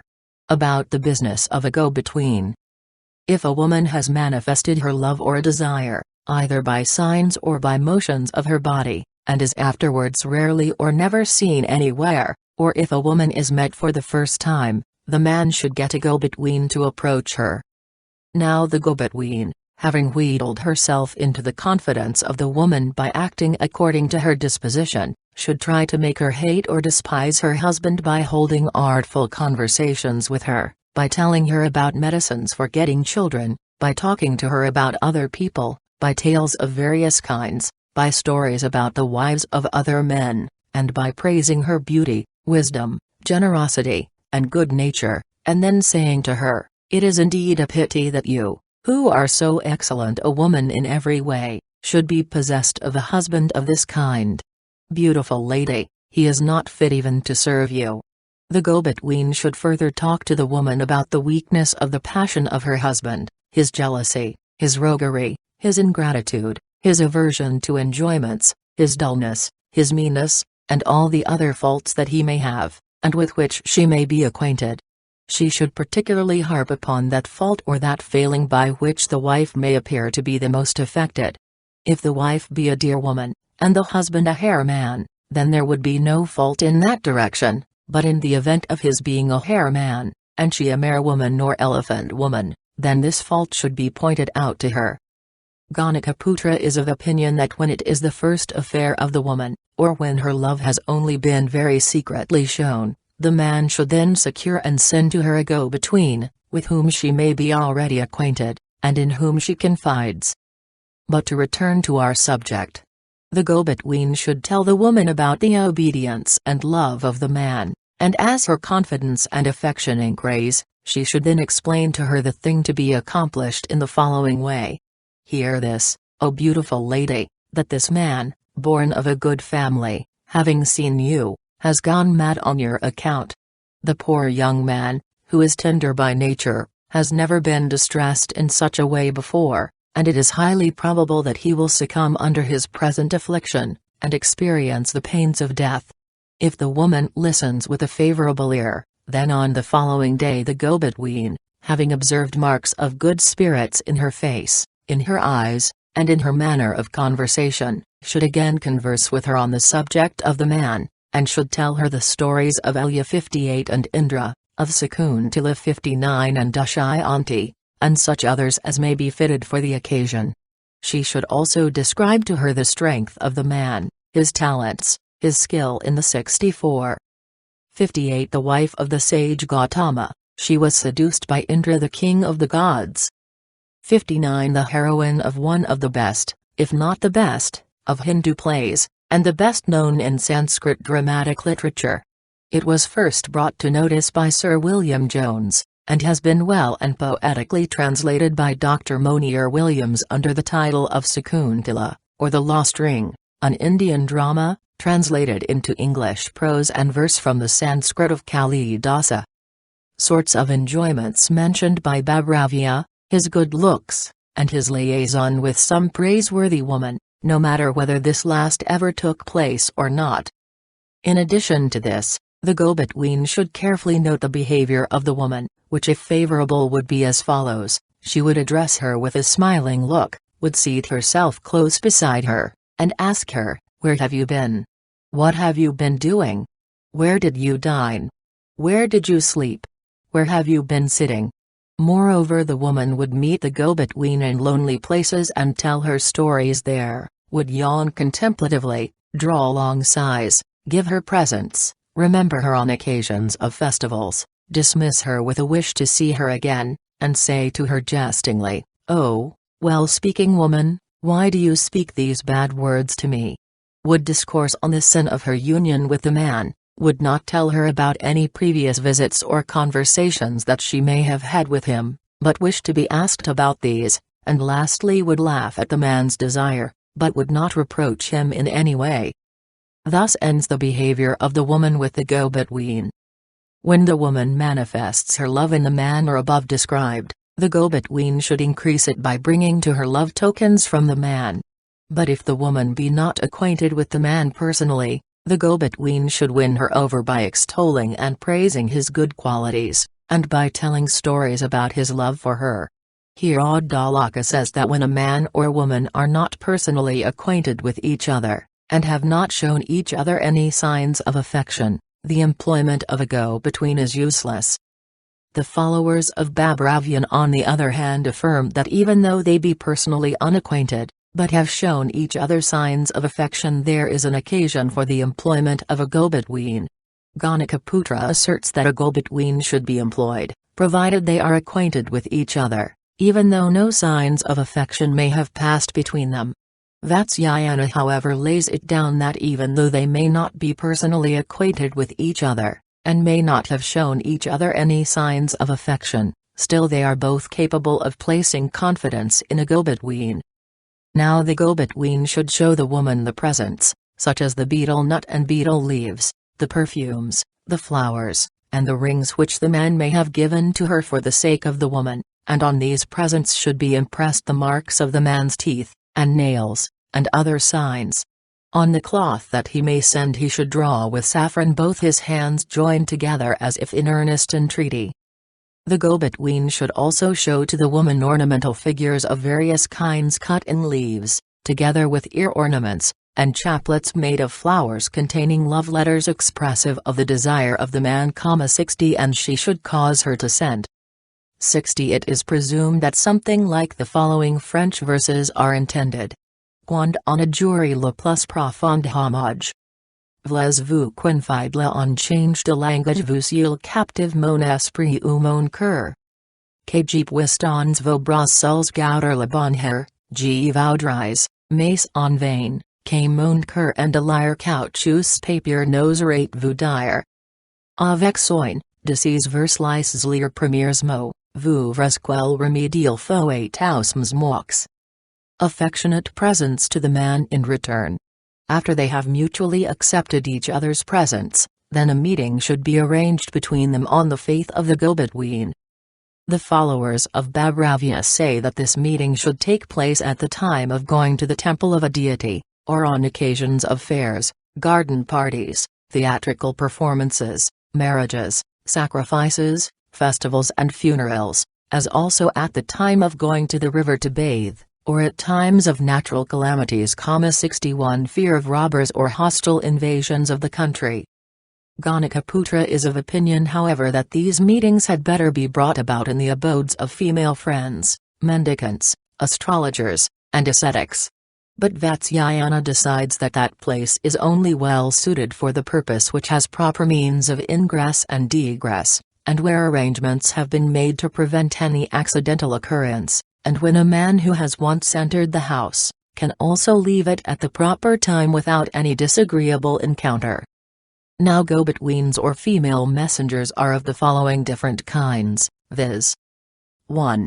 A go-between who takes upon herself the whole burden of the business. 2. A go-between who does only a limited part of the business. 3. A go-between who is the bearer of a letter only. 4. A go-between acting on her own account. 5. The go-between of an innocent young woman. 6. A wife serving as a go-between. 7. A mute go-between. 8. A go-between who acts the part of the wind. 1. A woman who, having observed the mutual passion of a man and woman, brings them together and arranges it by the power of her own intellect, Such an one is called a go-between who takes upon herself the whole burden of the business. This kind of go-between is chiefly employed when the man and the woman are already acquainted with each other, and have conversed together, and in such cases she is sent not only by the man, as is always done in all other cases, but by the woman also. The above name is also given to a go-between who, perceiving that the man and the woman are suited to each other, tries to bring about a union between them, even though they be not acquainted with each other. 2. A go-between who, perceiving that some part of the affair is already done, or that the advances on the part of the man are already made, completes the rest of the business, is called a go-between who performs only a limited part of the business. 3. A go-between, who simply carries messages between a man and a woman, who love each other, but who cannot frequently meet, is called the bearer of a letter or message. Or these. Quand on vous voit, on vous aimez, quand on vous aimez, ou vous voiton. 61. It is supposed that storms, earthquakes, famines and pestilent diseases are here alluded to. This name is also given to one who is sent by either of the lovers to acquaint either the one or the other with the time and place of their meeting. 4. A woman who goes herself to a man, and tells him of her having enjoyed sexual union with him in a dream, and expresses her anger at his wife having rebuked him for calling her by the name of her rival instead of by her own name, and gives him something bearing the marks of her teeth and nails, and informs him that she knew she was formerly desired by him, and asks him privately whether she or his wife is the best looking. Such a person is called a woman who is a go-between for herself. Now such a woman should be met and interviewed by the man in private and secretly. The above name is also given to a woman who, having made an agreement with some other woman to act as her go-between, gains over the man to herself, by the means of making him personally acquainted with herself, and thus causes the other woman to fail. The same applies to a man who, acting as a go-between for another, and having no previous connection with the woman, gains her over for himself, and thus causes the failure of the other man. 5.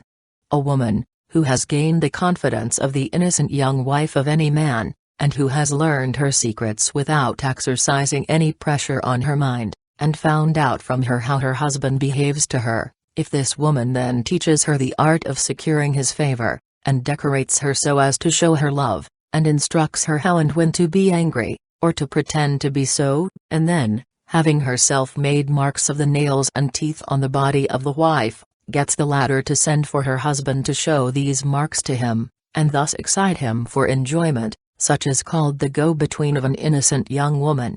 In such cases the man should send replies to his wife through the same woman. 6. When a man gets his wife to gain the confidence of a woman whom he wants to enjoy, and to call on her and talk to her about the wisdom and ability of her husband, that wife is called a wife serving as a go-between. In this case the feelings of the woman with regard to the man should also be made known through the wife. 7. When any man sends a girl or a female servant to any woman under some pretext or other, and places a letter in her bouquet of flowers, or in her ear ornaments, or marks something about her with his teeth or nails, that girl or female servant is called a mute go-between. In this case the man should expect an answer from the woman through the same person. 8.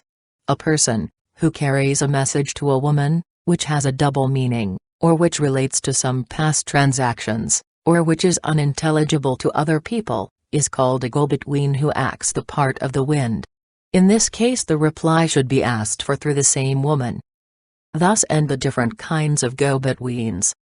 A female astrologer, a female servant, a female beggar, or a female artist are well acquainted with the business of a go-between, and very soon gain the confidence of other women. Any one of them can raise enmity between any two persons if she wishes to do so, or extol the loveliness of any woman that she wishes to praise, or describe the arts practiced by other women in sexual union. They can also speak highly of the love of a man, of his skill in sexual enjoyment, and of the desire of other women, more beautiful even than the woman they are addressing, for him, and explain the restraint under which he may be at home. Lastly, a go-between can, by the artfulness of her conversation, unite a woman with a man, even though he may not have been thought of by her, or may have been considered beyond his aspirations. She can also bring back a man to a woman, who, owing to some cause or other, has separated himself from her. Chapter 5. About the love of persons in authority for the wives of other men. Kings and their ministers have no access to the abodes of others, and moreover their mode of living is constantly watched and observed and imitated by the people at large, just as the animal world, seeing the sun rise, get up after him, and when he sits in the evening, lie down again in the same way. Persons in authority should not therefore do any improper act in public, as such are impossible from their position, and would be deserving of censure. But if they find that such an act is necessary to be done, they should make use of the proper means as described in the following paragraphs. The head man of the village, the king's officer employed there, and the man 62 whose business it is to glean corn, can gain over female villagers simply by asking them. It is on this account that this class of women are called unchaste women by voluptuaries. The union of the above-mentioned men with this class of woman takes place on the occasions of unpaid labor, of filling the granaries in their houses, of taking things in and out of the house, of cleaning the houses, of working in the fields, and of purchasing cotton, wool, flax, hemp, and thread, and at the season of the purchase, sale, and exchange of various other articles, as well as at the time of doing various other works. In the same way the superintendents of cowpens enjoy the women in the cowpens, and the officers, who have the superintendence of widows, of the women who are without supporters, and of women who have left their husbands, have sexual intercourse with these women. The intelligent accomplish their object by wandering at night in the village, and while villagers also unite with the wives of their sons, being much alone with them. Lastly, the superintendents of markets have a great deal to do with the female villagers at the time of their making purchases in the market. During the festival of the 8th moon, that is, during the bright half of the month of Nargashirsha, as also during the moonlight festival of the month of Kartika, and the spring festival of Chaitra, the women of cities and towns generally visit the women of the king's harem in the royal palace. These visitors go to the several apartments of the women of the harem, as they are acquainted with them, and pass the night in conversation, and in proper sports, and amusement, and go away in the morning. On such occasions a female attendant of the king, previously acquainted with the woman whom the king desires, should loiter about, and accost this woman when she sets out to go home, and induce her to come and see the amusing things in the palace. Previous to these festivals even, she should have caused it to be intimated to this woman that on the occasion of this festival she would show her all the interesting things in the royal palace. Accordingly she should show her the bower of the coral creeper, the garden house with its floor inlaid with precious stones, the bower of grapes, the building on the water, the secret passages in the walls of the palace, the pictures, the sporting animals. 62. This is a phrase used for a man who does the work of everybody, and who is fed by the whole village. The machines, the birds, and the cages of the lions and the tigers. After this, when alone with her, she should tell her about the love of the king for her, and should describe to her the good fortune which would attend upon her union with the king, giving her at the time a strict promise of secrecy. If the woman does not accept the offer, she should conciliate and please her with handsome presents befitting the position of the king, and having accompanied her for some distance should dismiss her with great affection. 2.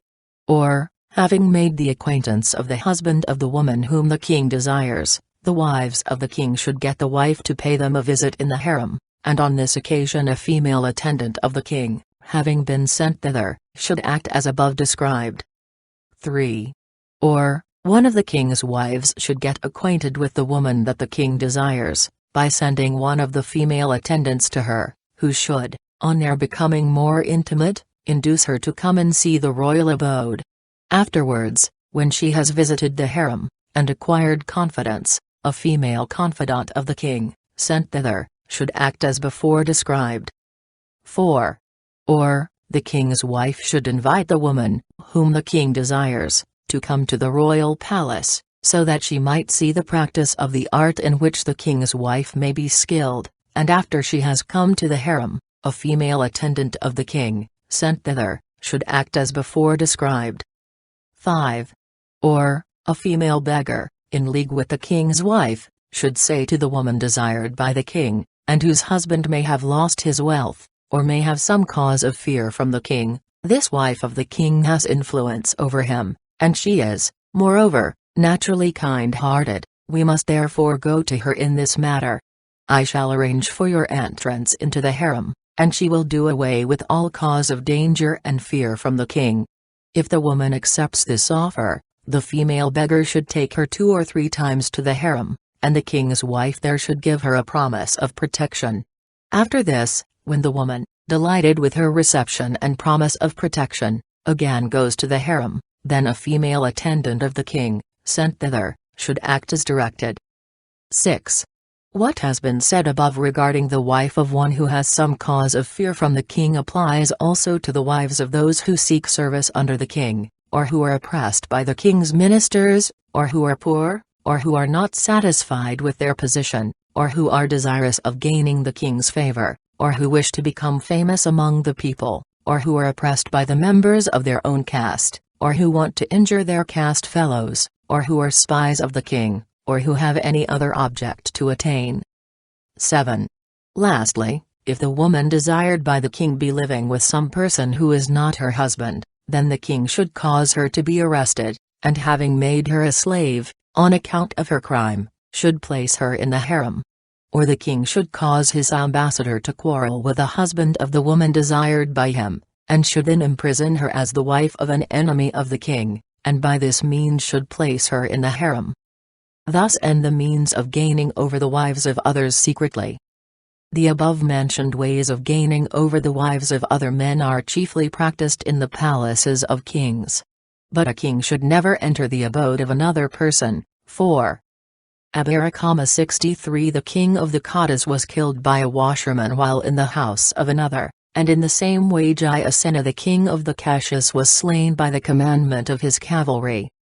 But according to the customs of some countries there are facilities for kings to make love to the wives of other men.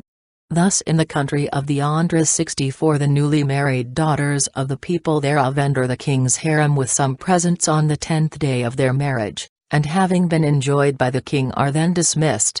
In the country of the Vatsayana 65 the wives of the chief ministers approach the king at night to serve him. In the country of the Vidarbhas 66 the beautiful wives of the inhabitants pass a month in the king's harem under the pretense of affection for the king. In the country of the Aparatakas 67 the people gave their beautiful wives as presents to the ministers and the kings. And lastly in the country of the Saurashtras 68 the women of the city and the country enter the royal harem for the king's pleasure either together or separately. There are also 2 verses on the subject as follows. The above and other ways are the means employed in different countries by kings with regard to the wives of other persons. But a king, who has the welfare of his people at heart, should not on any account put them into practice. A king who has conquered the 669 enemies of mankind, becomes the master of the whole earth. 63 The exact date of the reign of these kings is not known. It is supposed to have been about the beginning of the Christian era. 64 The modern country of Tailangam, which is to the south of Rajamundry. 65 Supposed to be a tract of the country to the south of Malwa. 66 Now known by the name of Berar. Its capital was Kundanpura, which has been identified with the modern Omravati. 67 Also called Aparatakas, being the northern and southern Konkan. 68 The modern provinces of Kadiwar. Its capital was called Giranaguda, or the modern Junagar. 69 These are lust, anger, avarice, spiritual ignorance, pride, and envy. Chapter 6. About the women of the royal harem. About the women of the royal harem, and of the keeping of one's own wife. The women of the royal harem cannot see or meet any men on account of their being strictly guarded, neither do they have their desires satisfied, because their only husband is common to many wives. For this reason among themselves they give pleasure to each other in various ways as now described. Having dressed the daughters of their nurses, or their female friends, or their female attendants, like men, they accomplish their object by means of bulbs, roots, and fruits having the form of the lingam, or they lie down upon the statue of a male figure, in which the lingam is visible and erect. Some kings, who are compassionate, take or apply certain medicines to enable them to enjoy many wives in one night, simply for the purpose of satisfying the desire of their women, though they perhaps have no desire of their own. Others enjoy with great affection only those wives that they particularly like, while others only take them according as the turn of each wife arrives in due course. Such are the ways of enjoyment prevalent in Eastern countries, and what is said about the means of enjoyment of the female is also applicable to the male. By means of their female attendants the ladies of the royal harem generally get men into their apartments in the disguise or dress of women. Their female attendants, and the daughters of their nurses, who are acquainted with their secrets, should exert themselves to get men to come to the harem in this way by telling them of the good fortune attending it, and by describing the facilities of entering and leaving the palace, the large size of the premises, the carelessness of the sentinels, and the irregularities of the attendants about the persons of the royal wives. But these women should never induce a man to enter the harem by telling him falsehoods, for that would probably lead to his destruction. As for the man himself, he had better not enter a royal harem, even though it may be easily accessible, on account of the numerous disasters to which he may be exposed there. If however he wants to enter it, he should first ascertain whether there is an easy way to get out, whether it is closely surrounded by the pleasure garden, whether it has separate enclosures belonging to it, whether the sentinels are careless, whether the king has gone abroad, and then, when he is called by the women of the harem, he should carefully observe the localities, and enter by the way pointed out by them. If he is able to manage it, he should hang about the harem every day, and, under some pretext or other, make friends with the sentinels, and show himself attached to the female attendants of the harem, who may have become acquainted with his design, and to whom he should express his regret at not being able to obtain the object of his desire. Lastly, he should cause the whole business of a go-between to be done by the woman who may have access to the harem, and he should be careful to be able to recognize the emissaries of the king. When a go-between has no access to the harem, then the man should stand in some place where the lady, whom he loves, and whom he is anxious to enjoy, can be seen. If that place is occupied by the king's sentinels, he should then disguise himself as a female attendant of the lady who comes to the place, or passes by it. When she looks at him he should let her know his feelings by outward signs and gestures, and should show her pictures, things with double meanings, chaplets of flowers, and rings. He should carefully mark the answer she gives, whether by word or by sign, or by gesture, and should then try and get into the harem. If he is certain of her coming to some particular place he should conceal himself there, and at the appointed time should enter along with her as one of the guards. He may also go in and out, concealed in a folded bed, or bed covering, or with his body made invisible. 70 By means of external applications, a receipt for one of which is as follows. The heart of an ichneumon, the fruit of the long gourd, tumbi, and the eyes of the serpent, should all be burnt without letting out the smoke. The ashes should then be ground and mixed in equal quantities with water. By putting this mixture upon the eyes a man can go about unseen. Other means of invisibility are prescribed by Dhyana Brahmins and Yogashras. Again, the man may enter the harem during the festival of the 8th moon in the month of Nargashirsha, and during the moonlight festivals when the female attendants of the harem are all busily occupied, or in confusion. The following principles are laid down on this subject. The entrance of young men into harems, and their exit from them, generally take place when things are being brought into the palace, or when things are being taken out of it, or when drinking festivals are going on, or when the female attendants are in a hurry, or when the residence of some of the royal ladies is being changed, or when the king's wives go to gardens, or to fairs, or when they enter the palace on their return from them, or, lastly, when the king is absent on a long pilgrimage. The women of the royal harem know each other's secrets, and having but one object to attain, they give assistance to each other. A young man, who enjoys all of them, and who is common to them all, can continue enjoying his union with them so long as it is kept quiet, and is not known abroad. Now in the country of the Aparatakas the royal ladies are not well protected, and consequently many young men are passed into the harem by the women who have access to the royal palaces. The wives of the king of the Ahira country accomplish their objects with those sentinels in the harem who bear the name of Kshatriyas. The royal ladies in the country of the Vatsagamas cause such men as are suitable to enter into the harem along with their female messengers. In the country of the Vidarbhas the sons of the royal ladies enter the royal harem when they please, and enjoy the women, with the exception of their own mothers.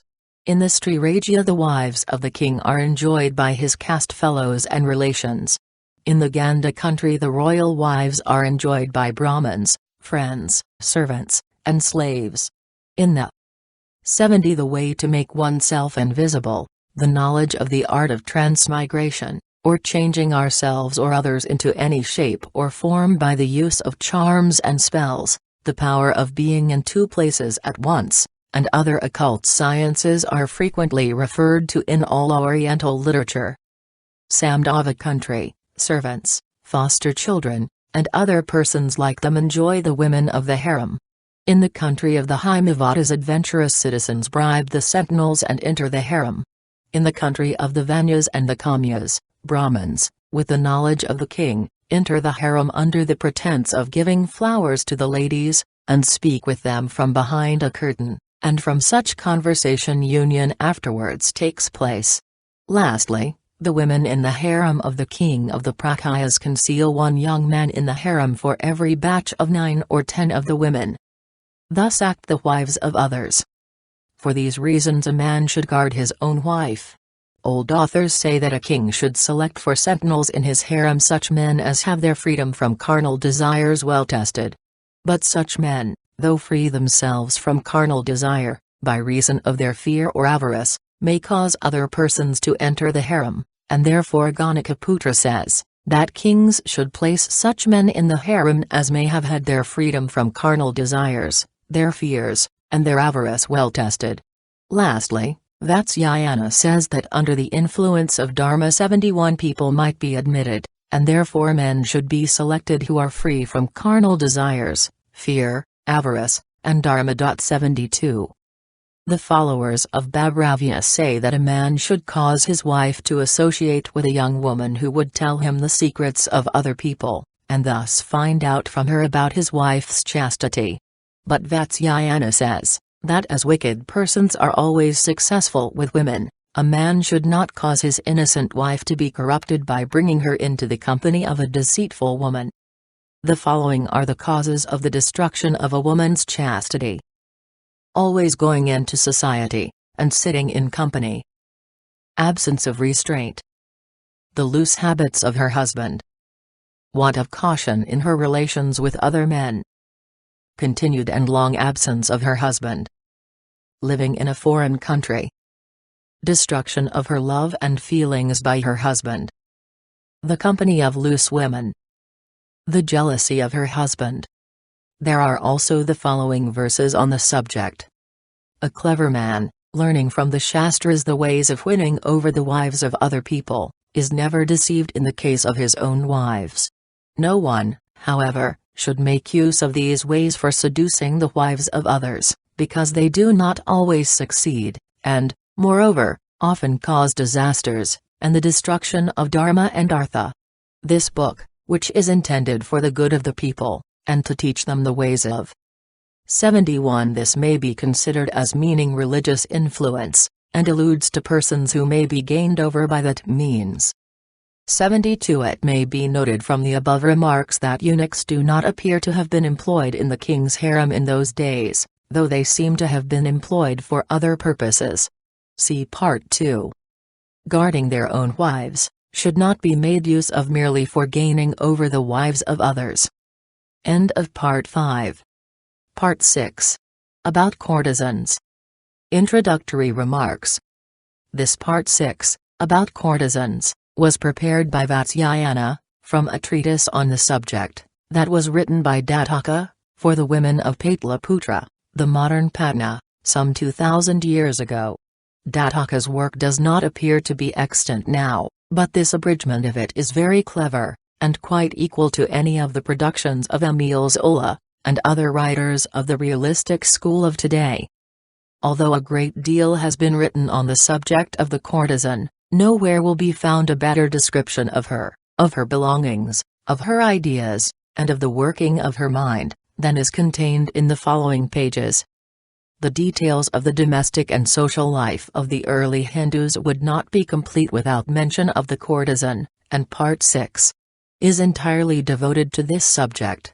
The Hindus have ever had the good sense to recognize courtesans as a part and portion of human society, and so long as they behaved themselves with decency and propriety, they were regarded with a certain respect. Anyhow, they have never been treated in the East with that brutality and contempt so common in the West, while their education has always been of a superior kind to that bestowed upon the rest of womankind in Oriental countries. In the earlier days the well-educated Hindu dancing girl and courtesan doubtless resembled the hetera of the Greeks, and being educated and amusing, were far more acceptable as companions than the generality of the married or unmarried women of that period. At all times and in all countries, there has ever been a little rivalry between the chaste and the unchaste. But while some women are born courtesans, and follow the instincts of their nature in every class of society, it has been truly said by some authors that every woman has got an inkling of the profession in her nature, and does her best, as a general rule, to make herself agreeable to the male sex. The subtlety of women, their wonderful perceptive powers, their knowledge, and their intuitive appreciation of men and things, are all shown in the following pages, which may be looked upon as a concentrated essence that has been since worked up into detail by many writers in every quarter of the globe. Chapter 1. Of the causes of a courtesan resorting to men. Of the causes of a courtesan resorting to men, of the means of attaching to herself the man desired, and of the kind of man that it is desirable to be acquainted with. By having intercourse with men courtesans obtain sexual pleasure, as well as their own maintenance. Now when a courtesan takes up with a man from love, the action is natural, but when she resorts to him for the purpose of getting money, her action is artificial or forced. Even in the latter case, however, she should conduct herself as if her love were indeed natural, because men repose their confidence on those women who apparently love them. In making known her love to the man she should show an entire freedom from avarice, and for the sake of her future credit she should abstain from acquiring money from him by unlawful means. A courtesan, well dressed and wearing her ornaments, should sit or stand at the door of her house, and without exposing herself too much, should look on the public road so as to be seen by the passers-by, she being like an object on view for sale. 73 She should form friendships with such persons as would enable her to separate men from other women, and attach them to herself, and repair her own misfortunes, to acquire wealth, and to protect her from being bullied, or set upon by persons with whom she may have dealings of some kind or another. These persons are the guards of the town, or the police, the officers of the courts of justice, astrologers, powerful men, or men with interest, learned men, teachers of the 64 arts, pithamritas or confidants, vidas or parasites, vidushhakas or jesters, flower sellers, perfumers, vendors of spirits. 73 In England the lower classes of courtesans walk the streets, in India and other places in the East they sit at the windows, or at the doors of their houses. Washermen, barbers, beggars, and such other persons as may be found necessary for the particular object to be acquired. The following kinds of men may be taken up with simply for the purpose of getting their money. Men of independent income. Young men. Men who are free from any ties. Men who hold places of authority under the king. Men who have secured their means of livelihood without difficulty. Men possessed of unfailing sources of income. Men who consider themselves handsome. Men who are always praising themselves. One who is an eunuch, but wishes to be thought a man. One who hates his equals. One who is naturally liberal. One who has influence with the king or his ministers. One who is always fortunate. One who is proud of his wealth. One who disobeys the orders of his elders. One upon whom the members of his caste keep an eye. The only son whose father is wealthy. An ascetic who is internally troubled with desire. A brave man. A physician of the king. Previous acquaintance.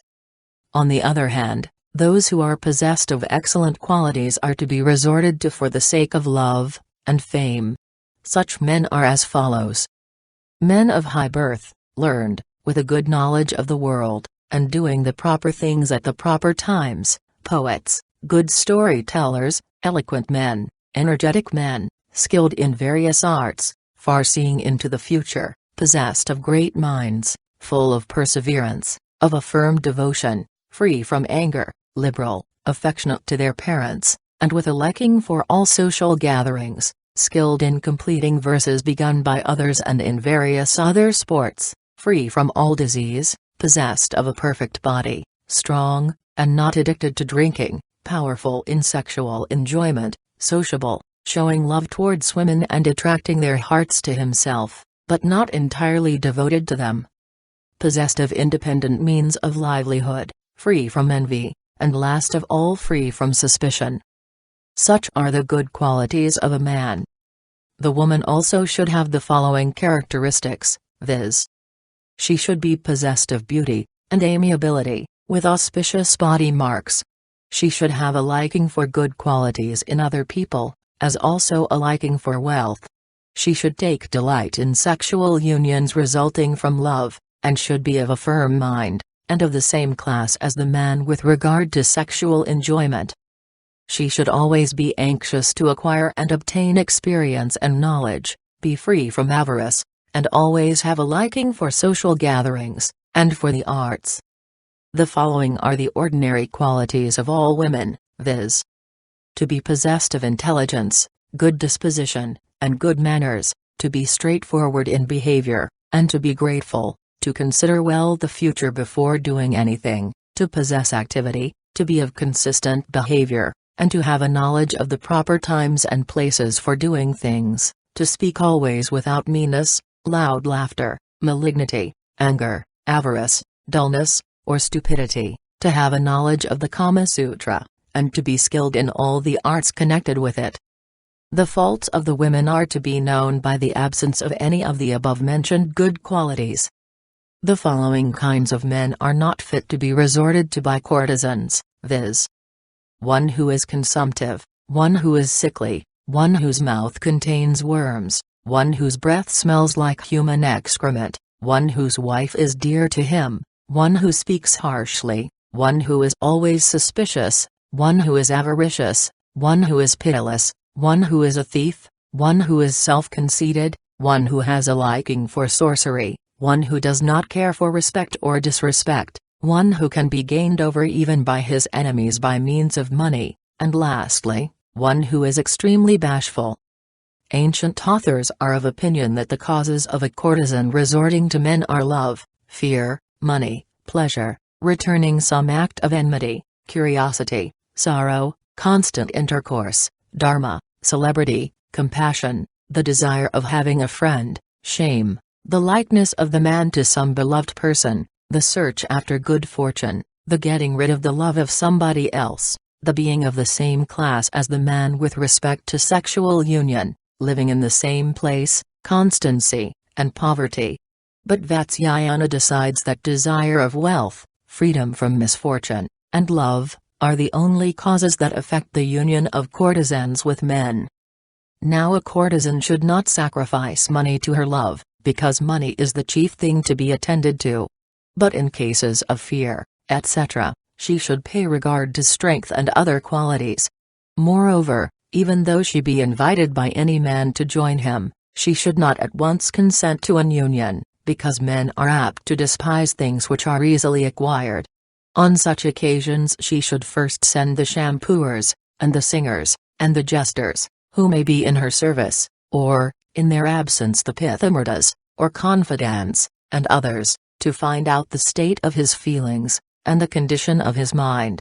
By means of these persons she should ascertain whether the man is pure or impure, affected, or the reverse, capable of attachment, or indifferent, liberal or niggardly, and if she finds him to her liking, she should then employ the Vita and others to attach his mind to her. Accordingly, the pithamrita should bring the man to her house, under the pretense of seeing the fights of quails, cocks, and rams, of hearing the maina, a kind of starling, talk, or of seeing some other spectacle, or the practice of some art, or he may take the woman to the abode of the man. After this, when the man comes to her house, the woman should give him something capable of producing curiosity, and love in his heart, such as an affectionate present, telling him that it was specially designed for his use. She should also amuse him for a long time by telling him such stories, and doing such things as he may take most delight in. When he goes away she should frequently send to him a female attendant, skilled in carrying on a jesting conversation, and also a small present at the same time. She should also sometimes go to him herself under the pretense of some business, and accompanied by the pithamrita. Thus end the means of attaching to herself the man desired. There are also some verses on the subject as follows. When a lover comes to her abode, a courtesan should give him a mixture of betel leaves and betel nut, garlands of flowers, and perfumed ointments, and, showing her skill in arts, should entertain him with a long conversation. She should also give him some loving presents, and make an exchange of her own things with his, and at the same time should show him her skill in sexual enjoyment. When a courtesan is thus united with her lover, she should always delight him by affectionate gifts, by conversation, and by the application of tender means of enjoyment. Chapter 2. Of living like a wife. When a courtesan is living as a wife with her lover, she should behave like a chaste woman, and do everything to his satisfaction. Her duty in this respect, in short, is, that she should give him pleasure, but should not become attached to him, though behaving as if she were really attached. Now the following is the manner in which she is to conduct herself, so as to accomplish the above-mentioned purpose. She should have a mother dependent on her, one who should be represented as very harsh, and who looked upon money as her chief object in life. In the event of there being no mother, then an old and confidential nurse should play the same role. The mother or nurse, on their part, should appear to be displeased with the lover, and forcibly take her away from him. The woman herself should always show pretended anger, dejection, fear, and shame on this account, but should not disobey the mother or nurse at any time. She should make out to the mother or nurse that the man is suffering from bad health, and making this a pretext for going to see him, she should go on that account. She is, moreover, to do the following things for the purpose of gaining the man's favor, viz. Sending her female attendant to bring the flowers used by him on the previous day, in order that she may use them herself as a mark of affection, also asking for the mixture of betel nut and leaves that have remained uneaten by him, expressing wonder at his knowledge of sexual intercourse, and the several means of enjoyment used by him, learning from him the 64 kinds of pleasure mentioned by Bhagwan, continually practicing the ways of enjoyment as taught by him, and according to his liking, keeping his secrets, telling him her own desires and secrets, concealing her anger, never neglecting him on the bed when he turns his face towards her, touching any parts of his body according to his wish, kissing and embracing him when he is asleep, looking at him with apparent anxiety when he is wrapped in thought, or thinking of some other subject than herself, showing neither complete shamelessness, nor excessive bashfulness when he meets her, or sees her standing on the terrace of her house from the public road, hating his enemies, loving those who are dear to him, showing a liking for that which he likes, being in high or low spirits according to the state that he is in himself, expressing a curiosity to see his wives, not continuing her anger for a long time, suspecting even the marks and wounds made by herself with her nails and teeth on his body to have been made by some other woman, keeping her love for him unexpressed by words, but showing it by deeds, and signs, and hints, remaining silent when he is asleep, intoxicated, or sick, being very attentive when he describes his good actions, and reciting them afterwards to his praise and benefit, giving witty replies to him if he be sufficiently attached to her, listening to all his stories, except those that relate to her rivals, expressing feelings of dejection and sorrow if he sighs, yawns, or falls down, pronouncing the words livelong when he sneezes, pretending to be ill, or to have the desire of pregnancy, when she feels dejected, abstaining from praising the good qualities of anybody else, and from censuring those who possess the same faults as her own man, wearing anything that may have been given to her by him, abstaining from putting on her ornaments, and from taking food when he is in pain, sick, low-spirited, or suffering from misfortune, and condoling and lamenting with him over the same, wishing to accompany him if he happens to leave the country himself or if he be banished from it by the king, expressing a desire not to live after him, telling him that the whole object and desire of her life was to be united with him, offering previously promised sacrifices to the deity when he acquires wealth, or has some desire fulfilled, or when he has recovered from some illness or disease, putting on ornaments every day, not acting too freely with him, reciting his name and the name of his family in her songs, placing his hand on her loins, bosom and forehead, and falling asleep after feeling the pleasure of his touch, sitting on his lap and falling asleep there, wishing to have a child by him, desiring not to live longer than he does, abstaining from revealing his secrets to others, dissuading him from vows and fasts by saying let the sin fall upon me, keeping vows and fasts along with him when it is impossible to change his mind on the subject, telling him that vows and fasts are difficult to be observed, even by herself, when she has any dispute with him about them, looking on her own wealth and his without any distinction, abstaining from going to public assemblies without him, and accompanying him when he desires her to do so, taking delight in using things previously used by him, and in eating food that he has left uneaten, venerating his family, his disposition, his skill in the arts, his learning, his caste, his complexion, his native country, his friends, his good qualities, his age, and his sweet temper, asking him to sing, and to do other such like things, if able to do them, going to him without paying any regard to fear, to cold, to heat, or to rain, saying with regard to the next world that he should be her lover even there, adapting her tastes, disposition and actions to his liking, abstaining from sorcery, disputing continually with her mother on the subject of going to him, and, when forcibly taken by her mother to some other place, expressing her desire to die by taking poison, by starving herself to death, by stabbing herself with some weapon, or by hanging herself, and lastly assuring the man of her constancy and love by means of her agents, and receiving money herself, but abstaining from any dispute with her mother with regard to pecuniary matters. When the man sets out on a journey, she should make him swear that he will return quickly, and in his absence should put aside her vows of worshipping the deity, and should wear no ornaments except those that are lucky. If the time fixed for his return has passed, she should endeavor to ascertain the real time of his return from omens, from the reports of the people, and from the positions of the planets, the moon and the stars. On occasions of amusement, and of auspicious dreams, she should say let me be soon united to him. If, moreover, she feels melancholy, or sees any inauspicious omen, she should perform some rite to appease the deity. When the man does return home she should worship the god Kama, that is, the Indian Cupid, and offer oblations to other deities, and having caused a pot filled with water to be brought by her friends, she should perform the worship in honor of the crow who eats the offerings which we make to the manes of deceased relations. After the first visit is over, she should ask her lover also to perform certain rites, and this he will do if he is sufficiently attached to her.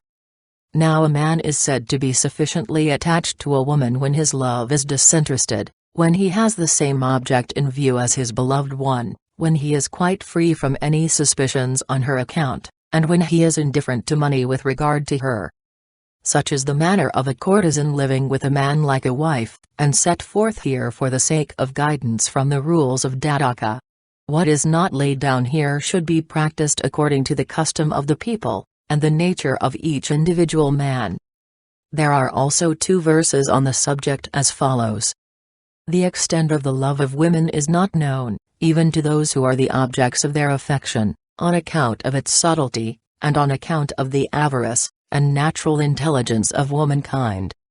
Women are hardly ever known in their true light, though they may love men, or become indifferent towards them, may give them delight, or abandon them, or may extract from them all the wealth that they may possess.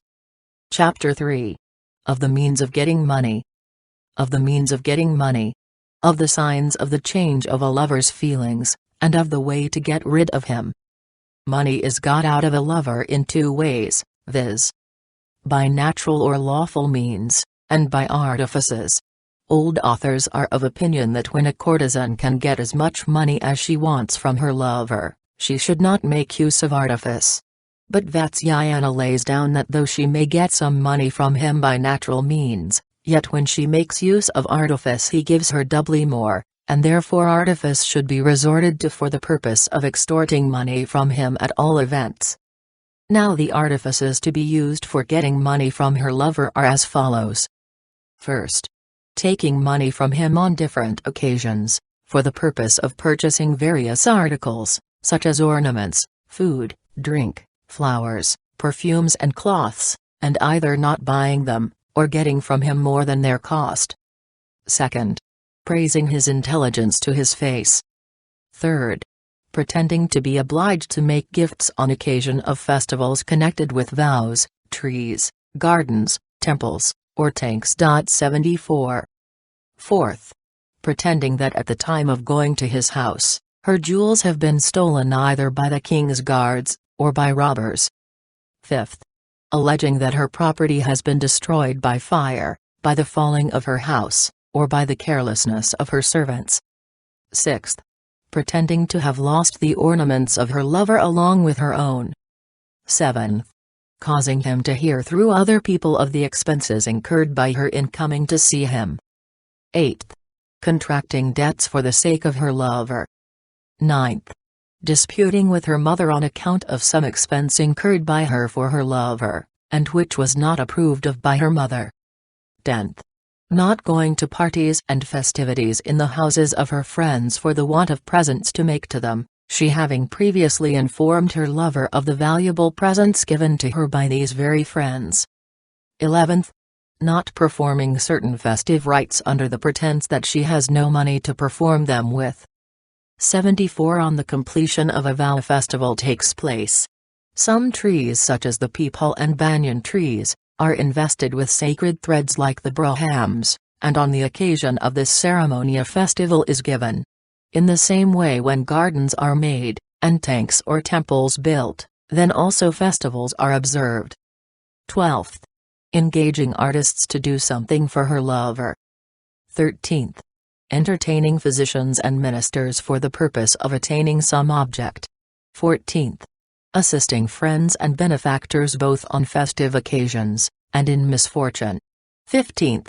Performing household rites. 16th. Having to pay the expenses of the ceremony of marriage of the son of a female friend. 17th. Having to satisfy curious wishes during her state of pregnancy. 18th. Pretending to be ill, and charging her cost of treatment. 19th. Having to remove the troubles of a friend. 20th. Selling some of her ornaments, so as to give her lover a present. 21st. Pretending to sell some of her ornaments, furniture, or cooking utensils to a trader, who has been already tutored how to behave in the matter. 22nd. Having to buy cooking utensils of greater value than those of other people, so that they might be more easily distinguished, and not changed for others of an inferior description. 23rd. Remembering the former favors of her lover, and causing them always to be spoken of by her friends and followers. 24th. Informing her lover of the great gains of other courtesans. 25th. Describing before them, and in the presence of her lover, her own great gains, and making them out to be greater even than theirs, though such may not have been really the case. 26th. Openly opposing her mother when she endeavors to persuade her to take up with men with whom she has been formerly acquainted, on account of the great gains to be got from them. 27th. Lastly, pointing out to her lover the liberality of his rivals. Thus end the ways and means of getting money. A woman should always know the state of the mind, of the feelings, and of the disposition of her lover towards her, from the changes of his temper, his manner, and the color of his face. The behavior of a waning lover is as follows. First, he gives the woman either less than is wanted, or something else than that which is asked for. Second, he keeps her in hopes by promises. Third, he pretends to do one thing, and does something else. Fourth, he does not fulfill her desires. Fifth, he forgets his promises, or does something else than that which he has promised. Sixth, he speaks with his own servants in a mysterious way. Seventh, he sleeps in some other house under the pretense of having to do something for a friend. Eighth, lastly, he speaks in private with the attendants of a woman with whom he was formerly acquainted. Now when a courtesan finds that her lover's disposition towards her is changing, she should get possession of all his best things before he becomes aware of her intentions, and allow a supposed creditor to take them away forcibly from her in satisfaction of some pretended debt. After this, if the lover is rich, and has always behaved well towards her, she should ever treat him with respect, but if he is poor and destitute, she should get rid of him as if she had never been acquainted with him in any way before. The means of getting rid of a lover are as follows. First, describing the habits and vices of the lover as disagreeable and censurable, with the sneer of the lip, and the stamp of the foot. Second, speaking on a subject with which he is not acquainted. Third, showing no admiration for his learning, and passing a censure upon it. Fourth, putting down his pride. Fifth, seeking the company of men who are superior to him in learning and wisdom. Sixth, showing a disregard for him on all occasions. Seventh, censuring men possessed of the same faults as her lover. Eighth, expressing dissatisfaction at the ways and means of enjoyment used by him. Ninth, not giving him her mouth to kiss. 10th, refusing access to her jhana, that is, the part of the body between the navel and the thighs. 11th, showing a dislike for the wounds made by his nails and teeth. 12th, not pressing close up against him at the time when he embraces her. 13th, keeping her limbs without movement at the time of congress. 14th, desiring him to employ her when he is fatigued. 15th, laughing at his attachment to her. 16th, not responding to his embraces. 17th, turning away from him when he begins to embrace her. 18th, pretending to be sleepy. 19th, going out visiting, or into company, when she perceives his desire to enjoy her during the daytime. 20th, misconstructing his words. 21st, laughing without any joke, or at the time of any joke made by him, laughing under some pretense. 22nd, looking with side glances at her own attendants, and clapping her hands when he says anything. 23rd, interrupting him in the middle of his stories, and beginning to tell other stories herself. 24th, reciting his faults and his vices, and declaring them to be incurable. 25th, saying words to her female attendants calculated to cut the heart of her lover to the quick. 26th, taking care not to look at him when he comes to her. 27th, asking him what cannot be granted. 28th, and, after all, finally dismissing him. There are also 2 verses on this subject as follows. The duty of a courtesan consists in forming connections with suitable men after due and full consideration, and attaching the person with whom she is united to herself, in obtaining wealth from the person who is attached to her, and then dismissing him after she has taken away all his possessions. A courtesan leading in this manner the life of a wife is not troubled with too many lovers, and yet obtains abundance of wealth. Chapter 4. About reunion with a former lover. When a courtesan abandons her present lover after all his wealth is exhausted, she may then consider about her reunion with a former lover. But she should return to him only if he has acquired fresh wealth, or is still wealthy, and if he is still attached to her. And if this man be living at the time with some other women, she should consider well before she acts. Now such a man can only be in one of the 6 following conditions, viz. First, he may have left the first woman of his own accord, and may even have left another woman since then. Second, he may have been driven away from both women. Third, he may have left the one woman of his own accord, and be living with another woman.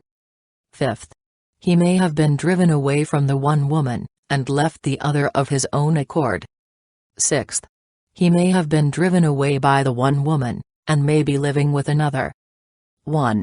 Now if the man has left both women of his own accord, he should not be resorted to, on account of the fickleness of his mind, and his indifference to the excellencies of both of them.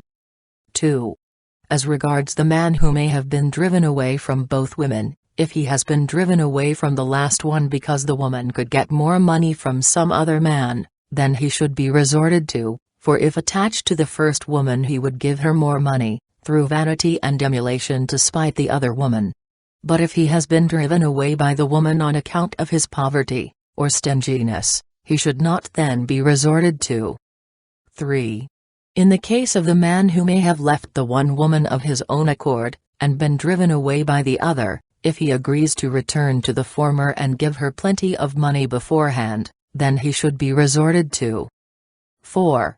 In the case of the man who may have left the one woman of his own accord, and be living with another woman, the former, wishing to take up with him again, should first ascertain if he left her in the first instance in the hope of finding some particular excellence in the other woman, and that not having found any such excellence, he was willing to come back to her, and to give her much money on account of his conduct, and on account of his affection still existing for her. Or, whether, having discovered many faults in the other woman, he would now see even more excellences in herself than actually exist, and would be prepared to give her much money for these qualities. Or, lastly, to consider whether he was a weak man, or a man fond of enjoying many women, or one who liked a poor woman, or one who never did anything for the woman that he was with. After maturely considering all these things, she should resort to him or not, according to circumstances. 5.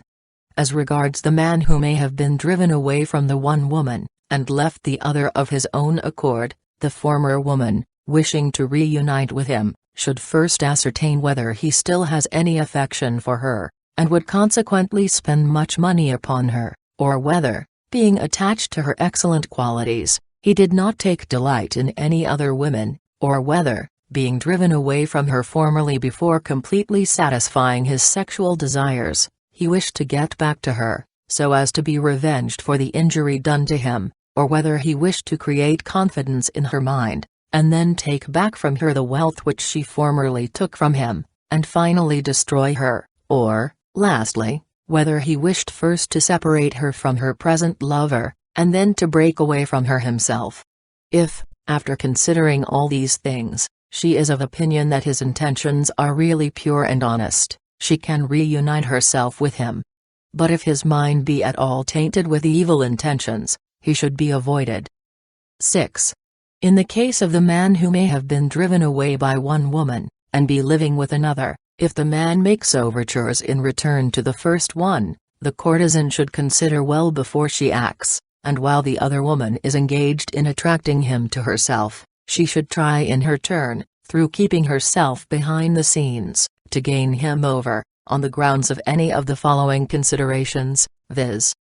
First, that he was driven away unjustly and for no proper reason, and now that he has gone to another woman, every effort must be used to bring him back to myself. Second, that if he were once to converse with me again, he would break away from the other woman. Third, that the pride of my present lover would be put down by means of the former one. Fourth, that he has become wealthy, has secured a higher position, and holds a place of authority under the king. Fifth, that he is separate from his wife. Sixth, that he is now independent. Seventh, that he lives apart from his father, or brother. Eighth, that by making peace with him I shall be able to get hold of a very rich man, who is now prevented from coming to me by my present lover.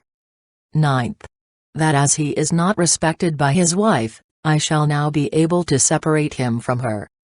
10th, that the friend of this man loves my rival, who hates me cordially. I shall, therefore, by this means separate the friend from his mistress. 11th, and lastly, I shall bring discredit upon him by bringing him back to me, thus showing the fickleness of his mind. When a courtesan is resolved to take up again with a former lover, her Pithamurda and other servants should tell him that his former expulsion from the woman's house was caused by the wickedness of her mother, that the woman loved him just as much as ever at that time, but could not help the occurrence on account of her deference to her mother's will, that she hated the union of her present lover, and disliked him excessively. In addition to this, they should create confidence in his mind by speaking to him of her former love for him, and should allude to the mark of that love that she has ever remembered. This mark of her love should be connected with some kind of pleasure that may have been practiced by him, such as his way of kissing her, or manner of having connection with her. Thus end the ways of bringing about a reunion with a former lover. When a woman has to choose between two lovers, one of whom was formerly united with her, while the other is a stranger, the Akriyas, sages, are of opinion that the first one is preferable, because his disposition and character being already known by previous careful observation, he can be easily pleased and satisfied, but Vatsayana thinks that a former lover, having already spent a great deal of his wealth, is not able or willing to give much money again, and is not, therefore, to be relied upon so much as a stranger. Particular cases may, however, arise differing from this general rule on account of the different natures of men. There are also verses on the subject as follows. Reunion with a former lover may be desirable so as to separate some particular woman from some particular man, or some particular man from some particular woman, or to have a certain effect upon the present lover. When a man is excessively attached to a woman, he is afraid of her coming into contact with other men, he does not then regard or notice her faults, and he gives her much wealth through fear of her leaving him. A courtesan should be agreeable to the man who is attached to her, and despise the man who does not care for her. If while she is living with one man a messenger comes to her from some other man, she may either refuse to listen to any negotiations on his part, or appoint a fixed time for him to visit her, but she should not leave the man who may be living with her and who may be attached to her. A wise woman should only renew her connection with a former lover if she is satisfied that good fortune, gain, love, and friendship are likely to be the result of such a reunion. Chapter 5. Of different kinds of gain. When a courtesan is able to realize much money every day, by reason of many customers, she should not confine herself to a single lover. Under such circumstances, she should fix her rate for one night, after considering the place, the season, and the condition of the people, and having regard to her own good qualities and good looks, and after comparing her rates with those of other courtesans. She can inform her lovers, and friends, and acquaintances about these charges. If, however, she can obtain a great gain from a single lover, she may resort to him alone, and live with him like a wife. Now, the sages are of opinion that when a courtesan has the chance of an equal gain from two lovers at the same time, a preference should be given to the one who would give her the kind of thing which she wants. but Vatsayana says that the preference should be given to the one who gives her gold, because it cannot be taken back like some other things. It can be easily received, and is also the means of procuring anything that may be wished for. Of such things as gold, silver, copper, bell metal, iron, pots, furniture, beds, upper garments, undervestments, fragrant substances, vessels made of gourds, ghee, oil, corn, cattle, and other things of a like nature, the first, viz., gold, is superior to all the others. When the same labor is required to gain any two lovers, or when the same kind of thing is to be got from each of them, the choice should be made by the advice of a friend, or it may be made from their personal qualities, or from the signs of good or bad fortune that may be connected with them. When there are two lovers, one of whom is attached to the courtesan, and the other is simply very generous, the sages say that the preference should be given to the generous lover, but Vatsayana is of opinion that the one who is really attached to the courtesan should be preferred, because he can be made to be generous, even as a miser gives money if he becomes fond of a woman, but a man who is simply generous cannot be made to love with real attachment. But among those who are attached to her, if there is one who is poor, and one who is rich, the preference is of course to be given to the latter. When there are two lovers, one of whom is generous, and the other ready to do any service for the courtesan, some sages say that the one who is ready to do the service should be preferred, but Vatsayana is of opinion that a man who does a service thinks that he has gained his object when he has done something once, but a generous man does not care for what he has given before. Even here the choice should be guided by the likelihood of the future good to be derived from her union with either of them. When one of the two lovers is grateful, and the other liberal, some sages say that the liberal one should be preferred, but Vatsayana is of opinion that the former should be chosen, because liberal men are generally haughty, plain-spoken, and wanting in consideration towards others. Even though these liberal men have been on friendly terms for a long time, yet if they see any fault in the courtesan, or are told lies about her by some other women, they do not care for past services, but leave abruptly. On the other hand, the grateful man does not at once break off from her, on account of a regard for the pains she may have taken to please him. In this case also the choice is to be guided with respect to what may happen in future. When an occasion for complying with the request of a friend, and a chance of getting money come together, the sages say that the chance of getting money should be preferred. But Vatsayana thinks that the money can be obtained tomorrow as well as today, but if the request of the friend be not at once complied with, he may become disaffected. Even here, in making the choice, regard must be paid to future good fortune. On such an occasion, however, the courtesan might pacify her friend by pretending to have some work to do, and telling him that his request will be complied with next day, and in this way secure the chance of getting the money that has been offered her. When the chance of getting money, and the chance of avoiding some disaster come at the same time, the sages are of opinion that the chance of getting money should be preferred, but Vatsayana says that money has only a limited importance, while a disaster that is once averted may never occur again. Here, however, the choice should be guided by the greatness or smallness of the disaster. The gains of the wealthiest and best kind of courtesans are to be spent as follows: building temples, tanks, and gardens, giving 1,000 cows to different Brahmins, carrying on the worship of the gods, and celebrating festivals in their honor, and, lastly, performing such vows as may be within their means.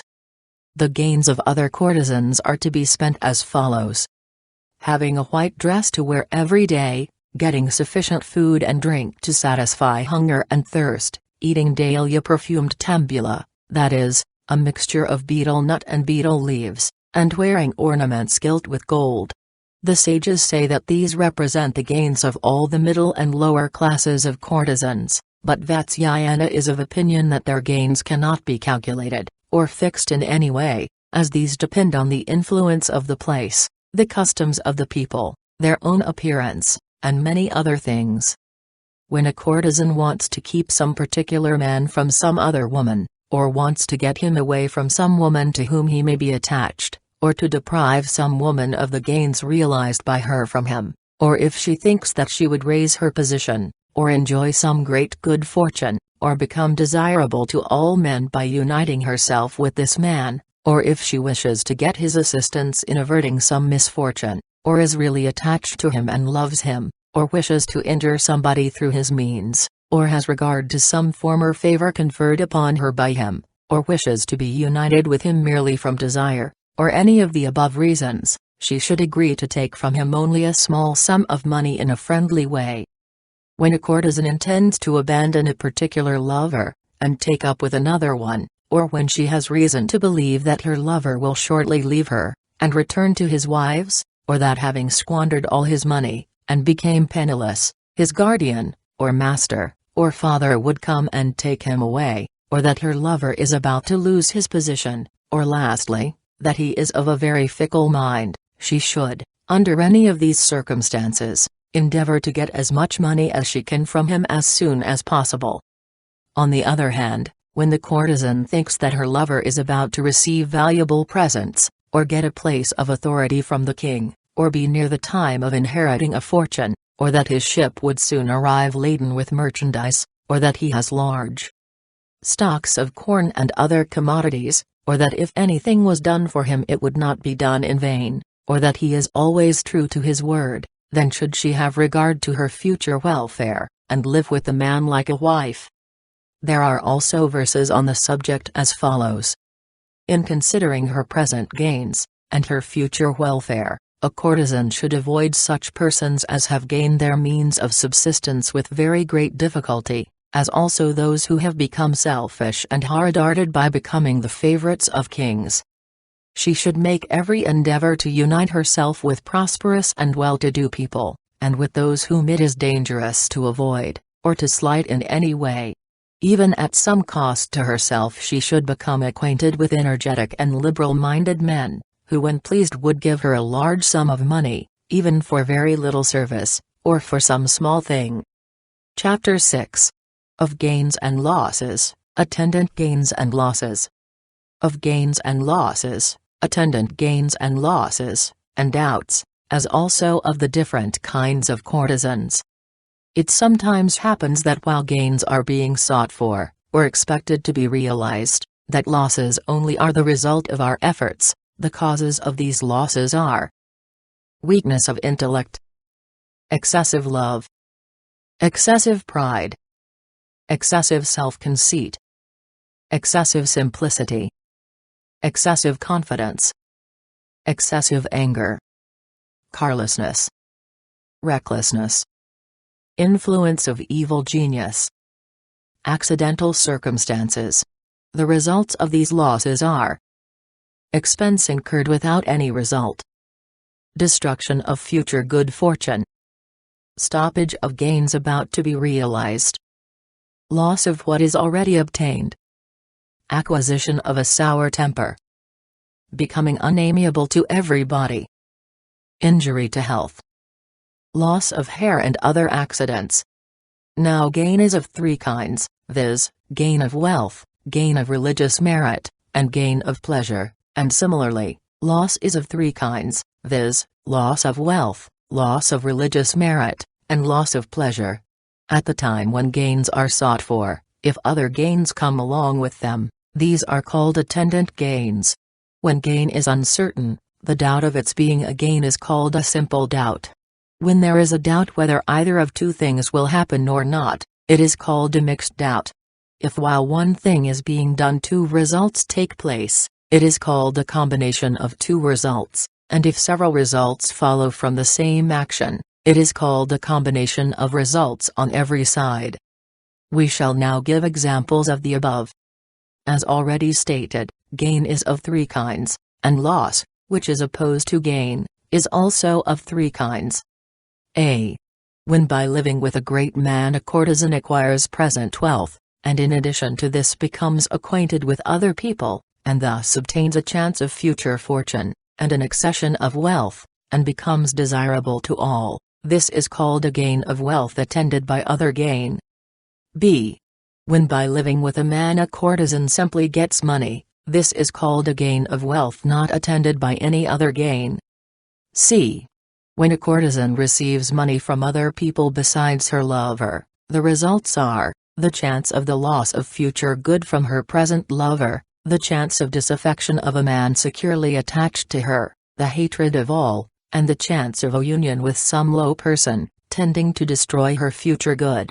This gain is called a gain of wealth attended by losses. d. When a courtesan, at her own expense, and without any results in the shape of gain, has connected with a great man, or an avaricious minister, for the sake of diverting some misfortune, or removing some cause that may be threatening the destruction of a great gain, this loss is said to be a loss of wealth attended by gains of the future good which it may bring about. e. When a courtesan is kind, even at her own expense, to a man who is very stingy, or to a man proud of his looks, or to an ungrateful man skilled in gaining the heart of others, without any good resulting from these connections to her in the end, this loss is called a loss of wealth not attended by any gain. f. When a courtesan is kind to any such man as described above, but who in addition are favorites of the king, and moreover cruel and powerful, without any good result in the end, and with a chance of her being turned away at any moment, this loss is called a loss of wealth attended by other losses. In this way gains and losses, and attendant gains and losses in religious merit and pleasures may become known to the reader, and combinations of all of them may also be made. Thus end the remarks on gains and losses, and attendant gains and losses. In the next place we came to doubts, which are again of three kinds, viz., doubts about wealth, doubts about religious merit, and doubts about pleasures. The following are examples. a. When a courtesan is not certain how much a man may give her, or spend upon her, this is called a doubt about wealth. b. When a courtesan feels doubtful whether she is right in entirely abandoning a lover from whom she is unable to get money, she having taken all his wealth from him in the first instance, this doubt is called a doubt about religious merit. c. When a courtesan is unable to get hold of a lover to her liking, and is uncertain whether she will derive any pleasure from a person surrounded by his family, or from a low person, this is called a doubt about pleasure.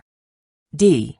When a courtesan is uncertain whether some powerful but low-principled fellow would cause loss to her on account of her not being civil to him, this is called a doubt about the loss of wealth. e. When a courtesan feels doubtful whether she would lose religious merit by abandoning a man who is attached to her without giving him the slightest favor, and thereby causing him unhappiness in this world and the next. 75 This doubt is called a doubt about the loss of a religious merit. f.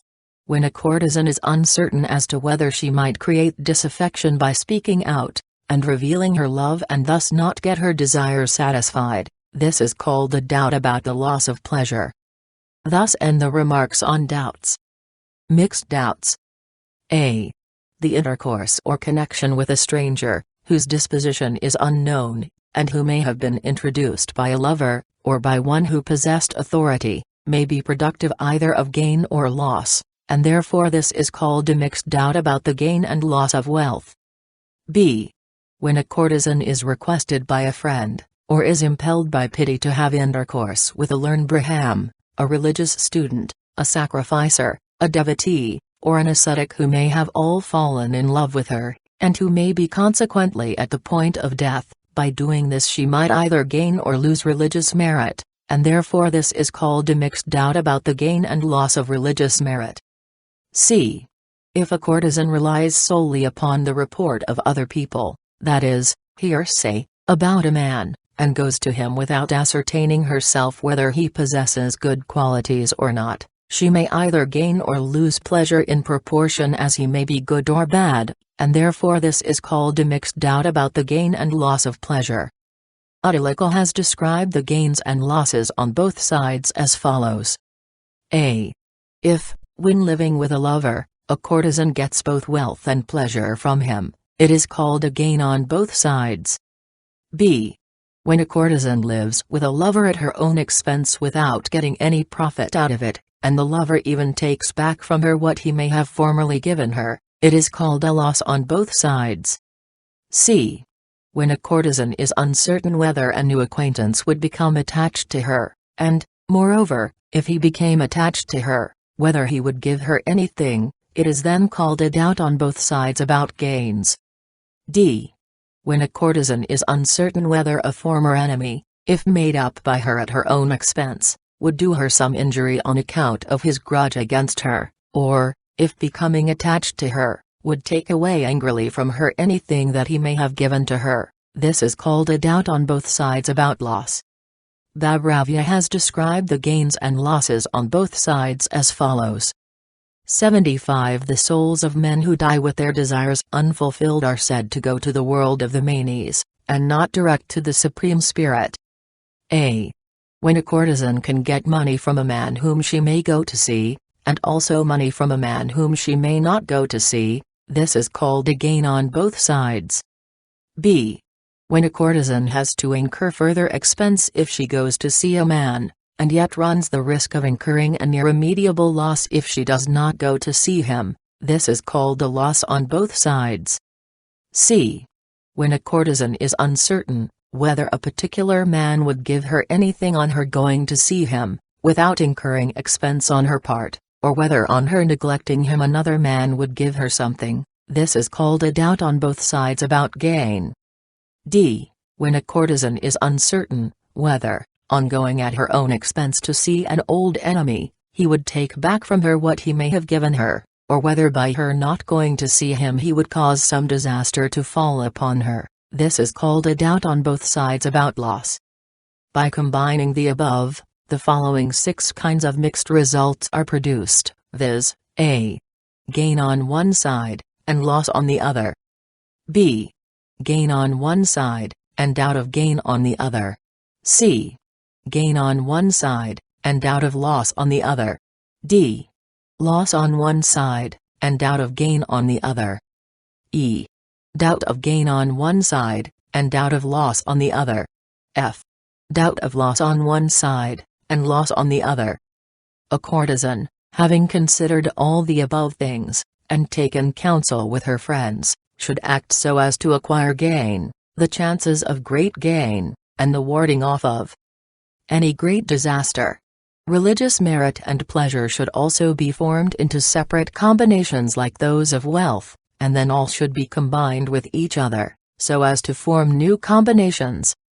When a courtesan consorts with men, she should cause each of them to give her money as well as pleasure. At particular times, such as the spring festivals, etc., she should make her mother announce to the various men that on a certain day her daughter would remain with the man who would gratify such and such a desire of hers. When young men approach her with delight, she should think of what she may accomplish through them. The combination of gains and losses on all sides are, gain on one side, and loss on all others, loss on one side and gain on all others, gain on all sides, loss on all sides. A courtesan should also consider doubts about gain and doubts about loss with reference both to wealth, religious merit, and pleasure. Thus ends the consideration of gain, loss, attendant gains, attendant losses, and doubts. The different kinds of courtesans are: a bawd, a female attendant, an unchaste woman, a dancing girl, a female artisan, a woman who has left her family, a woman living on her beauty, and, finally, a regular courtesan. All the above kinds of courtesans are acquainted with various kinds of men, and should consider the ways of getting money from them, of pleasing them, of separating themselves from them, and of reuniting with them. They should also take into consideration particular gains and losses, attendant gains and losses, and doubts in accordance with their several conditions. Thus end the considerations of courtesans. There are also 2 verses on the subject as follows. Men want pleasure, while women want money, and therefore this part, which treats of the means of gaining wealth, should be studied. There are some women who seek for love, and there are others who seek for money. For the former the ways of love are told in previous portions of this work, while the ways of getting money, as practiced by courtesans, are described in this part. End of Part 6. Part 7. About the means of attracting others to yourself. Chapter 1. On personal adornment, on subjugating the hearts of others. On personal adornment, on subjugating the hearts of others, and on tonic medicines. When a person fails to obtain the object of his desires by any of the ways previously related, he should then have recourse to other ways of attracting others to himself. Now, good looks, good qualities, youth, and liberality are the chief and most natural means of making a person agreeable in the eyes of others. But in the absence of these, a man or a woman must have resort to artificial means, or to art, and the following are some recipes that may be found useful. A. An ointment made of the Tabernamontana coronaria, the Costus specious or arabicus, and the Flacortia cataphracta, can be used as an unguent of adornment. B. If a fine powder is made of the above plants, and applied to the wick of a lamp, which is made to burn with the oil of blue vitriol, the black pigment or lamp black produced therefrom, when applied to the eyelashes, has the effect of making a person look lovely. C. The oil of the hogweed, the Achates putescens, the serena plant, the yellow amaranth, and the leaf of the nymphaea, if applied to the body, has the same effect. D. A black pigment from the same plants produce a similar effect. E. By eating the powder of the Nelumbrium specium, the blue lotus, and the Mesneroxburgae, with ghee and honey, a man becomes lovely in the eyes of others. F. The above things, together with the Tabernamontana coronaria, and the Xanthochimus pictreus, if used as an ointment, produce the same results. G. If the bone of a peacock or of an hyena be covered with gold, and tied on the right hand, it makes a man lovely in the eyes of other people. H. In the same way, if a bead, made of the seed of the jujube, or of the conch shell, be enchanted by the incantations mentioned in the Atharvana Veda, or by the incantations of those well skilled in the science of magic, and tied on the hand, it produces the same result as described above. I. When a female attendant arrives at the age of puberty, her master should keep her secluded, and when men ardently desire her on account of her seclusion, and on account of the difficulty of approaching her, he should then bestow her hand on such a person as may endow her with wealth and happiness. This is a means of increasing the loveliness of a person in the eyes of others. In the same way, when the daughter of a courtesan arrives at the age of puberty, the mother should get together a lot of young men of the same age, disposition, and knowledge as her daughter, and tell them that she would give her in marriage to the person who would give her presents of a particular kind. After this, the daughter should be kept in seclusion as far as possible, and the mother should give her in marriage to the man who may be ready to give her the presents agreed upon. If the mother is unable to get so much out of the man, she should show some of her own things as having been given to the daughter by the bridegroom. Or, the mother may allow her daughter to be married to the man privately, as if she was ignorant of the whole affair, and then pretending that it has come to her knowledge, she may give her consent to the union.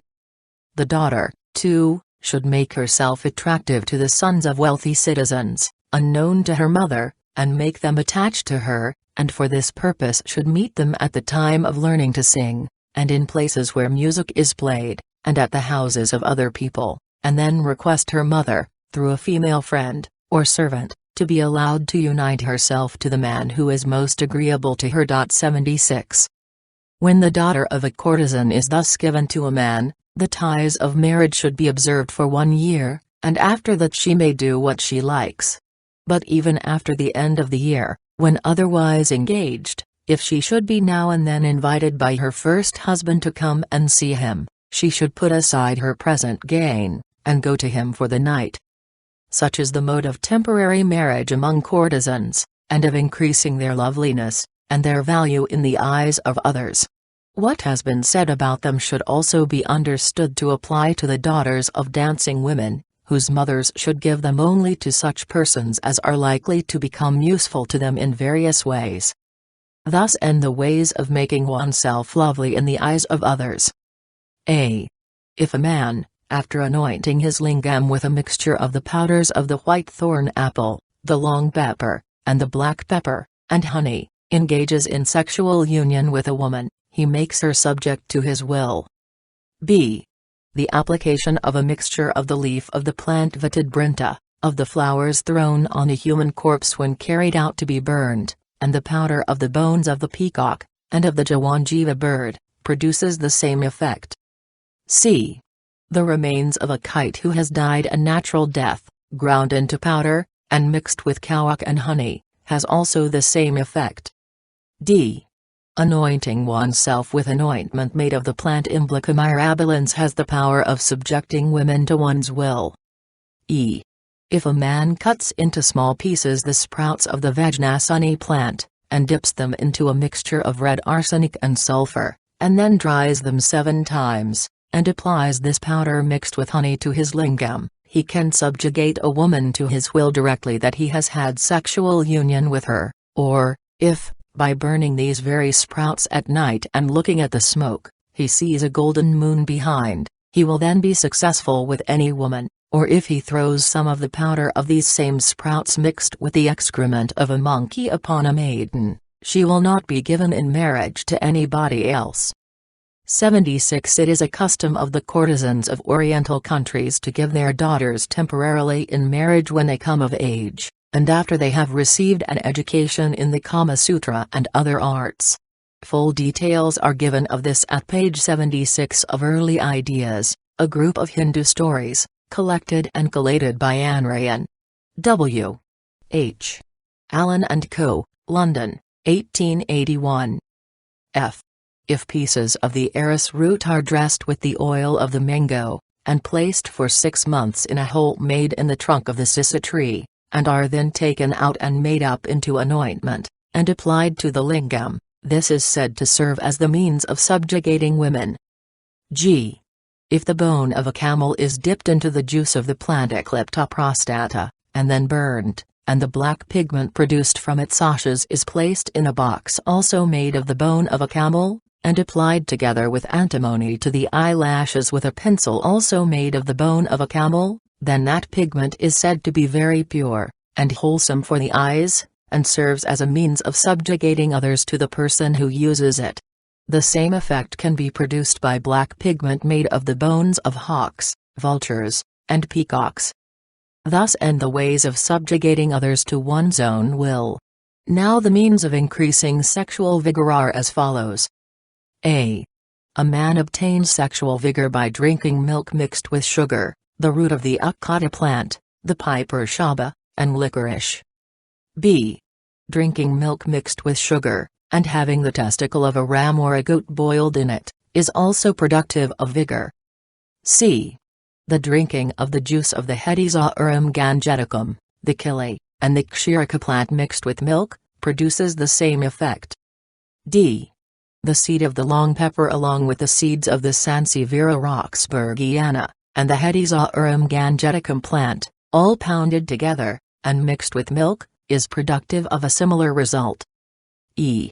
According to ancient authors, if a man pounds the seeds or roots of the Tripibus spinosa, the kashirika, the Tuscan jasmine, and licorice, together with the kshirikapali, a kind of onion, and puts the powder into milk mixed with sugar and ghee, and having boiled the whole mixture on a moderate fire, drinks the paste so formed, he will be able to enjoy innumerable women.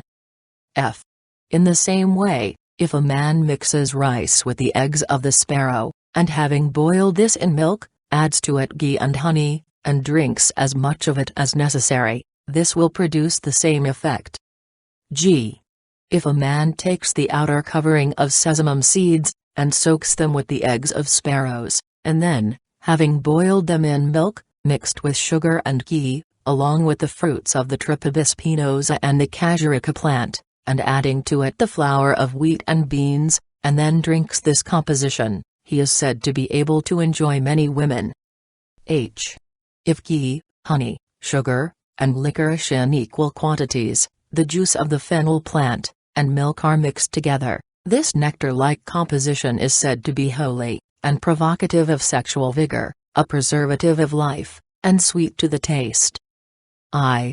The drinking of a paste composed of the asparagus racemosus, the shvadashtra plant, the guduki plant, the long pepper, and licorice, boiled in milk, honey, and ghee, in the spring, is said to have the same effect as the above.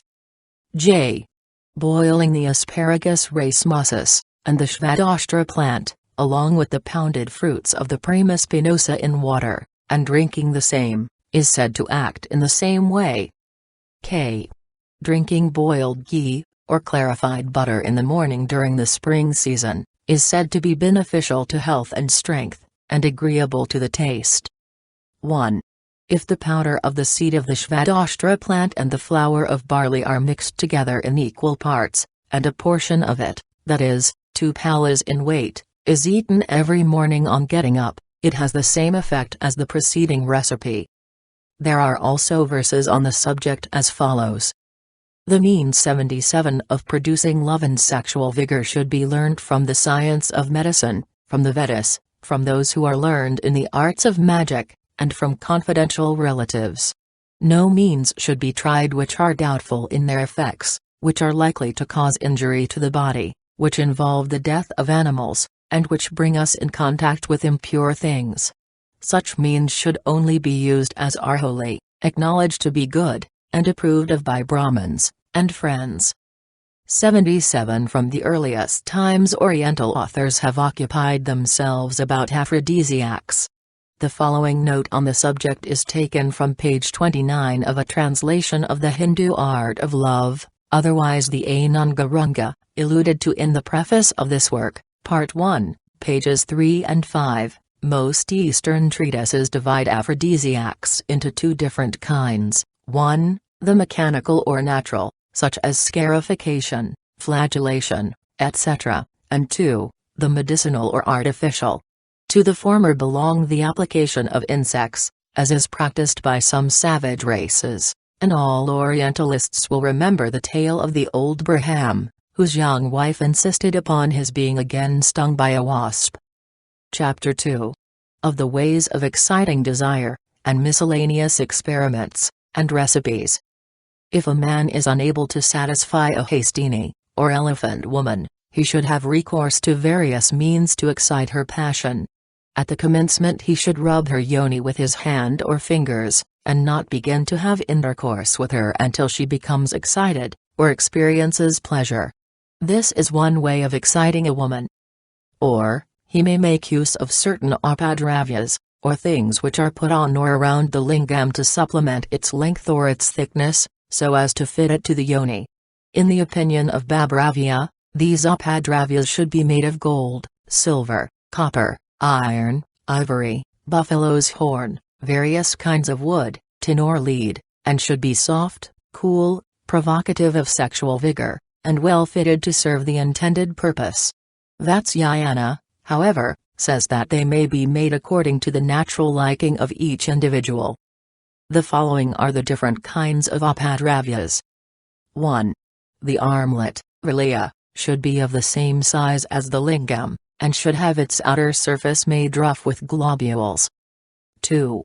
The couple, Sangati, is formed of 2 armlets. 3. The bracelet, Chudaka, is made by joining 3 or more armlets, until they come up to the required length of the lingam. 4. The single bracelet is formed by wrapping a single wire around the lingam, according to its dimensions. 5. The kantaka or jalaka is a tube open at both ends, with a hole through it, outwardly rough and studded with soft globules, and made to fit the side of the yoni, and tied to the waist. When such a thing cannot be obtained, then a tube made of the wood apple, or tubular stalk of the bottle gourd, or a reed made soft with oil and extracts of plants, and tied to the waist with strings, may be made use of, as also a row of soft pieces of wood tied together. The above are the things that can be used in connection with or in the place of the lingam. The people of the southern countries think that true sexual pleasure cannot be obtained without perforating the lingam, and they therefore cause it to be pierced like the lobes of the ears of an infant pierced for earrings. Now, when a young man perforates his lingam, he should pierce it with a sharp instrument, and then stand in water so long as the blood continues to flow. At night he should engage in sexual intercourse, even with vigor, so as to clean the hole. After this he should continue to wash the hole with decoctions, and increase the size by putting into it small pieces of cane, and the reishi and antidysenterica, and thus gradually enlarging the orifice. It may also be washed with licorice mixed with honey, and the size of the hole increased by the fruit stalks of the Semapatra plant. The hole should be anointed with a small quantity of oil. In the hole made in the lingam a man may put upadravyas of various forms, such as the round on one side, the wooden mortar, the flower, the armlet, the bone of the heron, the goad of the elephant, the collection of 8 balls, the lock of hair, the place where 4 roads meet, and other things named according to their forms and means of using them. All these upadravyas should be rough on the outside according to their requirements. The ways of enlarging the lingam must be now related. When a man wishes to enlarge his lingam, he should rub it with the bristles of certain insects that live in trees, and then, after rubbing it for 10 nights with oils, he should again rub it with the bristles as before. By continuing to do this, a swelling will be gradually produced in the lingam, and he should then lie on a cot, and cause his lingam to hang down through a hole in the cot. After this he should take away all the pain from the swelling by using cool concoctions. The swelling, which is called sukha, and is often brought about among the people of the Dravida country, lasts for life. If the lingam is rubbed with the following things, viz., the plant Physalis flexuosa, the Shavarokandaka plant, the Jalasuka plant, the fruit of the eggplant, the butter of a she-buffalo, the Hastri charma plant, and the juice of the Vajrarasa plant, a swelling lasting for 1 month will be produced.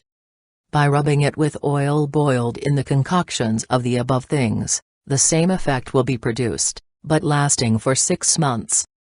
The enlargement of the lingam is also effected by rubbing it or moistening it with oil boiled on a moderate fire along with the seeds of the pomegranate, and the cucumber, the juices of the Valuka plant, the hasty charma plant, and the eggplant.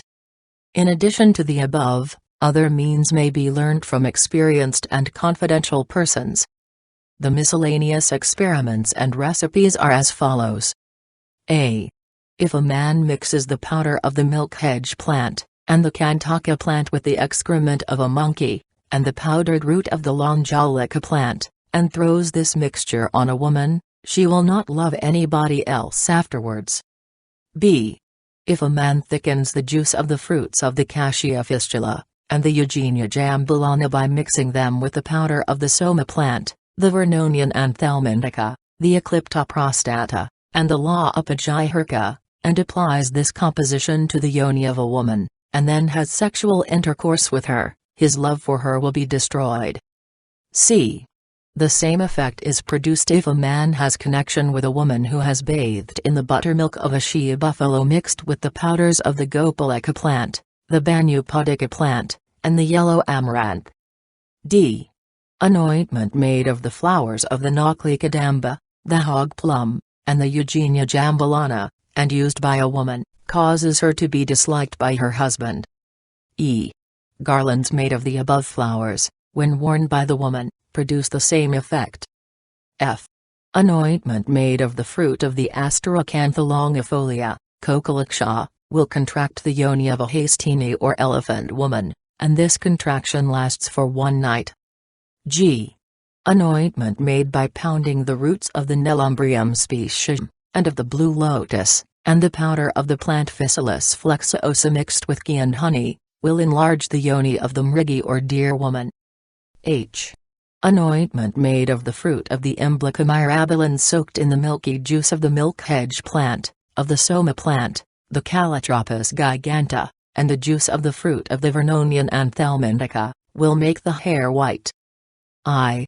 The juice of the roots of the Madayantaka plant, the yellow amaranth, the Anjanika plant, the Clitoria ternetia, and the Shlakshnaparni plant, used as a lotion, will make the hair grow. J.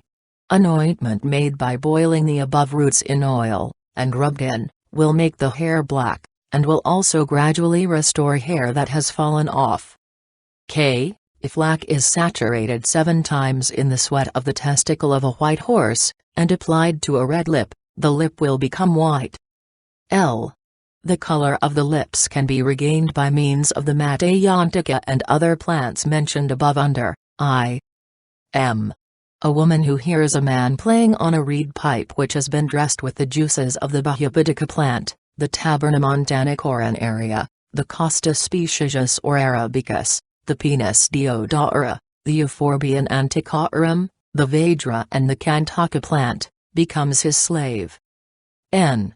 If food be mixed with the fruit of the thorn apple, dathura, it causes intoxication. O. If water be mixed with oil and the ashes of any kind of grass except the kusha grass, it becomes the color of milk. P. If yellow myrabolans, the hog plum, the shrawana plant, and the prayanga plant be all pounded together, and applied to iron pots, these pots become red. Q. If a lamp, trimmed with oil extracted from the shrawana and prayanga plants, its wick being made of cloth and the slough of the skins of snakes, is lighted, and long pieces of wood placed near it, those pieces of wood will resemble so many snakes. R. Drinking the milk of a white cow who has a white calf at her feet is auspicious, produces fame, and preserves life. S. The blessings of venerable Brahmins, well propitiated, have the same effect. There are also some verses in conclusion. Thus have I written in a few words the science of love, after reading the texts of ancient authors, and following the ways of enjoyment mentioned in them. He who is acquainted with the true principles of this science pays regard to Dharma, Artha, Kama, and to his own experiences, as well as to the teachings of others, and does not act simply on the dictates of his own desire. As for the errors in the science of love which I have mentioned in this work, on my own authority as an author, I have, immediately after mentioning them, carefully censured and prohibited them. An act is never looked upon with indulgence for the simple reason that it is authorized by the science, because it ought to be remembered that it is the intention of the science, that the rules which it contains should only be acted upon in particular cases.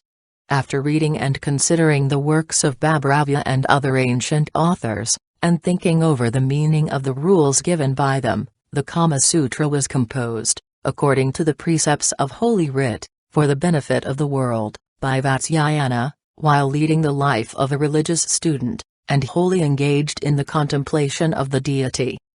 This work is not intended to be used merely as an instrument for satisfying our desires. A person, acquainted with the true principles of this science, and who preserves his Dharma, Artha, and Kama, and has regard for the practices of the people, is sure to obtain the mastery over his senses. In short, an intelligent and prudent person, attending to Dharma and Artha, and attending to Kama also, without becoming the slave of his passions, obtains success in everything that he may undertake. End of Part 7. Concluding remarks. Thus ends, in 7 parts, the Kama Sutra of Vatsyayana, which might otherwise be called a treatise on men and women, their mutual relationship, and connection with each other. It is a work that should be studied by all, both old and young. The former will find in it real truths, gathered by experience, and already tested by themselves, while the latter will derive the great advantage of learning things, which some perhaps may otherwise never learn at all, or which they may only learn when it is too late, those immortal words of Murabu, to profit by the learning. It can also be fairly commended to the student of social science and of humanity, and above all to the student of those early ideas, which have gradually filtered down through the sands of time, and which seem to prove that the human nature of today is much the same as the human nature of the long ago. It has been said of Balzac, the great, if not the greatest of French novelists, that he seemed to have inherited a natural and intuitive perception of the feelings of men and women, and has described them with an analysis worthy of a man of science.